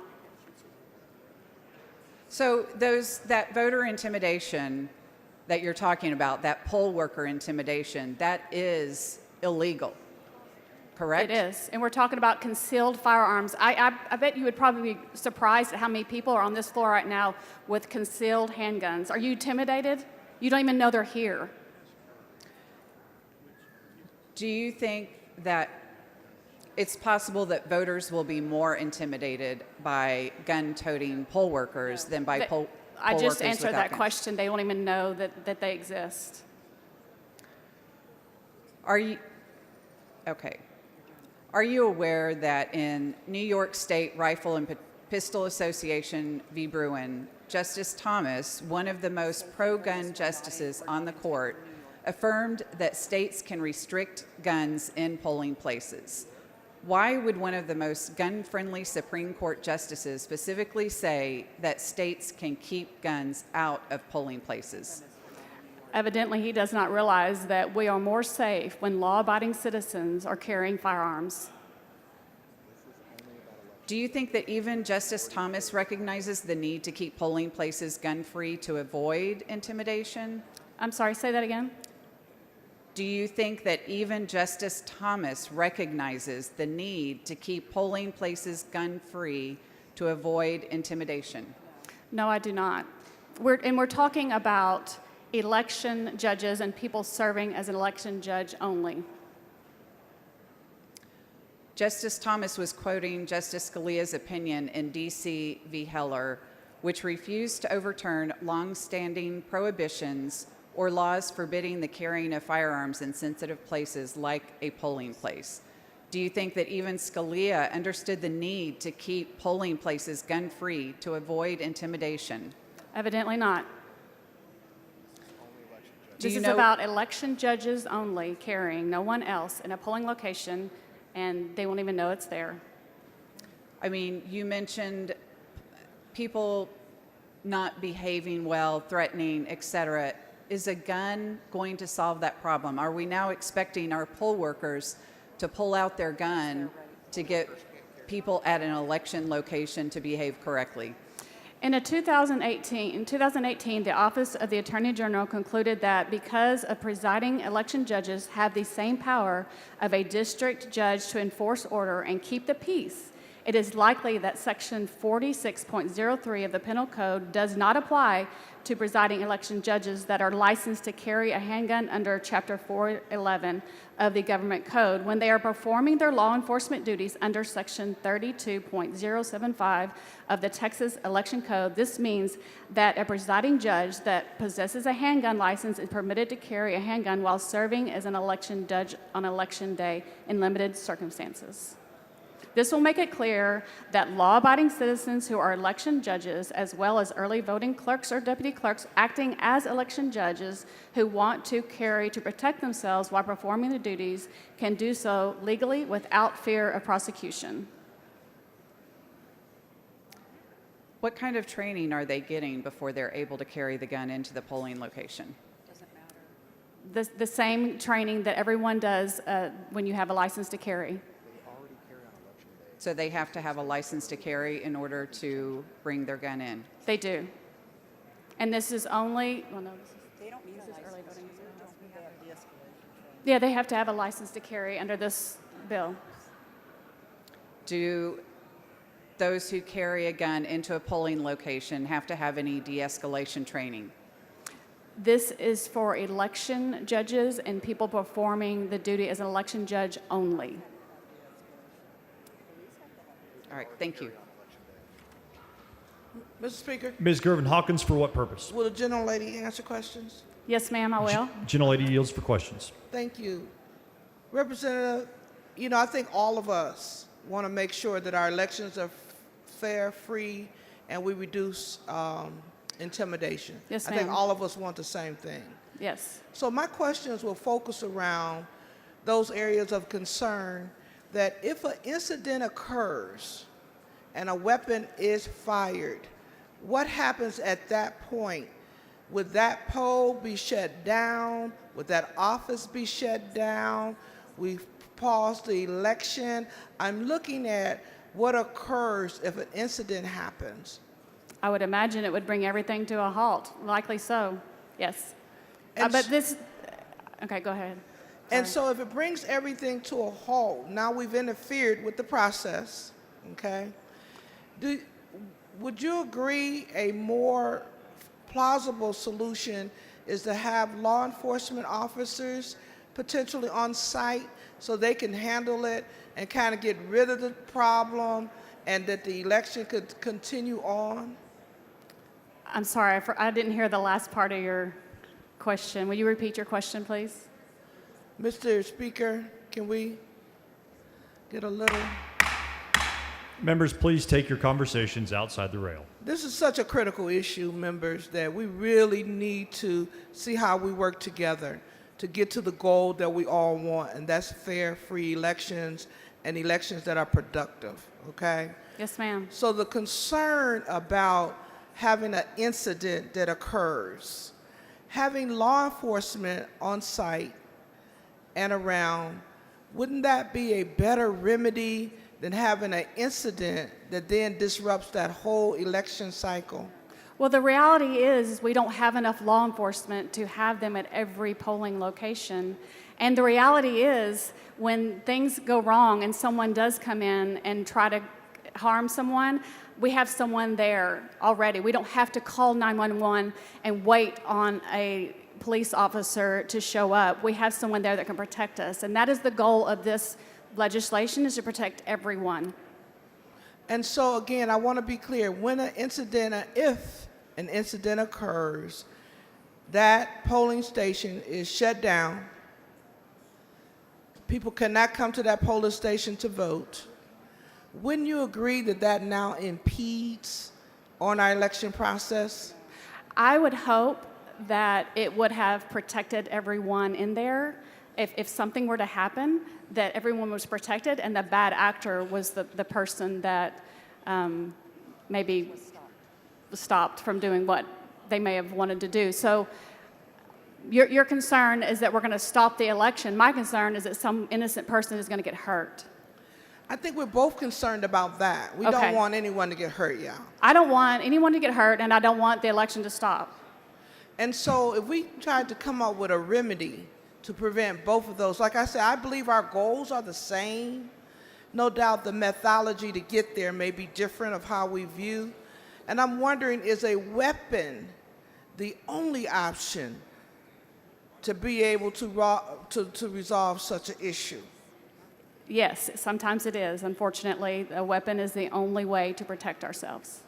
And so if there was an incident and that occurred and a weapon was fired and/or an incident occurred, would that election judge have the credentials and the know-how to de-escalate, mitigate that situation, and we can continue on our election process? Yes, they are trained to de-escalate, and I went through training to be able to carry a firearm in the first place. So, and they are there to keep order. That is their goal, and their purpose there is to keep order.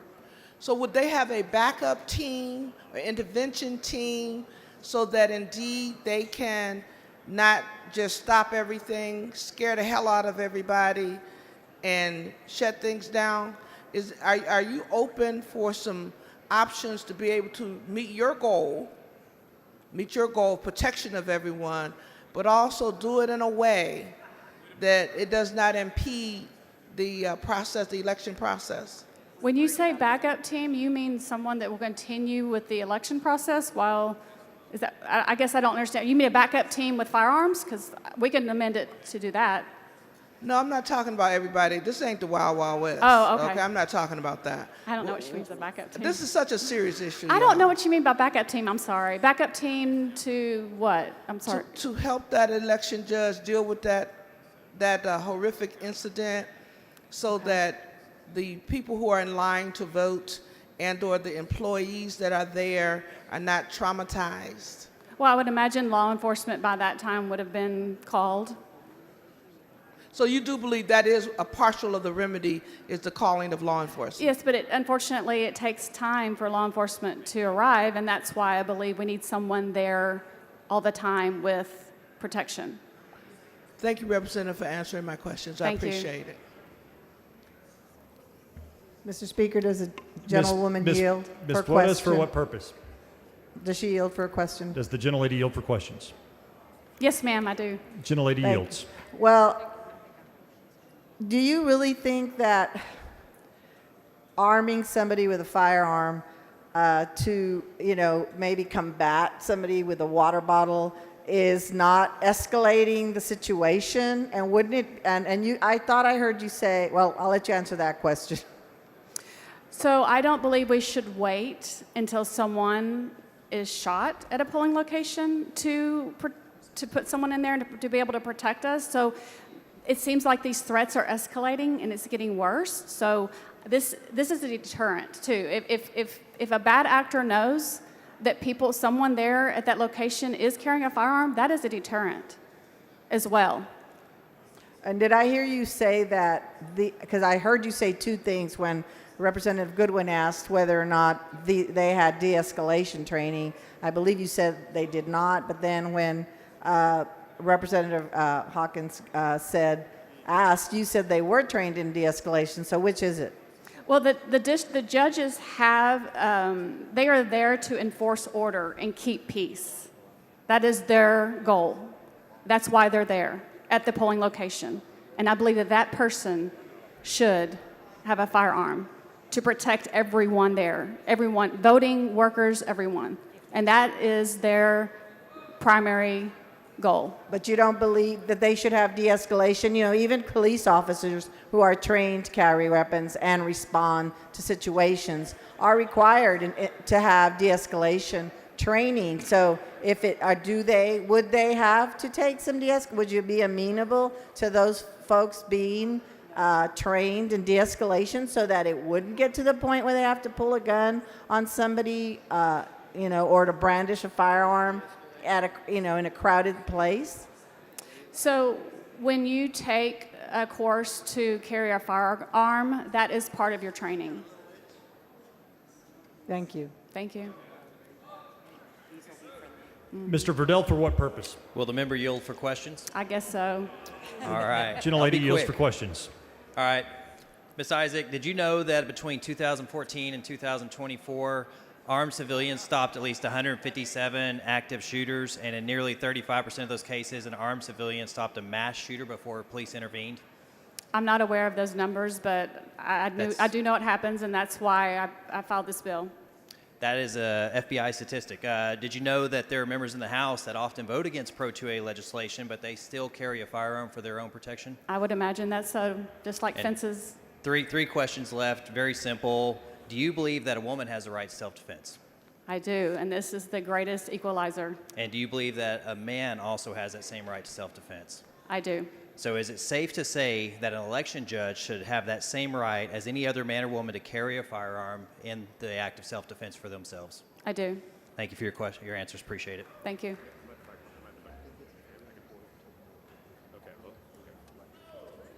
Mr. Speaker. Mr. Turner, for what purpose? The gentlelady yield for Does the questions? gentlelady yield for questions? I do. Gentlelady yields. Thank you, Representative Isaac. You said something in your layout or in response to another question a few minutes ago about Hyder Garcia receiving threats. Can you go back over that?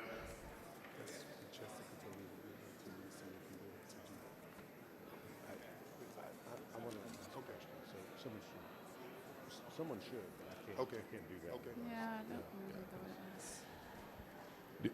Education. You said something about Hyder Garcia receiving threats. I just wanted to make sure I understood that part of your statement. Yes, a 2022 report by the U.S. House Committee on Oversight and Reform highlighted the increased intimidation of election workers in Texas and other states. For instance, Hyder Garcia, an election administrator in Tarrant County, received death threats, including calls to to hang him when convicted for fraud. His home address was leaked and threats extended to his children with messages stating, "I think we should end your bloodline." And that's my recollection of what happened as well. Do you know why he received those threats? I don't know. I just know he was an election worker. Yeah, well, he was the election Administrator. he was elected Sorry, administrator for all administrator. of Tarrant County. Yeah. And he received those threats from people who believed that the 2020 election was stolen and that President Biden didn't actually win Tarrant County. Were you aware of that? Of why he was threatened? No, I was not aware. Okay, that's why he was threatened. Those Okay. were the threats. I don't understand your point here. What's your point? Well, so my question is, have you spoken with Mr. Garcia about your bill? Since you brought up his name as a reason that we should pass the bill, have you spoken with him about your bill? No, but evidently I would think that he would want protection. I haven't spoken with him, but I'm happy to speak with him and ask him if he thinks that he should be protected at a polling location. And the people that work with him, if they should be protected. I imagine he would agree.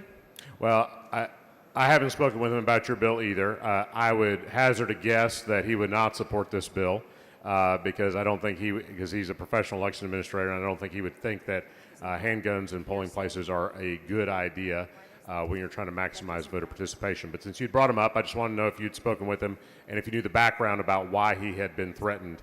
And so now you know the background. It was the kind of Stop the Steal crowd in 2020 that wrongly believed that the election had been stolen from President Trump, that he had in fact lost. So thank you very much. Thank you. Mr. Speaker, I got a Ms. final Gervin question. Hawkins, for what purpose? Would a gentle lady answer a question? Yes, ma'am. Gentlelady yields for a question. Were you aware that election judges can carry guns right now? If Yes, ma'am, authorized by the on county? election day. On election day? Yes, ma'am. The other question that I have is, would they be the only limited individuals that could carry a gun in the election poll? So it's individuals that perform their duty during early voting.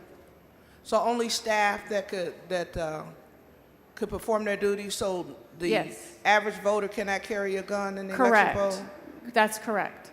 Only when they're performing that duty. Great. Thank you. Thank you. The gentlelady's time has expired. The question occurs on. Move passage. Sorry, I'm sorry. Is there anyone who wishes to speak on, for, or against House Bill 1128? The chair recognizes Mr. Kane to speak for HB 1128. You know, in recent years, election judges across the state have reported feeling vulnerable, especially in rural or understaffed locations where law enforcement presence may be minimal or delayed. Those individuals are tasked with upholding the integrity of our democratic process, often working long hours under intense scrutiny. Under current law, all firearms, not just handguns, are prohibited at polling places, even for license holders, with limited exceptions. Our election officials are left vulnerable, unable to protect themselves in situations where threats may arise. This bill doesn't open the door to general firearm presence in the polls. Rather, it provides a narrow, common-sense exemption. Look, we trust these individuals to run our elections, and we should trust them to protect the voters as well. It's an indisputable fact, guys, that gun-free zones protect criminals, not law-abiding citizens. So let's make sure that our elections are free, fair, and safe. Let's pass this bill. Chair recognizes Ms. Isaac to close on the bill. Move passage. Back up, members. Chair recognizes Ms. Goodwin to speak in opposition to the bill. Thank you, Mr. Speaker. Members, I just want to bring up one more thing that I was made aware of. In Beaumont in 2022, a federal judge issued an emergency order against a white poll worker who repeatedly and aggressively asked only black voters to recite their addresses out loud, even when the voter was already checked in by a poll worker. White poll workers and white poll watchers also followed black voters, and in some cases, their black voter assistants around the polling place, sometimes even standing 2 feet behind a black voter, and the assistant while the voter was at the machine casting a ballot. I think that this type of conduct, if combined with a gun, is detrimental. I hope that you will vote against this bill. Mr. Speaker, Mr. Patterson, for what purpose? Will the gentlelady yield for questions? Does the gentlelady yield for questions? Yes. Gentlelady yields. Does this bill only allow white election judges to carry a gun? No, sir. Does this bill only allow black election judges to carry a gun? No, Are election judges already allowed to carry a gun on election day? yes, this expands it to other days. To early voting, to make it the same across the board, whether it's election day or early voting, is that correct? And I believe there's a difference between who is a judge on election day and who is a judge on during early voting. That is exactly correct. And so that's why the language of the bill was changed to make sure it's performing the duties of an election judge. Because are you aware that an election judge is only an election judge on election day?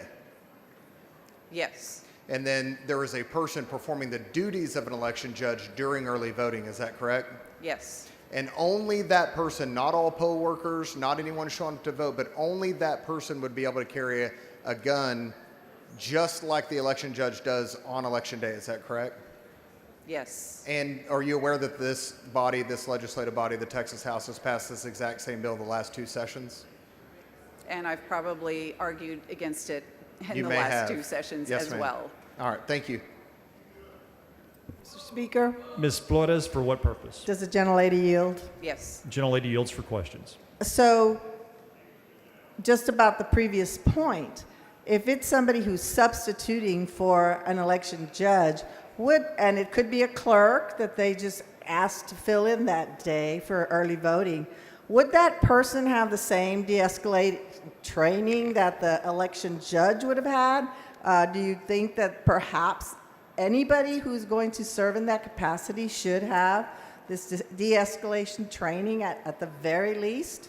Absolutely. I don't think that currently that would necessarily be the case, but certainly they should have all the training that an election judge has.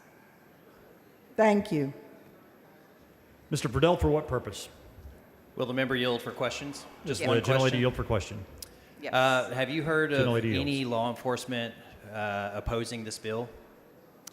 I am not aware. All right, thank you. No more questions.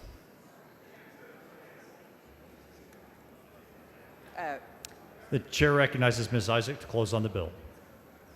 Thank you, Mr. Speaker. Members, move passage. The question occurs on passage to engrossment of HB 1128. This is a record vote. The clerk will ring the bell. Show Mr. Canales voting aye. Show Mr. Little voting aye. Show Mr. Hood voting aye. Show Ms. Gervin Hawkins voting nay. Have all members voted? Have all members voted? There being 89 ayes and 53 nays, HB 1128 is passed to engrossment. Mr. Speaker. Mr. Doorkeeper, Mr. Speaker, I have a messenger from the Senate at the door of the House. please admit the messenger. Thank you, Mr. Speaker. I am directed by the Senate to inform the House that the Senate has taken the following action. The Senate has passed the following measures. HB 912, Moody, sponsor Blanco, relating to the compensation of a distributed renewable generation owner in certain areas outside of ERCOT.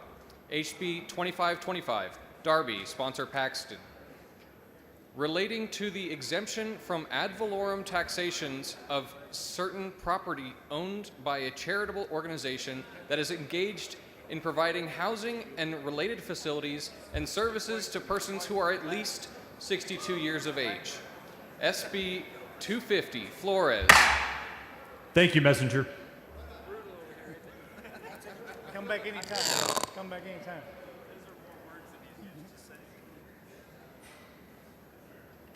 The chair lays out on second reading HB 1904. The clerk will read the bill. HB 1904 by Canales relating to the release of a balloon and associated littering, creating a criminal offense. Chair recognizes Mr. Canales to explain the bill. Mr. Speaker, member, this is our aeronautical litter bill and booth passage. Mr. Speaker, Mr. Money, for what purpose? will the gentleman yield for questions? Absolutely. Gentleman yields. Thank you, Mr. Canales and Speaker. So right now, I'm trying to figure out what the need for this bill is. What is it that you're trying to accomplish? So currently people release sometimes 10, 20, 30, 100 Mylar balloons. Those balloons end up on ranches. Those cows eat them and die. They end up in the ocean. But for the most part, this is a rural Texas bill to make sure that we're not killing livestock with Mylar balloons, and that's a big deal. Okay, is your bill limited to Mylar balloons? It's all balloons that fly, that use helium or fly away. It's the same as if they grabbed a piece of litter and threw it in your yard. Just because you released it doesn't mean it doesn't fall somewhere. Right. So if I took a deflated balloon and threw it on the ground, That's littering. That's litter. Same. Why do we need this bill? I just explained it to you. I can explain it, but I can't help you understand it. I understand. I'm saying, you're saying it's currently not litter to throw it into the air? It's currently not considered litter to release balloons. And who do you think releases most balloons? What age person do you think is doing most of the balloon releasing? I've visited lots of parties, and so it just depends on who the idiot is. Yeah. Most of the time, wouldn't you say that idiot is probably 4, 5, 6 years old? Could be a representative asking questions. Who knows? I understand. I don't think I've released a balloon in the atmosphere since I was 4, 5, or 6 years old. Good for you. Then you wouldn't have to worry about this bill. No, but I'm a little worried about children that release balloons intentionally, unintentionally, do it for fun, or just because they don't understand. Have you read the bill? No, I've read the bill. Can you tell me how many balloons it would take to actually be punished? Any amount of balloons is a Class C misdemeanor.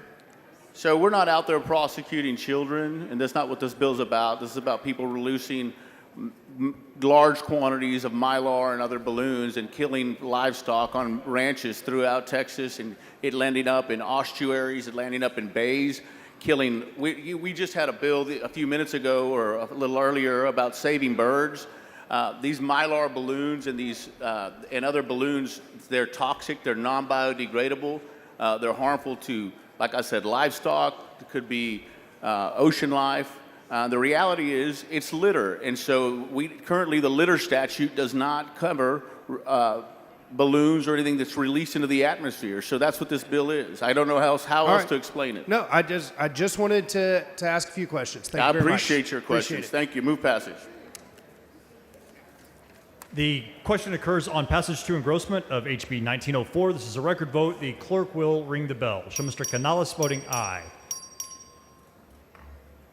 Have all members voted? Have all members voted? There being 97 ayes and 40 nays, HB 1904 is passed to engrossment. Chair recognizes Mr. Hunter for a motion. Mr. Speaker, I move that the House grant permission for Committee on Calendars to meet while the House is in session today at 5 p.m. in room 3W9 to consider a calendar. Members, you've heard the motion. Is there objection? Chair hears none, and the motion is adopted. Mr. Speaker, Ms. Goodwin, for what purpose? I move to reduce to writing the debate on House Bill 1128 and place it in the journal. Members, you've heard the motion. Is there objection? Chair hears none. The motion is adopted.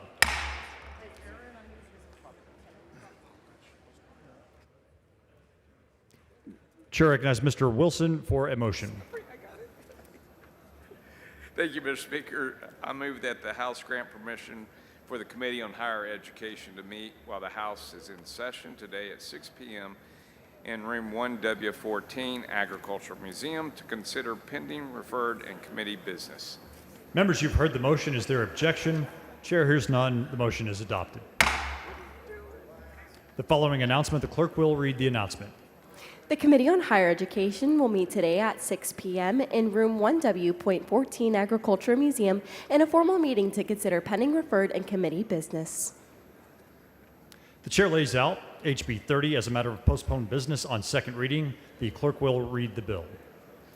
HB 30 by Troxclair relating to the repeal of provisions authorizing certain taxing units in the year following the year in which a disaster occurs to adopt an ad valorem tax rate that exceeds the voter approval rate without holding an election to approve the adopted tax rate, making conforming changes. Chair recognizes Ms. Troxclair to lay out the bill. Mr. Speaker. Mr. Martinez-Fisher, for what purpose? Raise a point of order pursuant to Rule 4, Section 40, Rule 11, Sections 2 and 3. Mr. Martinez-Fisher, please bring your point of order down front.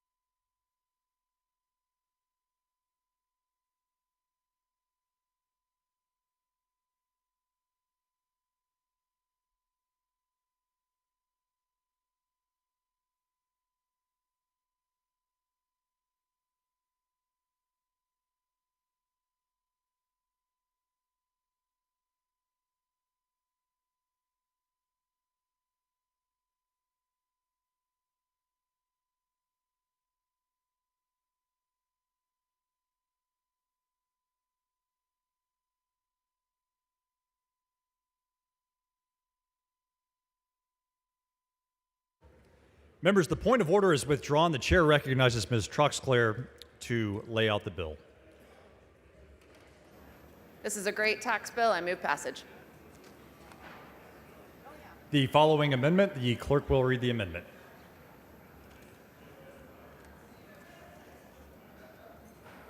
Amendment by Troxclair. Chair recognizes Ms. Troxclair to explain the amendment. This is a great amendment that includes additional expenses related to disasters. Move adoption? Ms. Troxclair sends up an amendment. The amendment is acceptable to the author. Is there any objection to the adoption of the amendment? The chair hears none. The amendment is adopted. The chair recognizes Ms. Troxclair to close on the bill. Move passage. The question occurs on passage to engrossment of HB 30 as amended. Members, this is a record vote. The clerk will ring the bell. Show Mr. Meyer voting aye. Show Ms. Troxclair voting aye. Have all members voted? Show Ms. Bowers voting nay. Have all members voted? There being 83 ayes and 55 nays, HB 30 is passed to engrossment. The chair lays out on second reading HB 1916. The clerk will read the bill. HB 1916 by Cook relating to the jurisdiction of a court in a suit to divide certain property not divided or awarded on the dissolution of a marriage. Chair recognizes Mr. Cook. Thank you, Mr. Speaker. Members, House Bill 1916 simply retains exclusive jurisdiction in the divorce court to later divide any undivided community property that wasn't addressed at the time the decree was signed. I move passage. Question occurs on passage to engrossment of HB 1916. This is a record vote. The clerk will ring the bell. Show Mr. Cook voting aye. Have all members voted? Have all members voted? There being 120 ayes and 1 nay, HB 1916 is passed to engrossment. The chair lays, as a matter of postponed business, members, the next bill on the calendar is HB 2613. The Senate companion is over and eligible. The chair lays out on second reading Senate Bill 1119. The clerk will read the bill. SB 1119 by Hughes relating to the liability of a water park entity for injuries arising from certain activities. Chair recognizes Ms. Harris Davila. Thank you, Mr. Speaker and members, for the opportunity to present SB 119 before you today. SB 119 protects water parks from frivolous lawsuits. It's similar legislation we passed for RV parks last session, and HB 1130 that we passed this session for caverns has been agreed on by TLR, TTLA, and I move passage. Members, the question occurs on passage to third reading of Senate Bill 1119. This is a record vote. The clerk will ring the bell. Show Ms. Harris Davila voting aye. Show Ms. Bowers voting aye. Show Ms. Swanson voting aye. Have all members voted? Have all members voted? There being 124 ayes and 7 nays, SB 1119 is passed to third reading. Ms. Harris Davila moves to lay House Bill 2613 on the table subject to call. Is there objection? Chair hears none, and the motion is adopted. The chair lays out HB 541 as a matter of postponed business on second reading. The clerk will read the bill. HB 541 by Shaheen relating to the provision of direct patient care by physicians and healthcare practitioners. Chair recognizes Mr. Shaheen. Thank you, Mr. Speaker. Members, House Bill 541 increases access to medical care while reducing costs by expanding the number of health care providers who can bill their patients directly. In addition to physicians, our constituents can have a direct pay relationship with any licensed health care practitioner. Move passage. Question occurs on passage to engrossment of HB 541. This is a record vote. The clerk will ring the bell. Show Mr. Shaheen voting aye. Have all members voted? Show Mr. Schofield voting aye. Have all members voted? There being 135 ayes and 3 nays, HB 541 is passed to engrossment. The chair lays out on second reading HB 5560. The clerk will read the bill. HB 5560 by Harris relating to penalties in certain suits involving a groundwater conservation district increasing a penalty. The chair recognizes Mr. Harris. Thank you, Mr. Speaker. Members, this bill helps encourage large-scale commercial water producers to follow the rules and keep them from intentionally overpumping their water wells. Move passage. Question occurs on passage to engrossment of HB 5560. This is a record vote. The clerk will ring the bell. Show Mr. Harris voting aye. Have all members voted? Have all members voted? There being 134 ayes and 5 nays, HB 5560 is passed to engrossment. Chair lays out on second reading House Bill 3071. The clerk will read the bill. HB 3071 by Guerin relating to the cancellation of certain solid waste disposal permits issued by the Texas Commission on Environmental Quality. Chair recognizes Mr. Guerin. Thank you, Mr. Speaker and members. This bill assures that a landfill that has not been operated in over 40 years will continue not to operate, and there is an amendment. Following amendment, the clerk will read the amendment. Amendment by Guerin. Chair recognizes Mr. Guerin to explain the amendment. Thank you, Mr. Speaker and members. This amendment just makes sure that this is retroactive back to the 40 years, and I move passage. Mr. Guerin sends up an amendment. The amendment is acceptable to the author. Is there any objection to the adoption of the amendment? The chair hears none, and the amendment is adopted. Thank you, Chair Mr. recognizes Mr. Guerin to close on the bill as Thank you, amended. Mr. Speaker and members, and this bill is bracketed just to the city of Fort Worth in one specific landfill. I move passage. Question occurs on passage to engrossment of HB 3071 as amended. This is a record vote. The clerk will ring the bell. Show Mr. Guerin voting aye. Show Mr. Capriglione voting aye. Have all members voted? Have all members voted?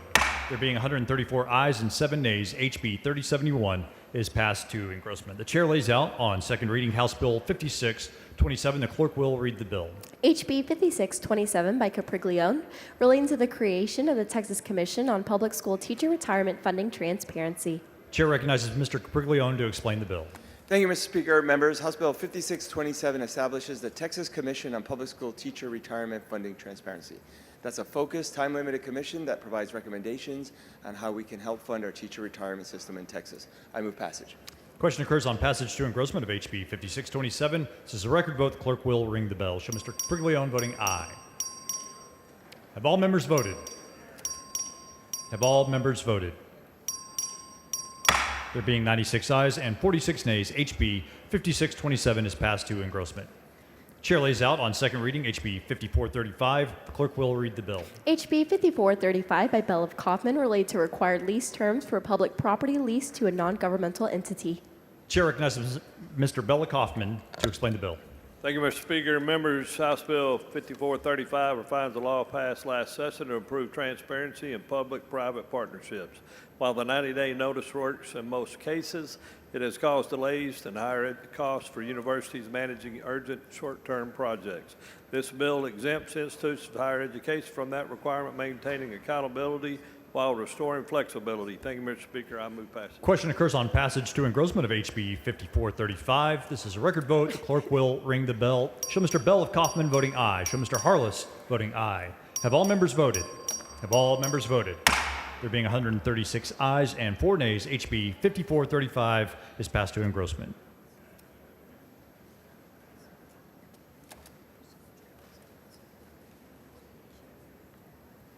The chair lays out on second reading House Bill 3913.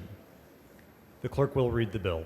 HB 3913 by Harless related to licensing and regulation of certain real estate professionals by the Texas Real Estate Commission. Chair recognizes Mr. Harless for a motion. Thank you, Mr. Speaker. Members, I move to postpone further consideration of House Bill 3913 until 6 p.m. today. Members, you've heard the motion. Is there any objection? Chair hears none. The motion is adopted. Chair lays out on second reading HB 2921. The clerk will read the bill. HB 2921 by Y. Davis of Dallas relating to the confidentiality of certain information collected by certain local governments and airport governing boards. Chair recognizes Ms. Y. Davis of Dallas to explain the bill. Thank you, Mr. Speaker. Members, this is a bill to protect your confidentiality when you go to the airports and swipe your credit cards. This is to prevent them from selling it, taking it from the lounges you swipe your card, from the parking lots, all the things that you use your credit card for. That information is captured. This is just to say that it cannot be given away through public information request. And I move adoption. Question occurs on passage to engrossment of HB 2921. This is a record vote. The clerk will ring the bell. Show Ms. Y. Davis of Dallas voting aye. Have all members voted? Have all members voted? There being 138 ayes and 0 nays, HB 2921 is passed to engrossment. The chair lays out on second reading HB 2695. The clerk will read the bill. HB 2695 by Anshia relating to the use of a social media platform and furtherance of an offense involving the delivery of a controlled substance, increasing criminal penalties. Chair recognizes Mr. Anchia for a motion. Thank you, Mr. Speaker and members. I move to postpone further consideration of House Bill 2695 until 10 a.m. Monday, May 12th. Members, you've heard the motion. Is there objection? Chair hears none. The motion is adopted.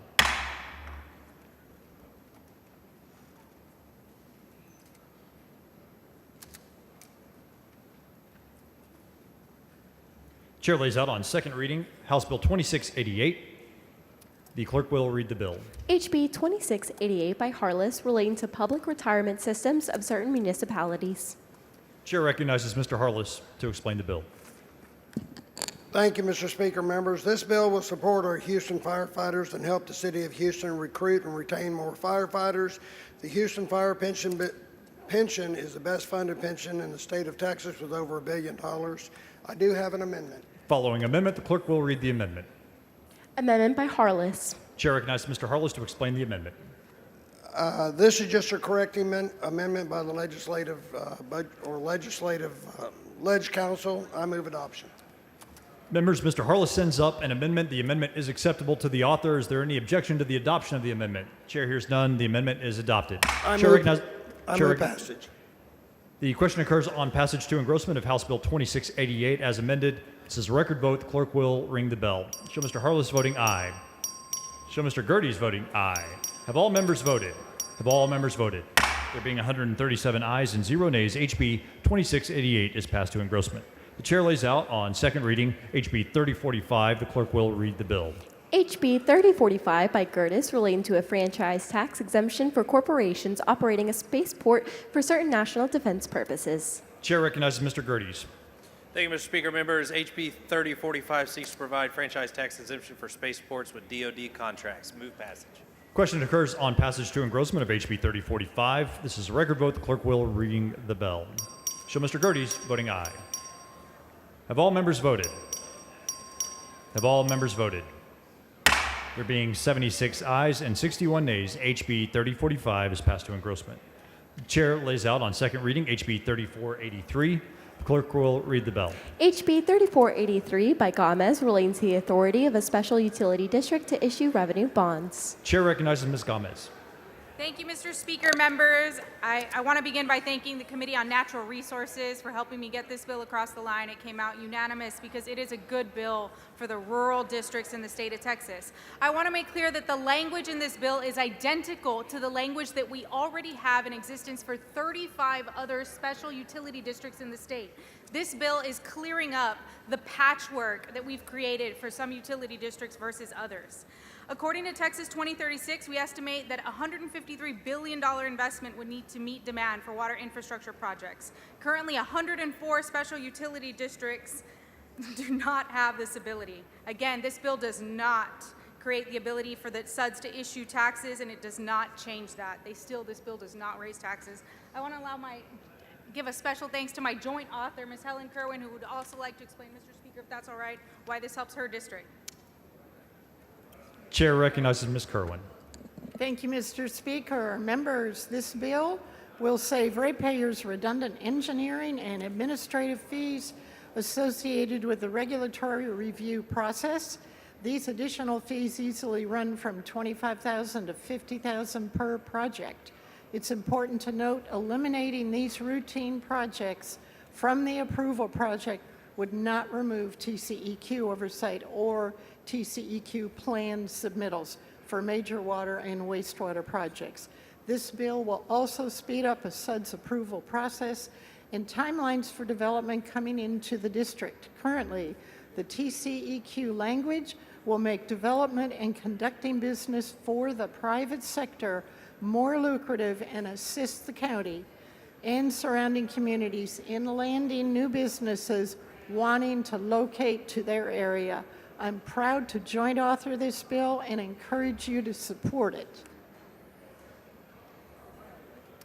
No. Chair recognizes Ms. Gomez to close on the bill. Thank you, Representative Kerwin. Mr. Speaker, I move passage. The question occurs on passage to engrossment of HB 3483. This is a record vote. The clerk will ring the bell. Show Ms. Gomez voting aye. Show Mr. Harris voting aye. Show Mr. McQueenie voting aye. Show Mr. Bell Kaufman voting aye. Show Mr. Ashby voting aye. Show Mr. Romero voting aye. Have all members voted? Have all members voted? There being 108 ayes and 30 nays, HB 3483 is passed to engrossment.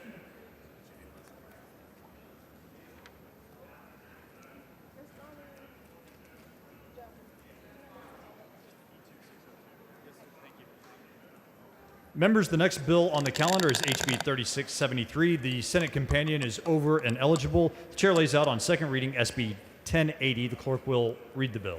SB 1080 by West relating to the issuance of a provisional occupational license to certain applicants with criminal convictions. The chair recognizes Mr. Cook to explain the bill.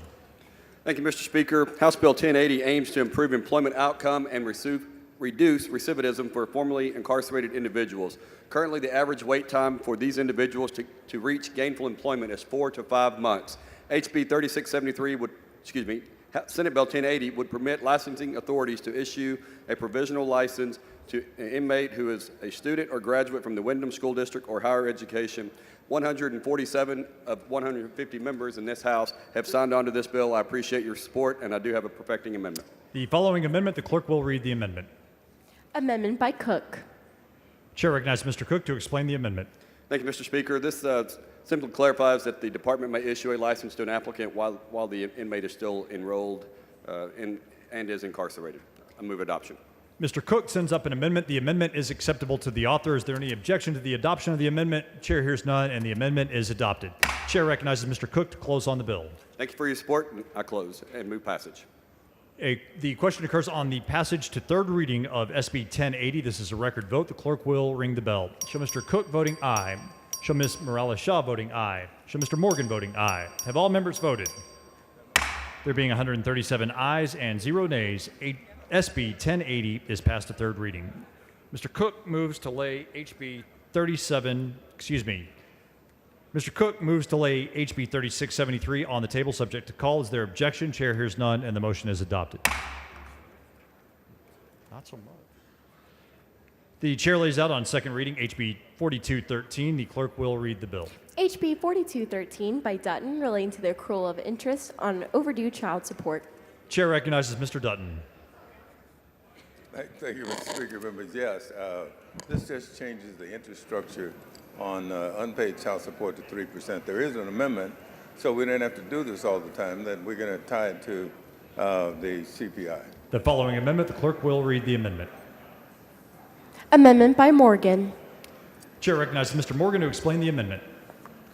Hi, thank you, members, Mr. Speaker. This amendment basically just ties this to the federal open market, it ties it to the Fed rate basically, so we don't have to change this. As interest rate goes up, this rate will go up. As they go down, this interest rate will go down as well. So it's a one-time fix for all. Thank you. And I believe the amendment is agreeable to the author, and I move adoption. Mr. Morgan sends up an amendment. The amendment is acceptable to the author. Is there any objection to the adoption of the amendment? Chair hears none, and the amendment is adopted. Chair recognizes Mr. Dutton to close on the bill as amended. I move passage, Mr. Speaker. Mr. Speaker? Mr. Canales, for what Will purpose? the gentleman yield for a brief question? Yes. How does it work with the current support orders? I know this is moving forward. It's a standard 6% on unpaid child support. And so this is going to change. This is going to be standard 6% across the board, or it's going to fluctuate? No, it's 3%. It goes down to 3%. But what Morgan just did is fix it so that we don't have to come back and do this every time. It will fluctuate depending on what the CPI is. Okay, and so, and this affects existing orders how? It So, affects so the if I've got a unpaid. child support order that's today is 6%?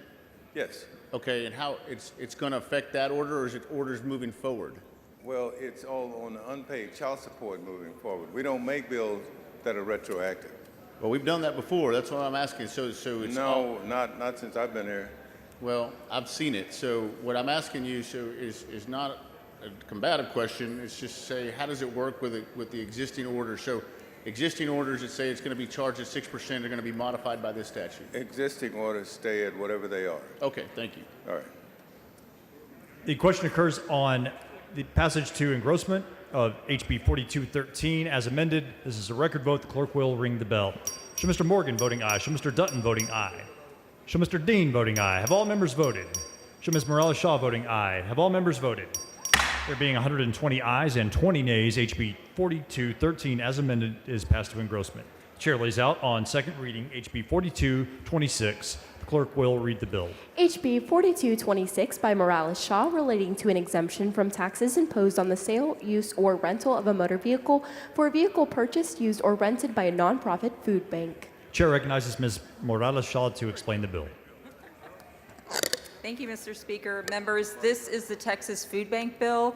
Food banks operate in all 254 counties in Texas, making homebound deliveries to veterans, seniors, and others, and for emergency disaster response. I want to thank my co-authors up here, and including Little too, who's not up here. For every dollar that your food bank, that you save your food banks, they provide 3 meals. This bill was voted unanimous out of Ways and Means, and I ask for your support today so we can deliver back to our local food banks. I move passage. The question occurs on passage to engrossment of HB 4226. This is a record vote. The clerk will ring the bell. Show Ms. Morales Shaw voting aye. Show Mr. Dean voting aye. Have all members voted? Have all members voted? There being 134 ayes and 5 nays, HB 4226 is passed to engrossment. Chair lays out on second reading HB 783. The clerk will read the bill. HB 783 by Lalani relating to civil liability for online impersonation.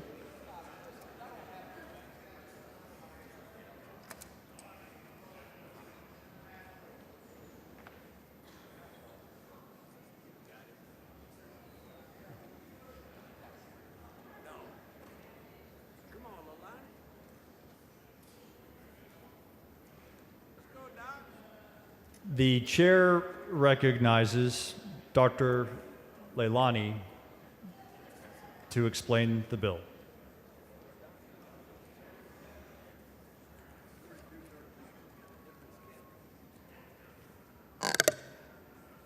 Thank you, Mr. Speaker and members. HB 783 would create a civil cause of action for person harmed by online impersonation. This bill is a refile that was passed in the House last session by 115 by 25. This bill defines online impersonation as a use of a person's name, image, signature, voice, or likeness through social media or other digital means without consent and with an intent to harm, defraud, intimidate, or threaten. Texans reported over 135,000 cases of online impersonation in 2024, which has resulted in about $900 million in losses, about 31% increase from last year. I move passage. Following amendment, the clerk will read the amendment. Amendment by Little. Chair recognizes Mr. Little on the amendment.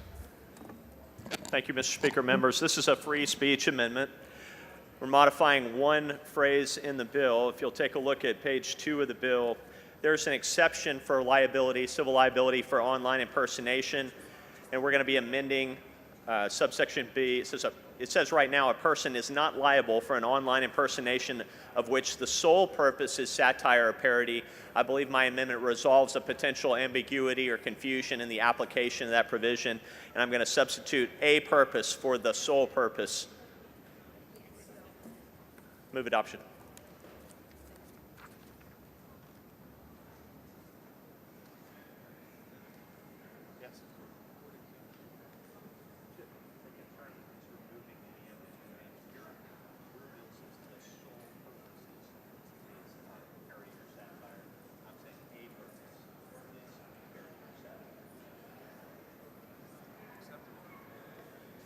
Mr. Little sends up an amendment. It is acceptable to the author. Is there objection? Chair is none. The amendment is adopted.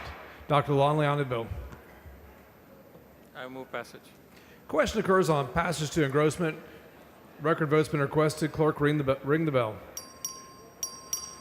So Mr. Dean voting aye. Have all members voted? Have all members voted? 112 ayes and 28 nays. House Bill 783 is passed to engrossment.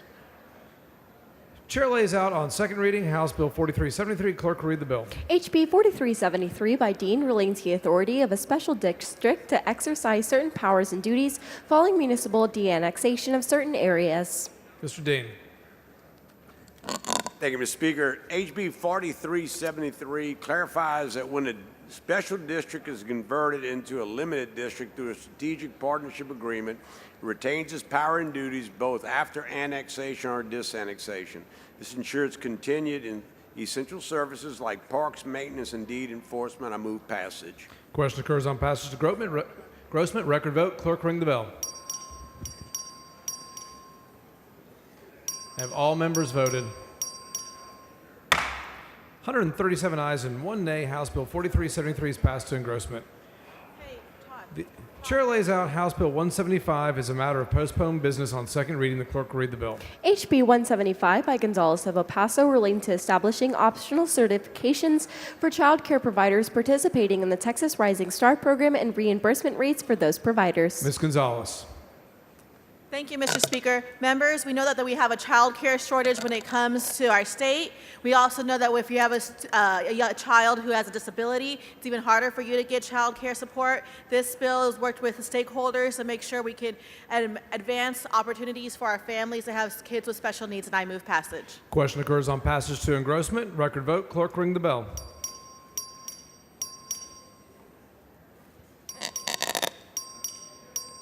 Have all members voted? 92 ayes and 48 nays. House Bill 175 is passed to engrossment. Chair lays out on second reading House Bill 4735. Clerk, read the bill. HB 4735 by Ashby relating to rural development funds and insurance tax credits for certain investments in those funds, authorizing fees. Mr. Ashby. Thank you, Mr. Speaker. Members, this bill implements the Texas Rural Development Program within the Comptroller's Office in order to improve capital access to growth in rural small businesses. I move passage. Question occurs on passage to engrossment. Record vote. Clerk, ring the bell. Should Mr. Ashby voting aye?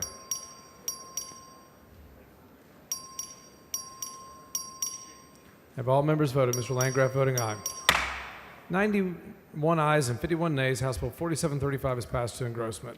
Chair lays out on second reading House Bill 5155. Clerk, read the bill. HB 5155 by Rose relating to the continuation of a pilot program designed to improve the quality and accessibility of care for certain Medicaid recipients. Ms. Rose.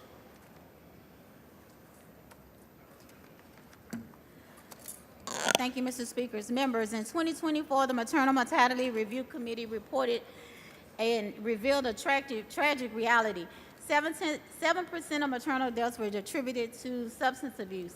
This is not a new trend. In 2020, HHSC took steps to combat the crisis by securing over $3 million of federal funds to launch the Maternal Opioid Misuse, or MOM model. So MOM participants have better medication, treatment, and receive more consistent prenatal and postpartum care and deliver healthier babies. So HB 5155 extends the evidence-based program for 3 more years and allows HHSC to seek additional funding. Move passage. Question occurs on passage to engrossment. Record vote. Clerk, ring the bell. Have all members voted? 140 ayes and 3 nays. House Bill 5155 is passed to engrossment. Chair lays out on second reading House Bill 5057. Clerk, read the bill. HB 5057 by Landgraf relating to exclusive contracts for municipal solid waste management services. Mr. Landgraf. Thank you, Mr. Speaker. HB 5057 promotes transparency in municipal solid waste contracting, and I move passage. Question occurs on passage to engrossment. Record vote. Clerk, ring the bell. Have all members voted? 143 ayes and 1 nay. House Bill 5057 is passed to engrossment. Members, the next bill on the calendar is House Bill 4984. The Senate companion is over and eligible. Chair lays out on second reading SB 929. Clerk will read the bill. HB 929 by Johnson relating to deadlines and times of inception for mechanic and materialism linens. Mr. Lujan.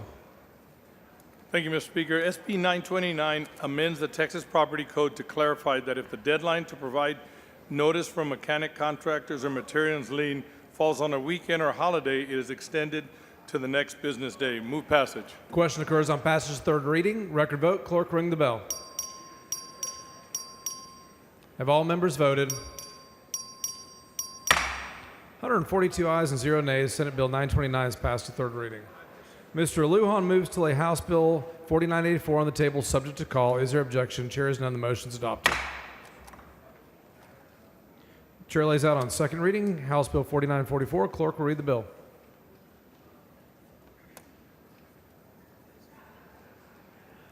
HB 4944 by Moody relating to the establishment of a grant program to provide financial assistance to counties for transportation assistance to indigent litigants. Mr. Moody for a motion. Thank you, Mr. Speaker. Members, I move to postpone further consideration of HB 4944 until today at 5:30 p.m. Thank you. Members, you've heard the motion. Is there objection? Chair is none, so ordered. Chair lays out on second reading House Bill 4813. Clerk, read the bill. HB 4813 by Oliverson relating to the scheduling of certain controlled substances in response to certain actions by the United States Food and Drug Administration with respect to those substances. Chair has Dr. Oliverson. Thank you, Mr. Speaker. Members, this bill essentially directs the DSHS Commissioner to prioritize the rescheduling of certain substances that the FDA is in the process of rescheduling so that our veterans can have access to them more quickly to treat PTSD. And I move passage. Question occurs on passage to engrossment. Record vote. Clerk, ring the bell. Have all members voted?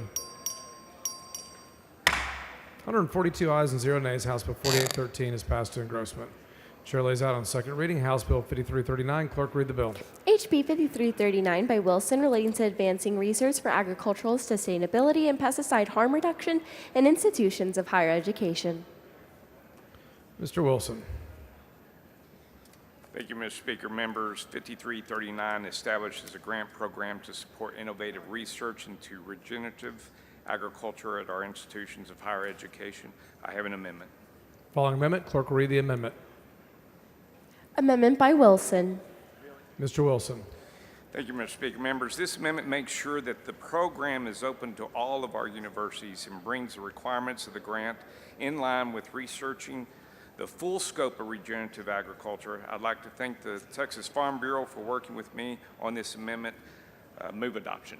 Mr. Wilson sends up amendments acceptable to the author. Is there objection? Chair is none. The amendment's adopted. Mr. Wilson on the bill.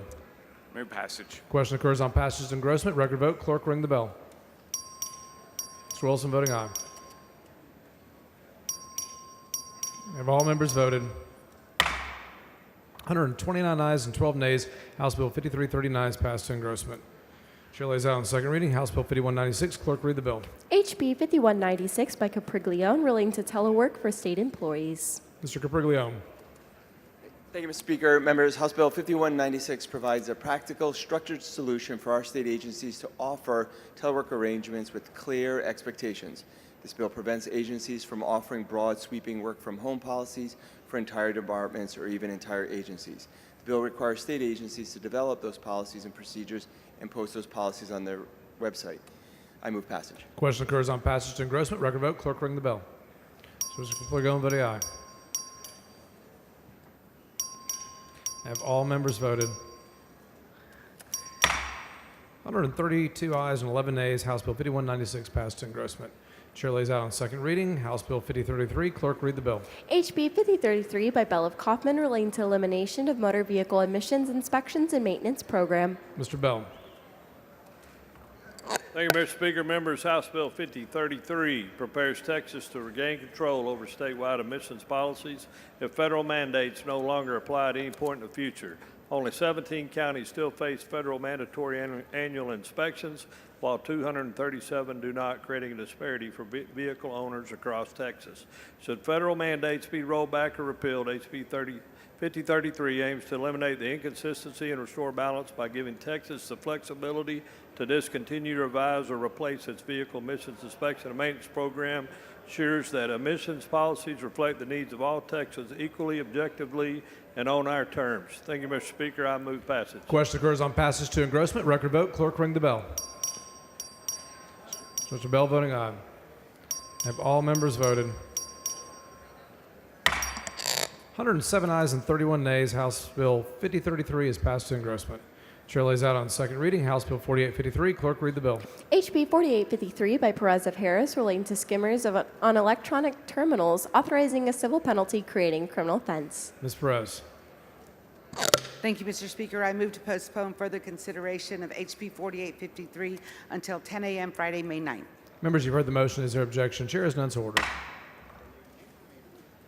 Chair lays out on second reading House Bill 3486. Clerk, read the bill.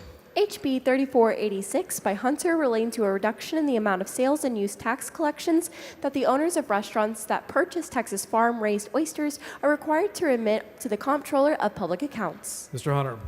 Thank you, Mr. Speaker. Members, this provides only the tax rebate with the comptroller through mariculture oysters. Move passage.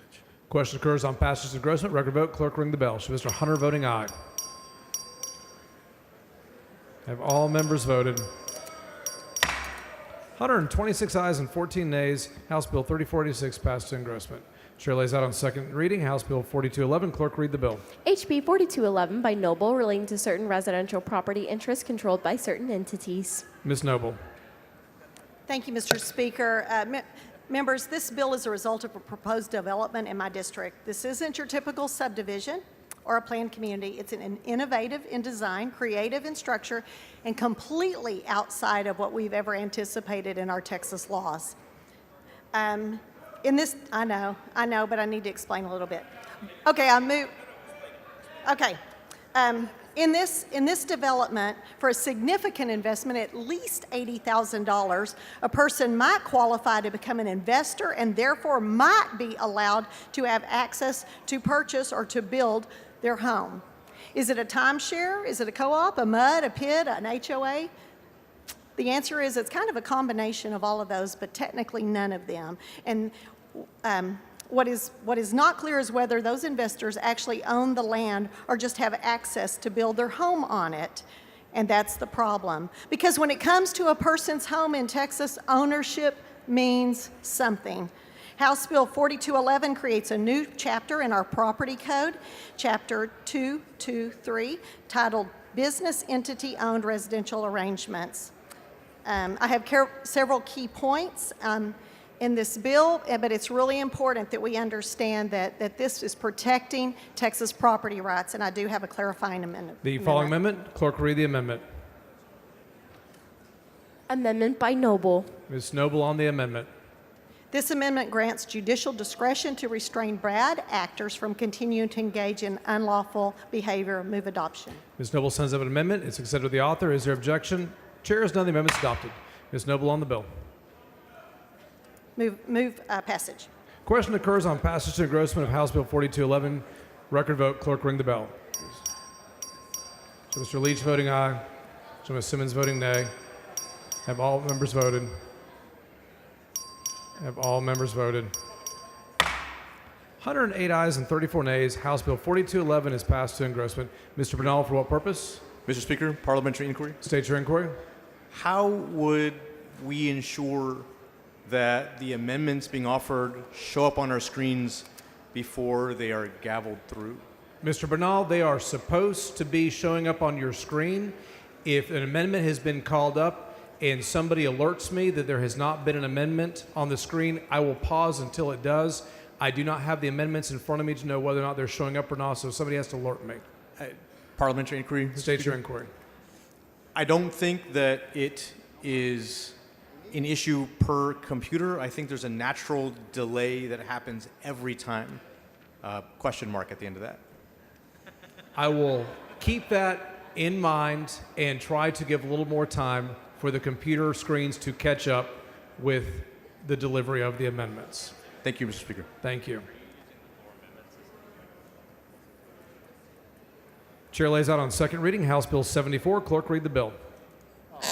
HB 74 by Morales of Maverick relating to the creation of the Puerto Verde Port Authority District, providing authority to issue bonds, providing authority to impose assessments, fees, and taxes, granting a limited power of eminent domain. Mr. Morales. Thank you, Mr. Speaker. This is a partisan bill that has the potential to transform the South Central Texas region.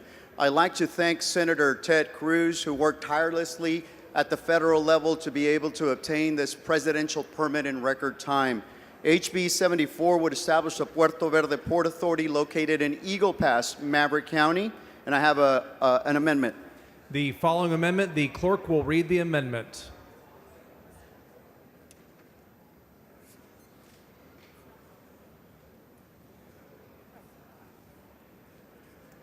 Amendment by Morales of Maverick. Mr. Morales. The amendment is just a perfecting amendment that addresses the initial directors. It's acceptable to the author. Move adoption. Move adoption.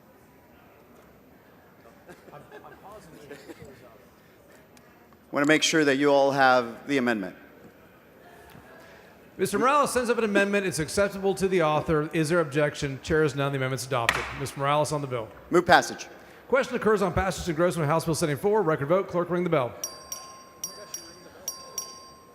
Have all members voted? Mr. Manuel voting aye. Have all members voted?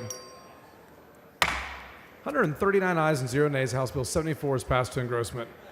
Chair lays out on second reading House Bill 4670. Clerk read the bill. HB 4670 by manual relating to dispute resolution for and enforcement actions against certain long-term care facilities. Mr. Manuel for a motion. Mr. Speaker, I move to postpone further consideration of HB 4670 until 10 a.m. Monday, May 12th. Members, you've heard the motion. Is there objection? Chair is none so ordered. Chair lays out on second reading House Bill 4730. Clerk will read the bill. HB 4730 by whole relating to the voluntary relinquishment of parental rights, adoptions, and regulations of child placing agencies. Ms. Hall.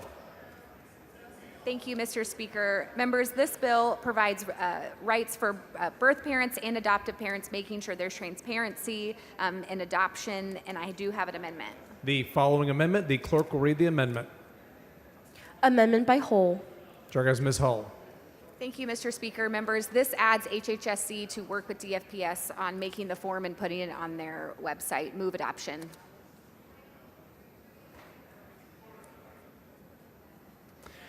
Ms. Hall sends up an amendment. It's acceptable to the author. Is there objection? Chair is none. The amendment adopted. Ms. Hall on the bill. Move passage. Question occurs on passage to engrossment. Record vote. Clerk ring the bell. Have all members voted? 136 ayes and 2 nays. House Bill 4730 is passed to engrossment. Chair lays out on second reading House Bill 4743. Clerk read the bill. HB 4743 by Bonin relating to the issuance of a single license for a hospital and a mobile stroke unit of the hospital. Dr. Bonin. Thank you, Mr. Speaker. There are many counties in our state that lack a hospital that can provide stroke treatment. This legislation would allow the Texas Department of State Health Services to license accredited mobile stroke units. This could provide emergent, life-saving treatment to people in underserved areas. I move adoption. Question occurs on passage to engrossment. Record vote. Clerk ring the bell. Have all members voted? 141 ayes and 0 nays. House Bill 4743 is passed to engrossment.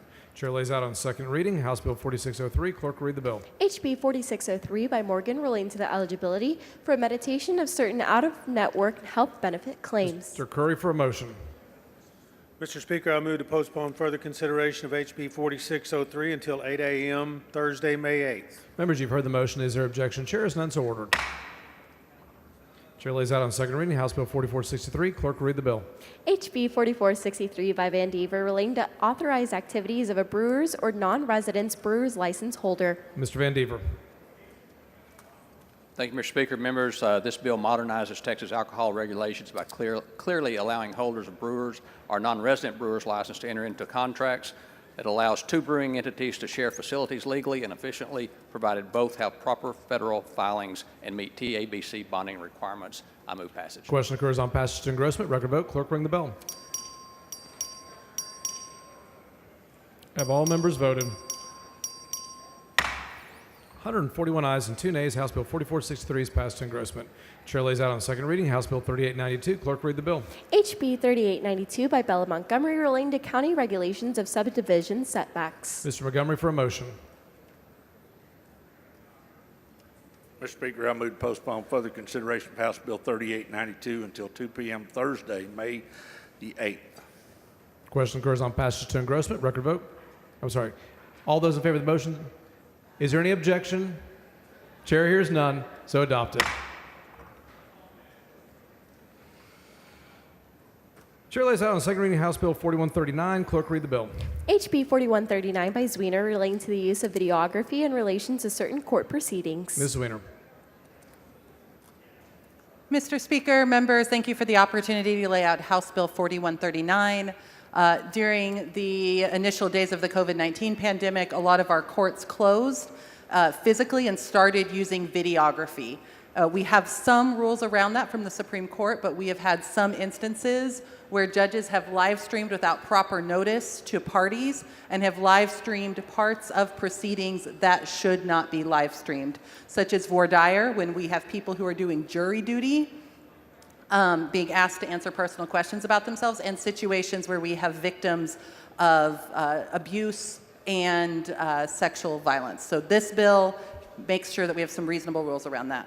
Mr. Johnson, for what purpose? Mr. Speaker, will the gentlelady yield for questions? Does the gentlelady yield for questions? I do yield. She yields. And Representative Zwiener, I think my phrase when we heard this in committee was, this is why we can't have nice things, because this was a judge who surreptitiously set up cameras without telling any of the parties and live streamed a case. And your bill ensures that no other judge deceivingly sets up cameras to publicize not only the proceedings, but protects against them publicizing victims of child sexual assault and human trafficking, two of the victim populations that we desperately need to protect, right? Yes, that is correct. The case involved was actually one with an 8-year-old victim, and luckily the live streaming was discovered before the victim's name was revealed to the entire internet. Literally one of the creepiest things I've ever heard of from a judge. I hate that we need this bill, but apparently we do. And so passing this bill will keep a judge from exposing a child's sexual abuse to the world, right? Yes. I look forward to supporting it. Thank you. Thank you. Members, I do have an amendment. The following amendment, clerk will read the amendment. Amendment by Zwiener. Chair goes Ms. Weiner. Thank you, members. This amendment adds some additional offenses suggested by Representative Johnson, clarifies some provisions for virtual hearings, and clarifies the notification requirements. I move adoption.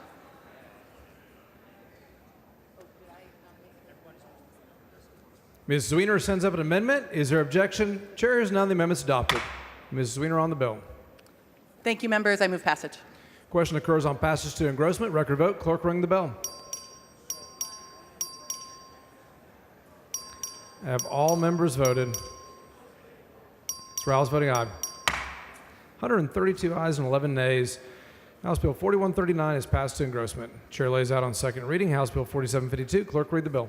HB 4752 by Landgraf relating to eligibility of a charitable organization for an exemption from ad valorem taxation of the organization's property if the organization provides for the organized solicitation and collection for distributions through gifts, grants, and agreements to nonprofit, charitable, education, religious, and youth organizations that provide direct health and human and welfare services.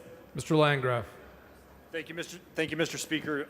This bill patches up a hole that we left in a bill that we enacted during the last legislative session. I move passage. Question occurs on passage to engrossment. Record vote. Clerk ring the bell. Have all members voted?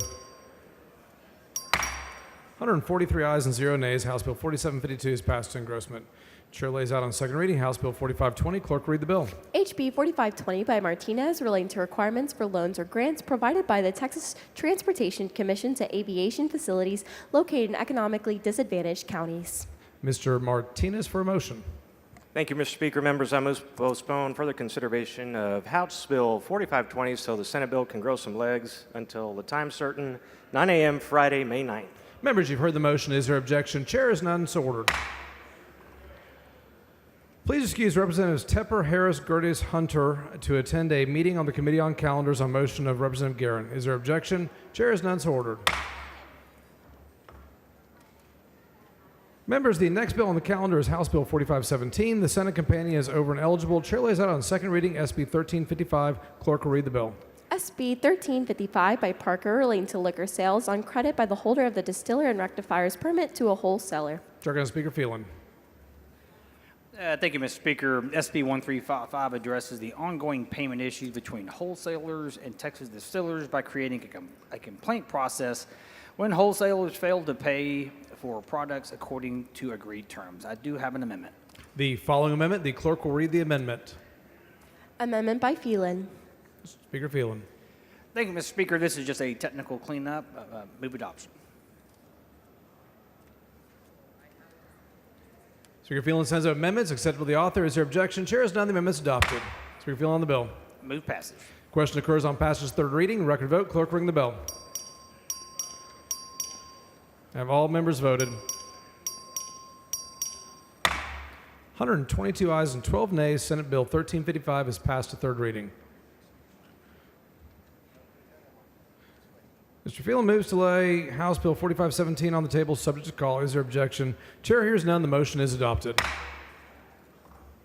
Please excuse Ms. Rose to attend a meeting on the Committee on Calendars on motion of Mr. Guerin. Is there objection? Chair has none, so ordered.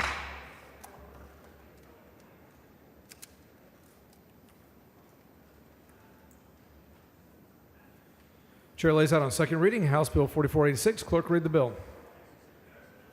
HB 4486 by Bonin relating to directing payment after approval of certain miscellaneous claims and judgments against the state out of funds designated by this act, making appropriations. Dr. Bonin. Thank you, Mr. Speaker. This legislation is required to be passed each session. At any particular point in time, the state of Texas may have outstanding claims and judgments against it.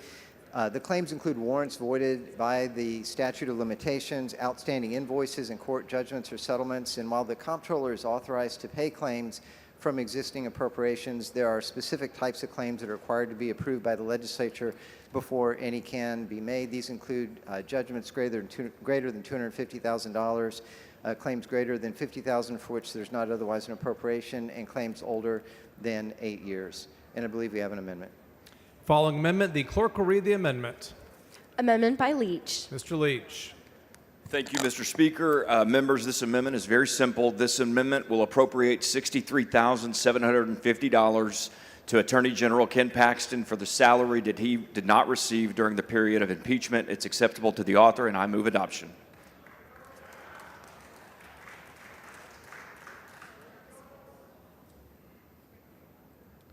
Ms. Howard, for what purpose? Sorry, Mr. Speaker, it's still not coming up. The amendments are not coming up on our computer, so we haven't seen it. I hear what Chairman Leach is saying, but we can't see it.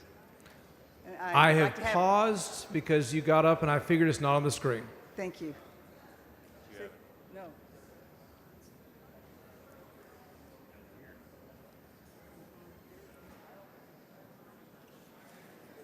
There.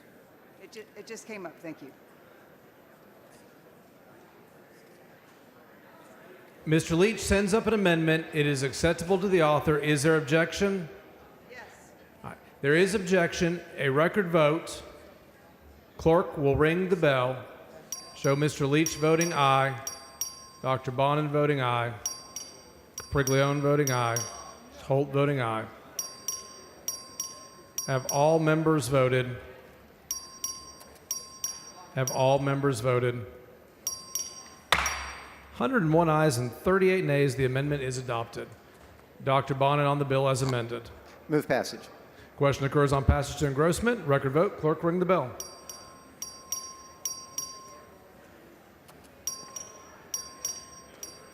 Have all members voted? 109 ayes and 24 nays. House Bill 4486 is passed to engrossment. Please excuse Representatives Craddock, Marianne Perez, Canales, Curry, Gomez, Harris Davila, Hefner, LaHood, Little, Christina Morales, Eddie Morales, Patterson, Paul, to attend a meeting on the Committee on Transportation on motion of Mr. Guerin. Is there objection? Chair has none, so ordered.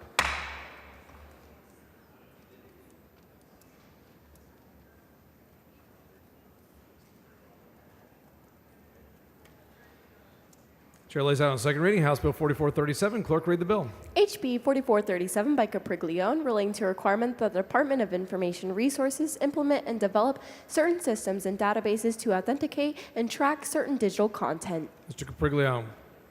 Mr. Speaker, members, this bill responds to growing concerns around misinformation, synthetic media, such as AI-generated images, and the lack of provenance attached to digital content. I move passage. Question occurs on passage of engrossment. Record vote. Clerk, ring the bell. Mr. Capriglione voting aye. Have all members voted? Mr. Leach voting aye. 124 ayes, 0 nays. House Bill 4437 is passed to engrossment. Chair lays out on second reading House Bill 4426. Clerk, read the bill. HB 4426 by Darby relating to the term of a permit issued by the Railroad Commission of Texas for a commercial surface disposal facility. Mr. Darby. Thank you, Mr. Speaker. Members, this bill simply allows commercial surface disposal facility permits to be issued for up to 10 years instead of 5, better aligning with the long-term nature of these operations. And I do have one perfecting amendment. Following amendment, clerk will read the amendment. Amendment by Darby. Mr. Darby on the amendment. This amendment comes from the Railroad Commission to correct vague language to ensure that we're not allowing for automatic renewals. It is acceptable to offer and move adoption. Mr. Darby sends up an amendment. Is there objection? Chair hears none. The amendment is adopted. Mr. Darby on the bill. Move passage. Question occurs on passage to engrossment. Record vote. Clerk, ring the bell.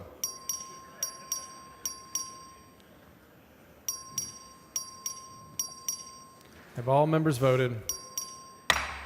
125 ayes, 0 nays. House Bill 4426 is passed to engrossment.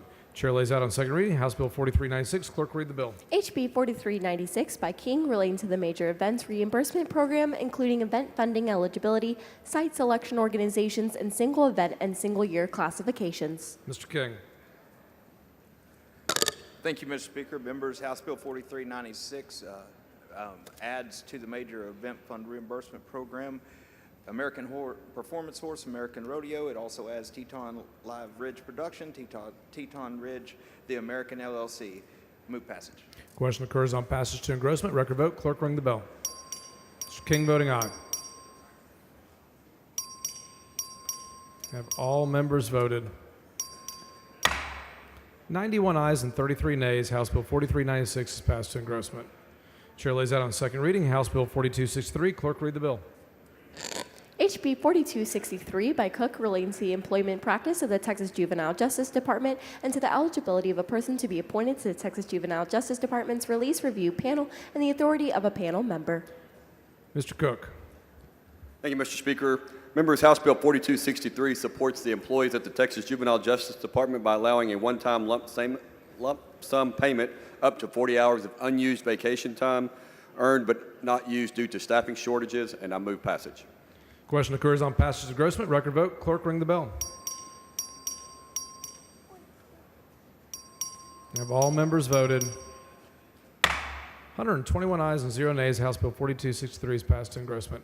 Chair lays out on second reading House Bill 3487. Clerk, read the bill. HB 3487 by Hunter relating to a reduction in the amount of sales and use tax collections that the owners of restaurants that participate in an oyster shell recycling program are required to remit to the Comptroller of Public Accounts. Mr. Landgraf. Thank you, Mr. Speaker. This is Chairman Hunter's bill that would create a sales tax incentive for restaurants that participate in oyster shell recycling programs. I move passage. Question occurs on passage to engrossment. Record vote. Clerk, ring the bell. Have all members voted? 109 ayes, 13 nays. House Bill 3487 is passed to engrossment. Chair lays out on second reading House Bill 3418. Clerk, read the bill. HB 3418 by Morales of Maverick relating to prohibitions on certain employment for sex offenders.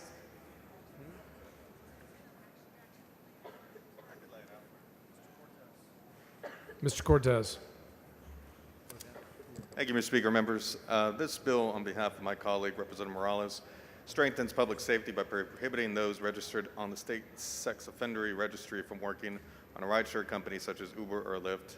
I move passage. Question occurs passage to engrossment. Record vote. Clerk, ring the bell. Mr. Cortez voting aye. Have all members voted? Have all members voted? 124 ayes, 0 nays. House Bill 3418 is passed to engrossment. Chair lays out on second reading House Bill 2284. Clerk, read the bill.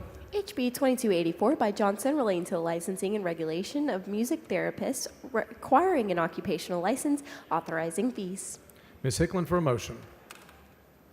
Mr. Speaker, I move to postpone further consideration of HB 2284 until today at 5:30 p.m.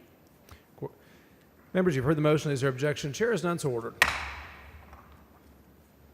Chair lays out on second reading House Bill 2266. Clerk, read the bill. HB 2266 by Isaac relating to the processing of an application for an authorization to use a standard permit for a rock or concrete crushing facility. Ms. Isaac. Thank you, Mr. Speaker. Member, this bill encourages aggregate production operators who demonstrate responsible land reclamation practices, and I have an amendment. The following amendment, the clerk will read the amendment. Amendment by Isaac. Ms. Isaac on the amendment. This amendment simply states that the reclamation is done in accordance with terms of any lease agreement. I move passage. Ms. Isaac sends up amendment. Is acceptable to the author. Is there objection? Chair hears none. The amendment is adopted. Ms. Isaac on the bill. Move passage. Question occurs on passage to engrossment of House Bill 2266. Record vote. Clerk ring the bell. Have all members voted? 112 ayes and 5 nays. House Bill 2266 is passed to engrossment. Chair lays out on second reading House Bill 2229. Clerk read the bill. HB 2229 by Hernandez relating to the expunction of arrest records and files by a statutory county court. Ms. Hernandez. Thank you, Mr. Speaker and members. This bill would allow statutory county courts to grant expunctions for cases within their jurisdiction. I move passage. Question occurs on passage to engrossment. Record vote. Clerk ring the bell. Have all members voted? Ms. Garcia voting aye. Have all members voted? 90 ayes and 32 nays. House Bill 2229 is passed to engrossment. Members, the next bill on the calendar is House Bill 4912. The Senate companion is over and eligible. Chair lays out on second reading Senate Bill 2231. Clerk read the bill. HB 2231 by Hinojosa Nueces relating to requiring the Texas Higher Education Coordinating Board to waive fees for admission applications submitted to public institutions of higher education during certain periods. Mr. Wilson. Thank you, Mr. Speaker. Members, Senate Bill 2231 designates the second week of October as College Application Week for all public institutions of higher education in Texas, waiving fees for undergraduate admission applications submitted during this period. Move passage. Question occurs on passage third reading. Record vote. Clerk ring the bell. Have all members voted? 101 ayes and 24 nays. Senate Bill 2231 is passed to third reading. Mr. Wilson moves to lay House Bill 4912 on the table subject to call. Is there objection? Chair has none. The motion is adopted.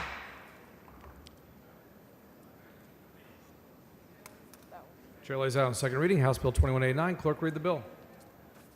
HB 2189 by Howard relating to methods to improve health professional related career and technology education and dual credit programs offered by school districts. Ms. Howard. Thank you, Mr. Speaker. House Bill 2189 includes recommendations from the Governor's Healthcare Workforce Task Force focused on how the state can better align education programs, laboratory resources, and instructional materials to better meet the needs of Texas students and ensure they have the necessary support to begin their careers. Move passage. Question occurs on passage to engrossment. Record vote. Clerk ring the bell.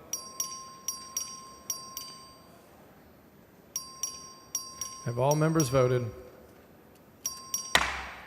96 ayes and 28 nays. House Bill 2189 is passed to engrossment. Chair lays out on second reading House Bill 4506. Clerk read the bill. HB 4506 by Bonner relating to electronic delivery of notice for certain municipal zoning changes.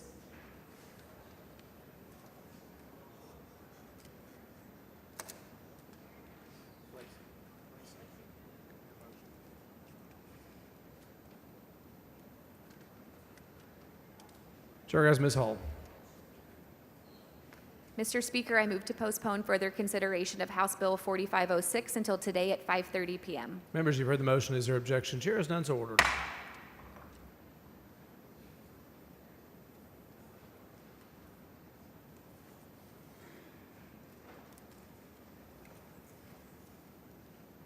Members, the next bill on the calendar is House Bill 5269. Senate companion is over and eligible. Chair lays out on second reading Senate Bill 1877. Clerk read the bill. SB 1877 by Shortner relating to the authority of the Office of Public Utility Counsel to access certain data. Mr. Berry. Thank you, Mr. Speaker. Members, Senate Bill 1877 would broaden the pool of electricity market data the Office of Public Utility Counsel can request, expanding their ability to conduct in-depth analysis of grid reliability, resource adequacy, and long-term transmission planning. The bill also ensures that any confidential information under current law remains confidential when submitted to OPUC. Move passage. Question occurs on passage third reading. Record vote. Clerk ring the bell. Have all members voted? 119 ayes and 5 nays. Senate Bill 1877 is passed to third reading. Chair lays out. Mr. Berry moves to lay House Bill 5269 on the table, subject to call. Is there objection? Chair has none. The motion is adopted. Chair lays out on second reading House Bill 5224. Clerk, read the bill. HB 5224 by Guillen relating to the critical designation of certain natural gas facilities. Mr. Guillen. Thank you, Mr. Speaker. Members, this requires the Railroad Commission and the PUC to establish seasonal critical designations for natural gas facilities to strengthen grid reliability. Move passage. Question occurs on passage to engrossment. Record vote. Clerk, ring the bell. Have all members voted? 120 ayes and 7 nays. House Bill 5224 is passed to engrossment. Chair lays out on second reading House Bill 5195. Clerk, read the bill. HB 5195 by Capriglione relating to the modernization of state agency systems, including the improvement of online access to services and the reduction of paperwork requirements. Mr. Capriglione. Speaker, members, House Bill 5195 directs state agencies to assess their websites to improve accessibility, user navigation, review paperwork, and identify ways to reduce or eliminate paperwork requirements. I move passage. Question occurs on passage to engrossment. Record vote. Clerk, ring the bell.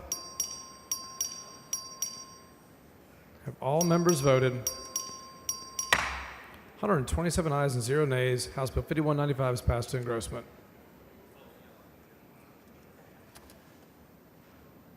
Chair lays out second reading House Bill 3317. Clerk, read the bill. HB 3317 by Hafner relating to the relationship between pharmacists or pharmacies and health benefit plan issuers of pharmacy benefit managers. Mr. Metcalf for a motion. Thank you, Mr. Speaker. I move to postpone further consideration of HB 3317 until today at 5:30 p.m. Members, you've heard the motion. Is there objection? Chair is none. The motion is adopted.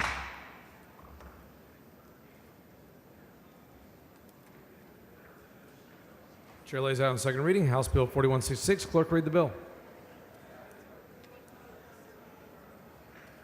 HB 4166 by Guillen relating to an exemption from certain property owners from regulation requirements for residential mortgage loan originators. Mr. Guillen.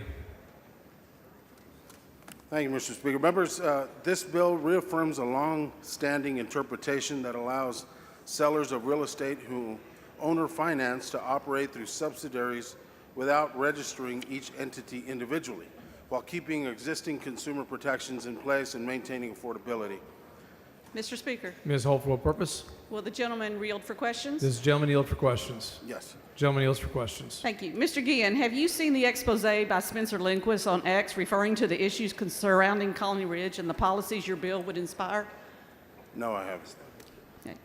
Are you aware that the Federal Consumer Financial Protection Bureau has an active lawsuit into the very acts that HB 4166 intends to advance and propagate, thus allowing more communities to be created just like Colony Ridge? I'm not aware, and I don't see how that has anything to do with 4166. The DOJ complaint finds Colony Ridge made seller finance loans totaling the tens of thousands of dollars per sale without verifying borrowers' ability to repay, leading to 30% foreclosures within 3 years. Yet HB 4166 new owner exemptions lets any first lien loan bypass licensing and underwriting requirements. Are you willing to let unqualified high-risk loans continue unchecked under this bill? Please repeat the question. I'm sorry. Are you willing to let unqualified high-risk loans continue unchecked under this bill? No. Every loan will still be authorized. I'm sorry, Mr. Speaker, I'm not able to hear. Members, please take your conversations outside the rail. So this bill is about mortgage loan originators. There was a recent ruling at the agency where they're reinterpreting a rule that everybody in the process needs to be a mortgage loan originator. They've temporarily held off on implementing that new interpretation while the legislature deals with it.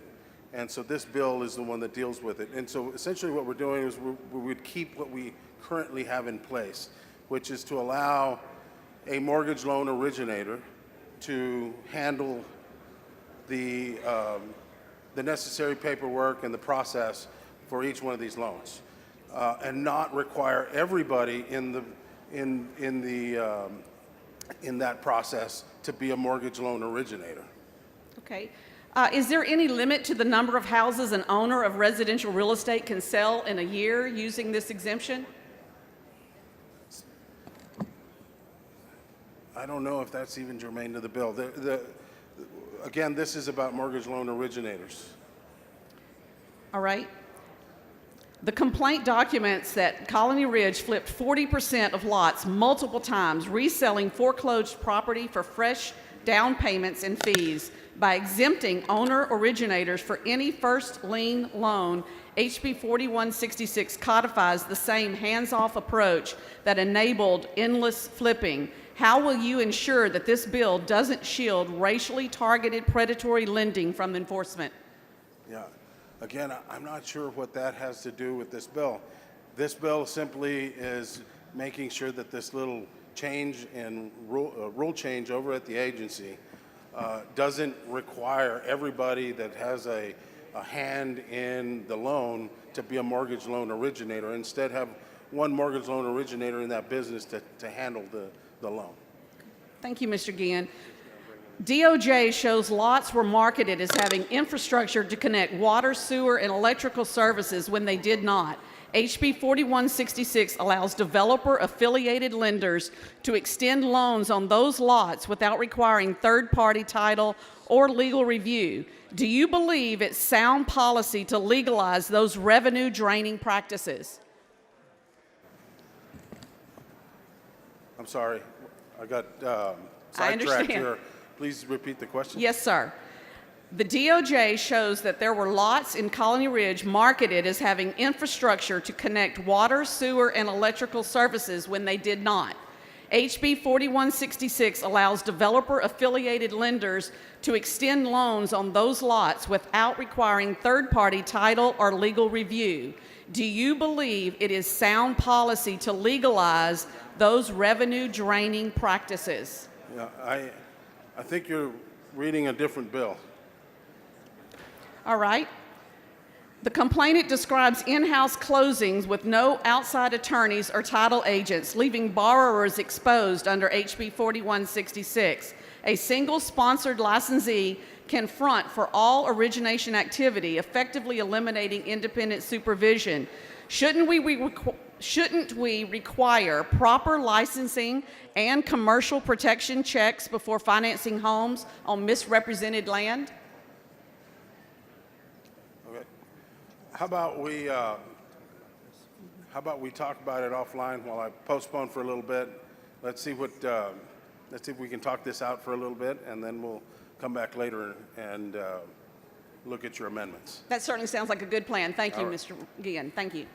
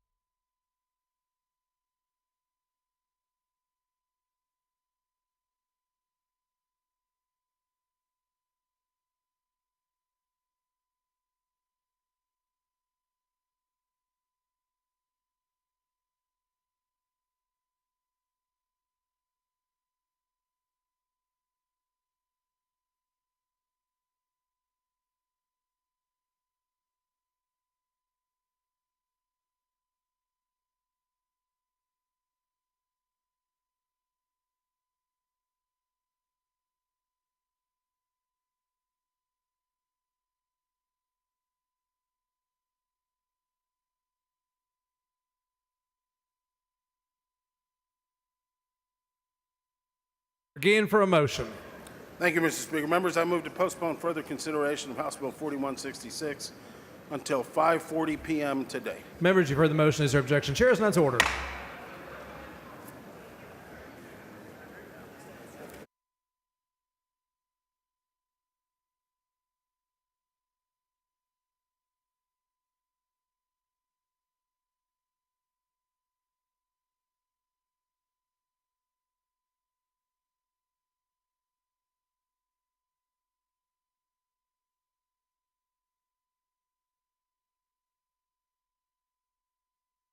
Chair lays out on second reading House Bill 3947. Clerk, read the bill.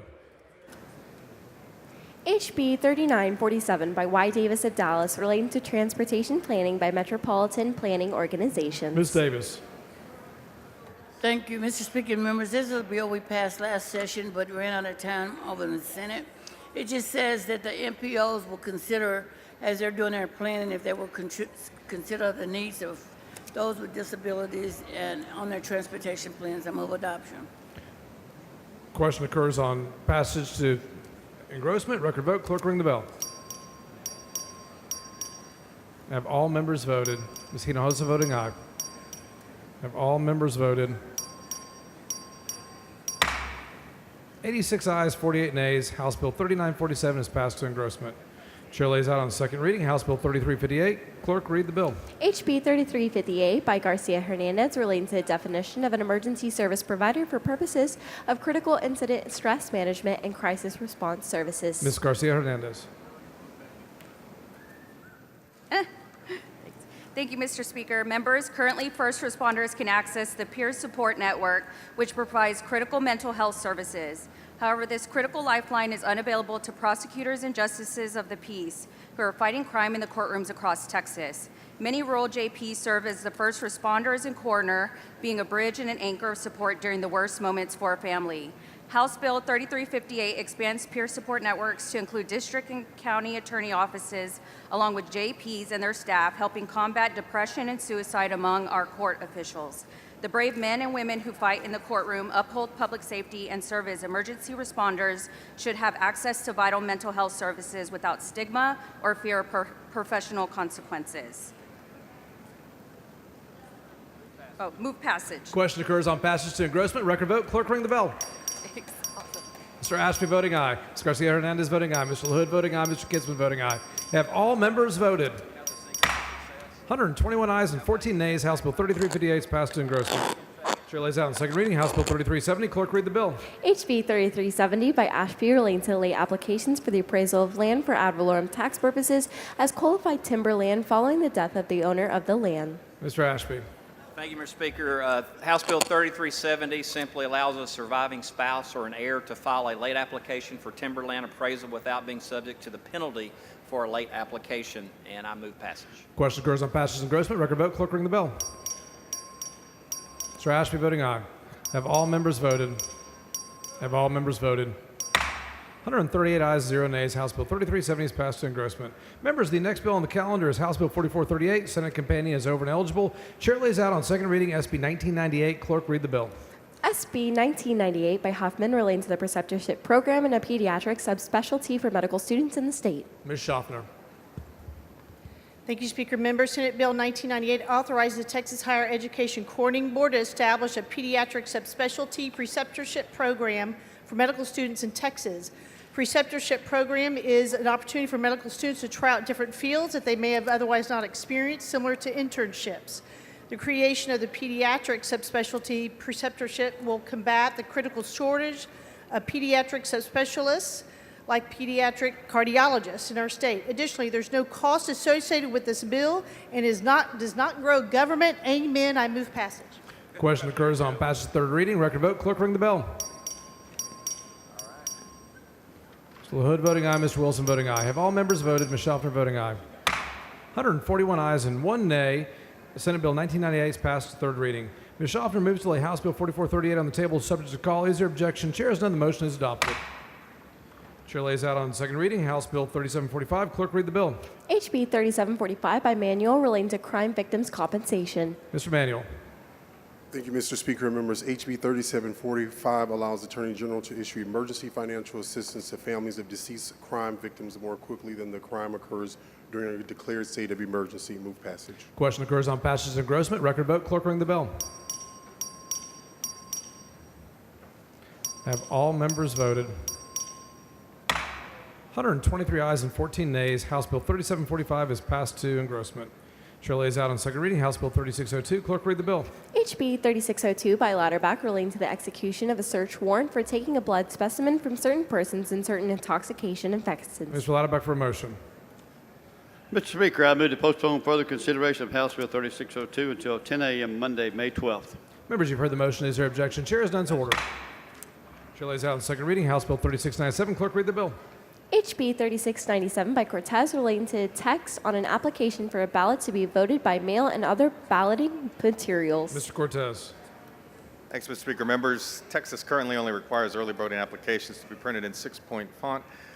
House Bill 3697 addresses that, asking balloting materials to be printed at least 12-point font with black text on a white background. This was asked for by the silver-haired legislators. I move passage. Question occurs on passage and engrossment. Record vote. Clerk, ring the bell. Have all members voted? 126 ayes and 14 nays. House Bill 3697 is passed to engrossment. Chair lays out on second reading House Bill 2001. Clerk, read the bill. HB 2001 by Meyer relating to increasing the criminal penalties for insider trading and other misuse of official information. Mr. Meyer.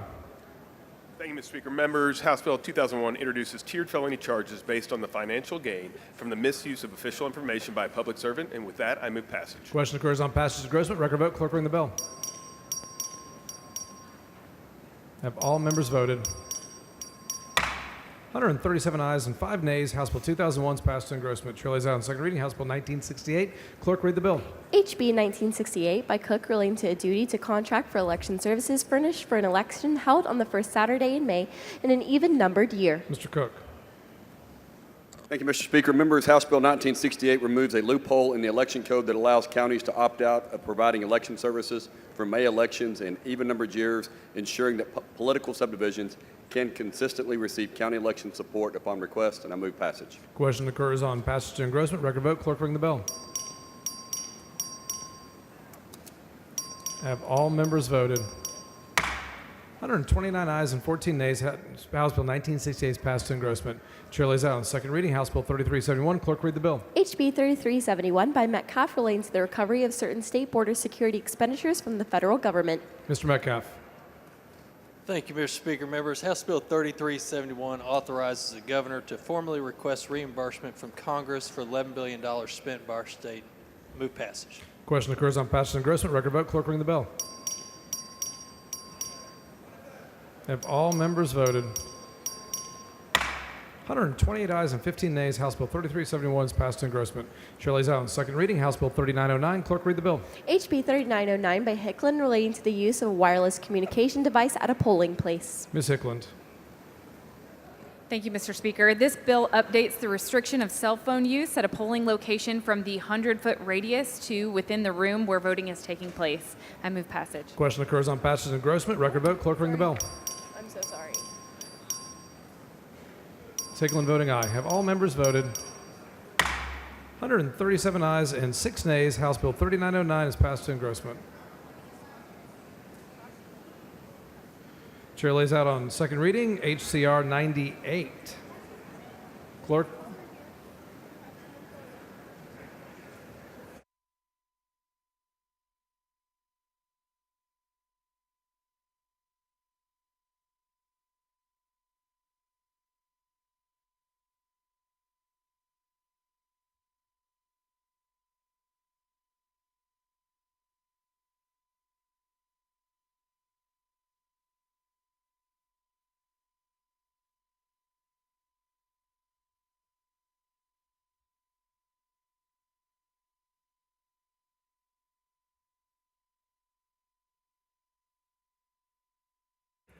All right, Chair lays out on committee report HCR 98. Clerk will read the resolution.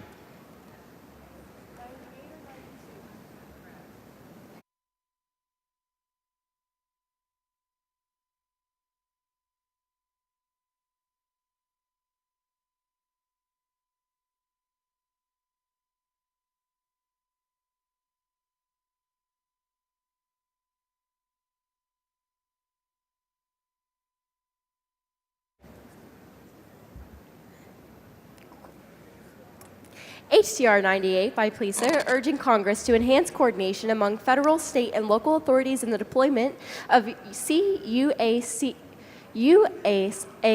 technologies for border security. Chair, guys, Ms. Pleaser. Thank you, Mr. Speaker. And members, HCR 98 urges Congress to create a 21st century border by improving coordination with our drone units between federal, state, and local law enforcement. I move passage. Question occurs on the adoption of HCR 98. Record vote required by the Constitution. Clerk, ring the bell. Have all members voted? 134 ayes and 2 nays. HCR 98 is adopted. Chair lays out on committee report HCR 92. Clerk, read the resolution. HCR 92 by Collier designating the fourth Thursday of March as Tuskegee Airmen Commemoration Day for a 10-year period ending in 2035. Ms. Collier. Thank you very much, Mr. Speaker. Members, the Tuskegee Airmen were pioneers in every sense of the word, and this concurrent resolution celebrates their valor and service.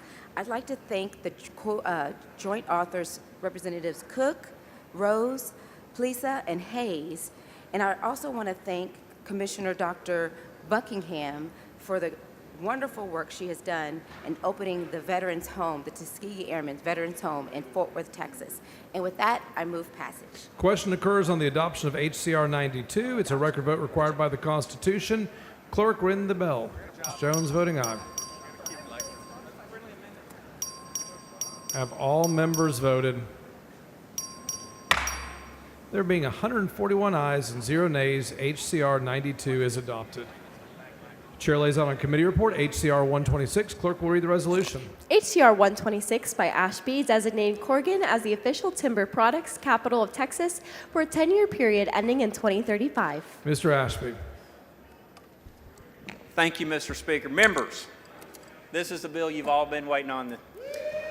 HCR 126 would designate Corrigan, the beautiful city in northern Polk County, as the timber products capital of Texas.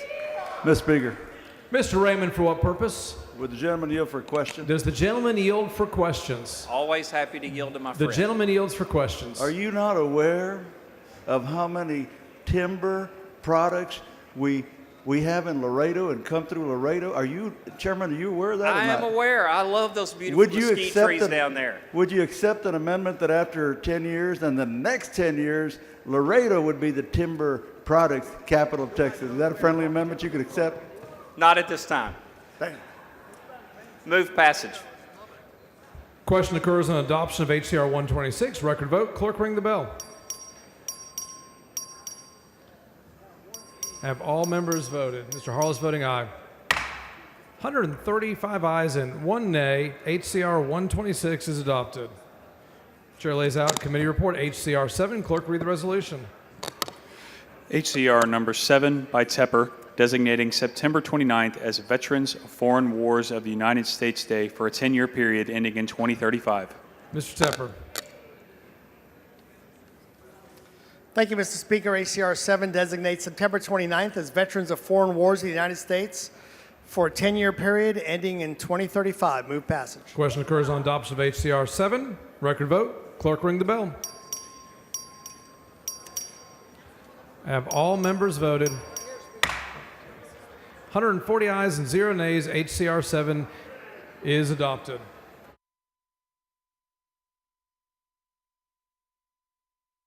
Members, we still have postponed business. We are getting it organized and ready.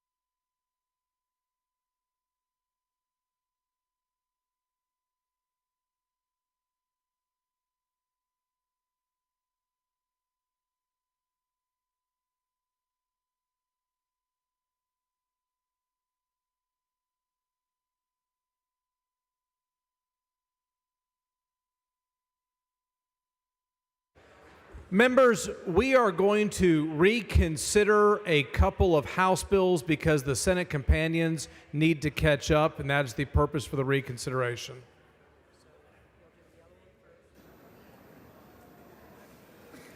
Mr. Dean for a motion. Mr. Speaker, I move to reconsider the vote by which HB 4373 was passed in Grossman third reading. Members, you've heard the motion. Is there objection? Chair is none, so ordered. Mr. Dean for a motion. Okay. Mr. Speaker, I move to postpone further consideration HB 4373 until 9 a.m. Saturday, May 10th. Members, you've heard the motion. Is there any objection? Chair is none, so adopted. Chair recognizes Ms. Davis for a motion. Thank you, Mr. Speaker. Members, I'd like to move to reconsider the vote by which HB 2921 was passed in Grossman. Members, you've heard the motion. Is there objection? Chair is none, so ordered. Ms. Davis for another motion. Mr. Speaker, I move to postpone further consideration of HB 2921 until 10 a.m. Friday, May 9th. Members, you've heard the motion. Is there objection? Chair is none, so ordered.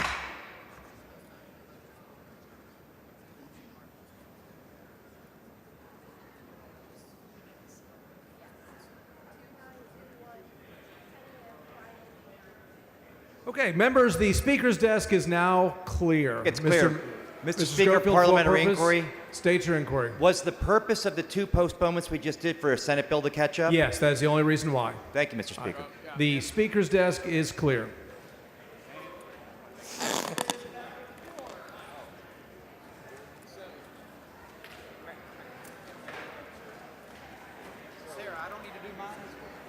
The following bills and resolutions on first reading and referral. Clerk will read the bills and resolutions. H.R. 1060 by Dutton, directing the Texas Department of Licensing and Regulation to regulate the card and social clubs for safety and reliability across the state for the Committee on Licensing Administrative Procedures. SB 628 by Zapparini, Lane Administration Enforcement and Fire Code. County Fire Code for the Committee of Intergovernmental Affairs. SB 1012 by Code Course relating to authorizing the sale or lease of the state of Texas to certain real property located in Austin, Texas for the Committee of Land and Resource Management. SB 1376 by Hughes relating to supervision requirements of the code enforcement officers and training for the Committee of Licensing and Administrative Procedures. SB 1585 by Hughes relating to the prohibition of governmental contracts with companies of foreign adversaries for certain information and communications technology, authorizing civil penalty for the Committee of Homeland Security, Public Safety, and Veterans Affairs. SB 1959 by Hagan Bu relating to the authority of the North Texas Groundwater Conservation District to consider certain factors before granting or denying a permit for the Committee of Natural Resources. SB 2199 by Birdwell relating to increasing criminal penalty for loading certain overweight vehicles transporting hazardous materials at a weight that exceeds the weight limitations authorized for a vehicle for the Committee on Transportation. SB 2201 by Birdwell relating to intelligence databases for combinations, criminal street gangs, signs, and foreign terrorist organizations for the Committee of Homeland Security, Public Safety, and Veterans Affairs. SB 2245 by West relating to procedures and the issuance of bonded title for a motor vehicle for the Committee of Transportation. SB 2514 by Hughes relating to establishing the Hostile Foreign Adversaries Unit, Department of Public Safety and Transportation, training prohibitions and reporting requirements designated to combat foreign influence and foreign adversaries operations over the Committee of Homeland Security, Public Safety, and Veterans Affairs. SB 2523 by Bancorp relating to the release of an area from an extraterritorial jurisdiction of municipality by petition referred to the Committee of Land and Resource Management. SB 2605 by Blanco relating to the formation of Municipal Housing Authority Asset Commission by certain municipal housing authorities over the Committee of Intergovernmental Affairs. SB 2721 by Parker relating to licensing and regulations of a person to provide services in relation to the deceased, increasing criminal penalty, creating criminal offense referred to the Committee on Public Health. SB 2778 by Hinojosa Nueces relating to the amount of expenditure that may be paid for an emergency service district employee without a bond approval for the Committee on Intergovernmental Affairs. SB 3039 by West relating to transfer of students in public higher education for the Committee on Higher Education. SB 3044 by Blanco relating to the composition of the Board of Directors and power of the Presidio County Underground Water Conservation District for the Committee of Natural Resources. The following resolutions are being referred to the Committee on Local and Consent Calendars. HCR 144 by Cortez, HR 1067 by Martinez Fisher, HR 1068 by Martinez Fisher, HR 1069 by Simmons, HR 1070 by Garcia Hernandez, HR 1071 by Garcia Hernandez, HR 1072 by Cortez, HR 1073 by King, HR 1074 by Rose, and HR 1075 by Howard.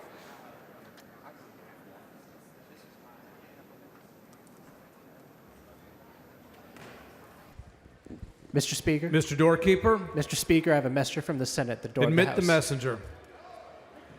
Thank you, Mr. Speaker. I am directed by the Senate to inform the House that the Senate has taken the following action. The Senate has passed the following measures. SB 865.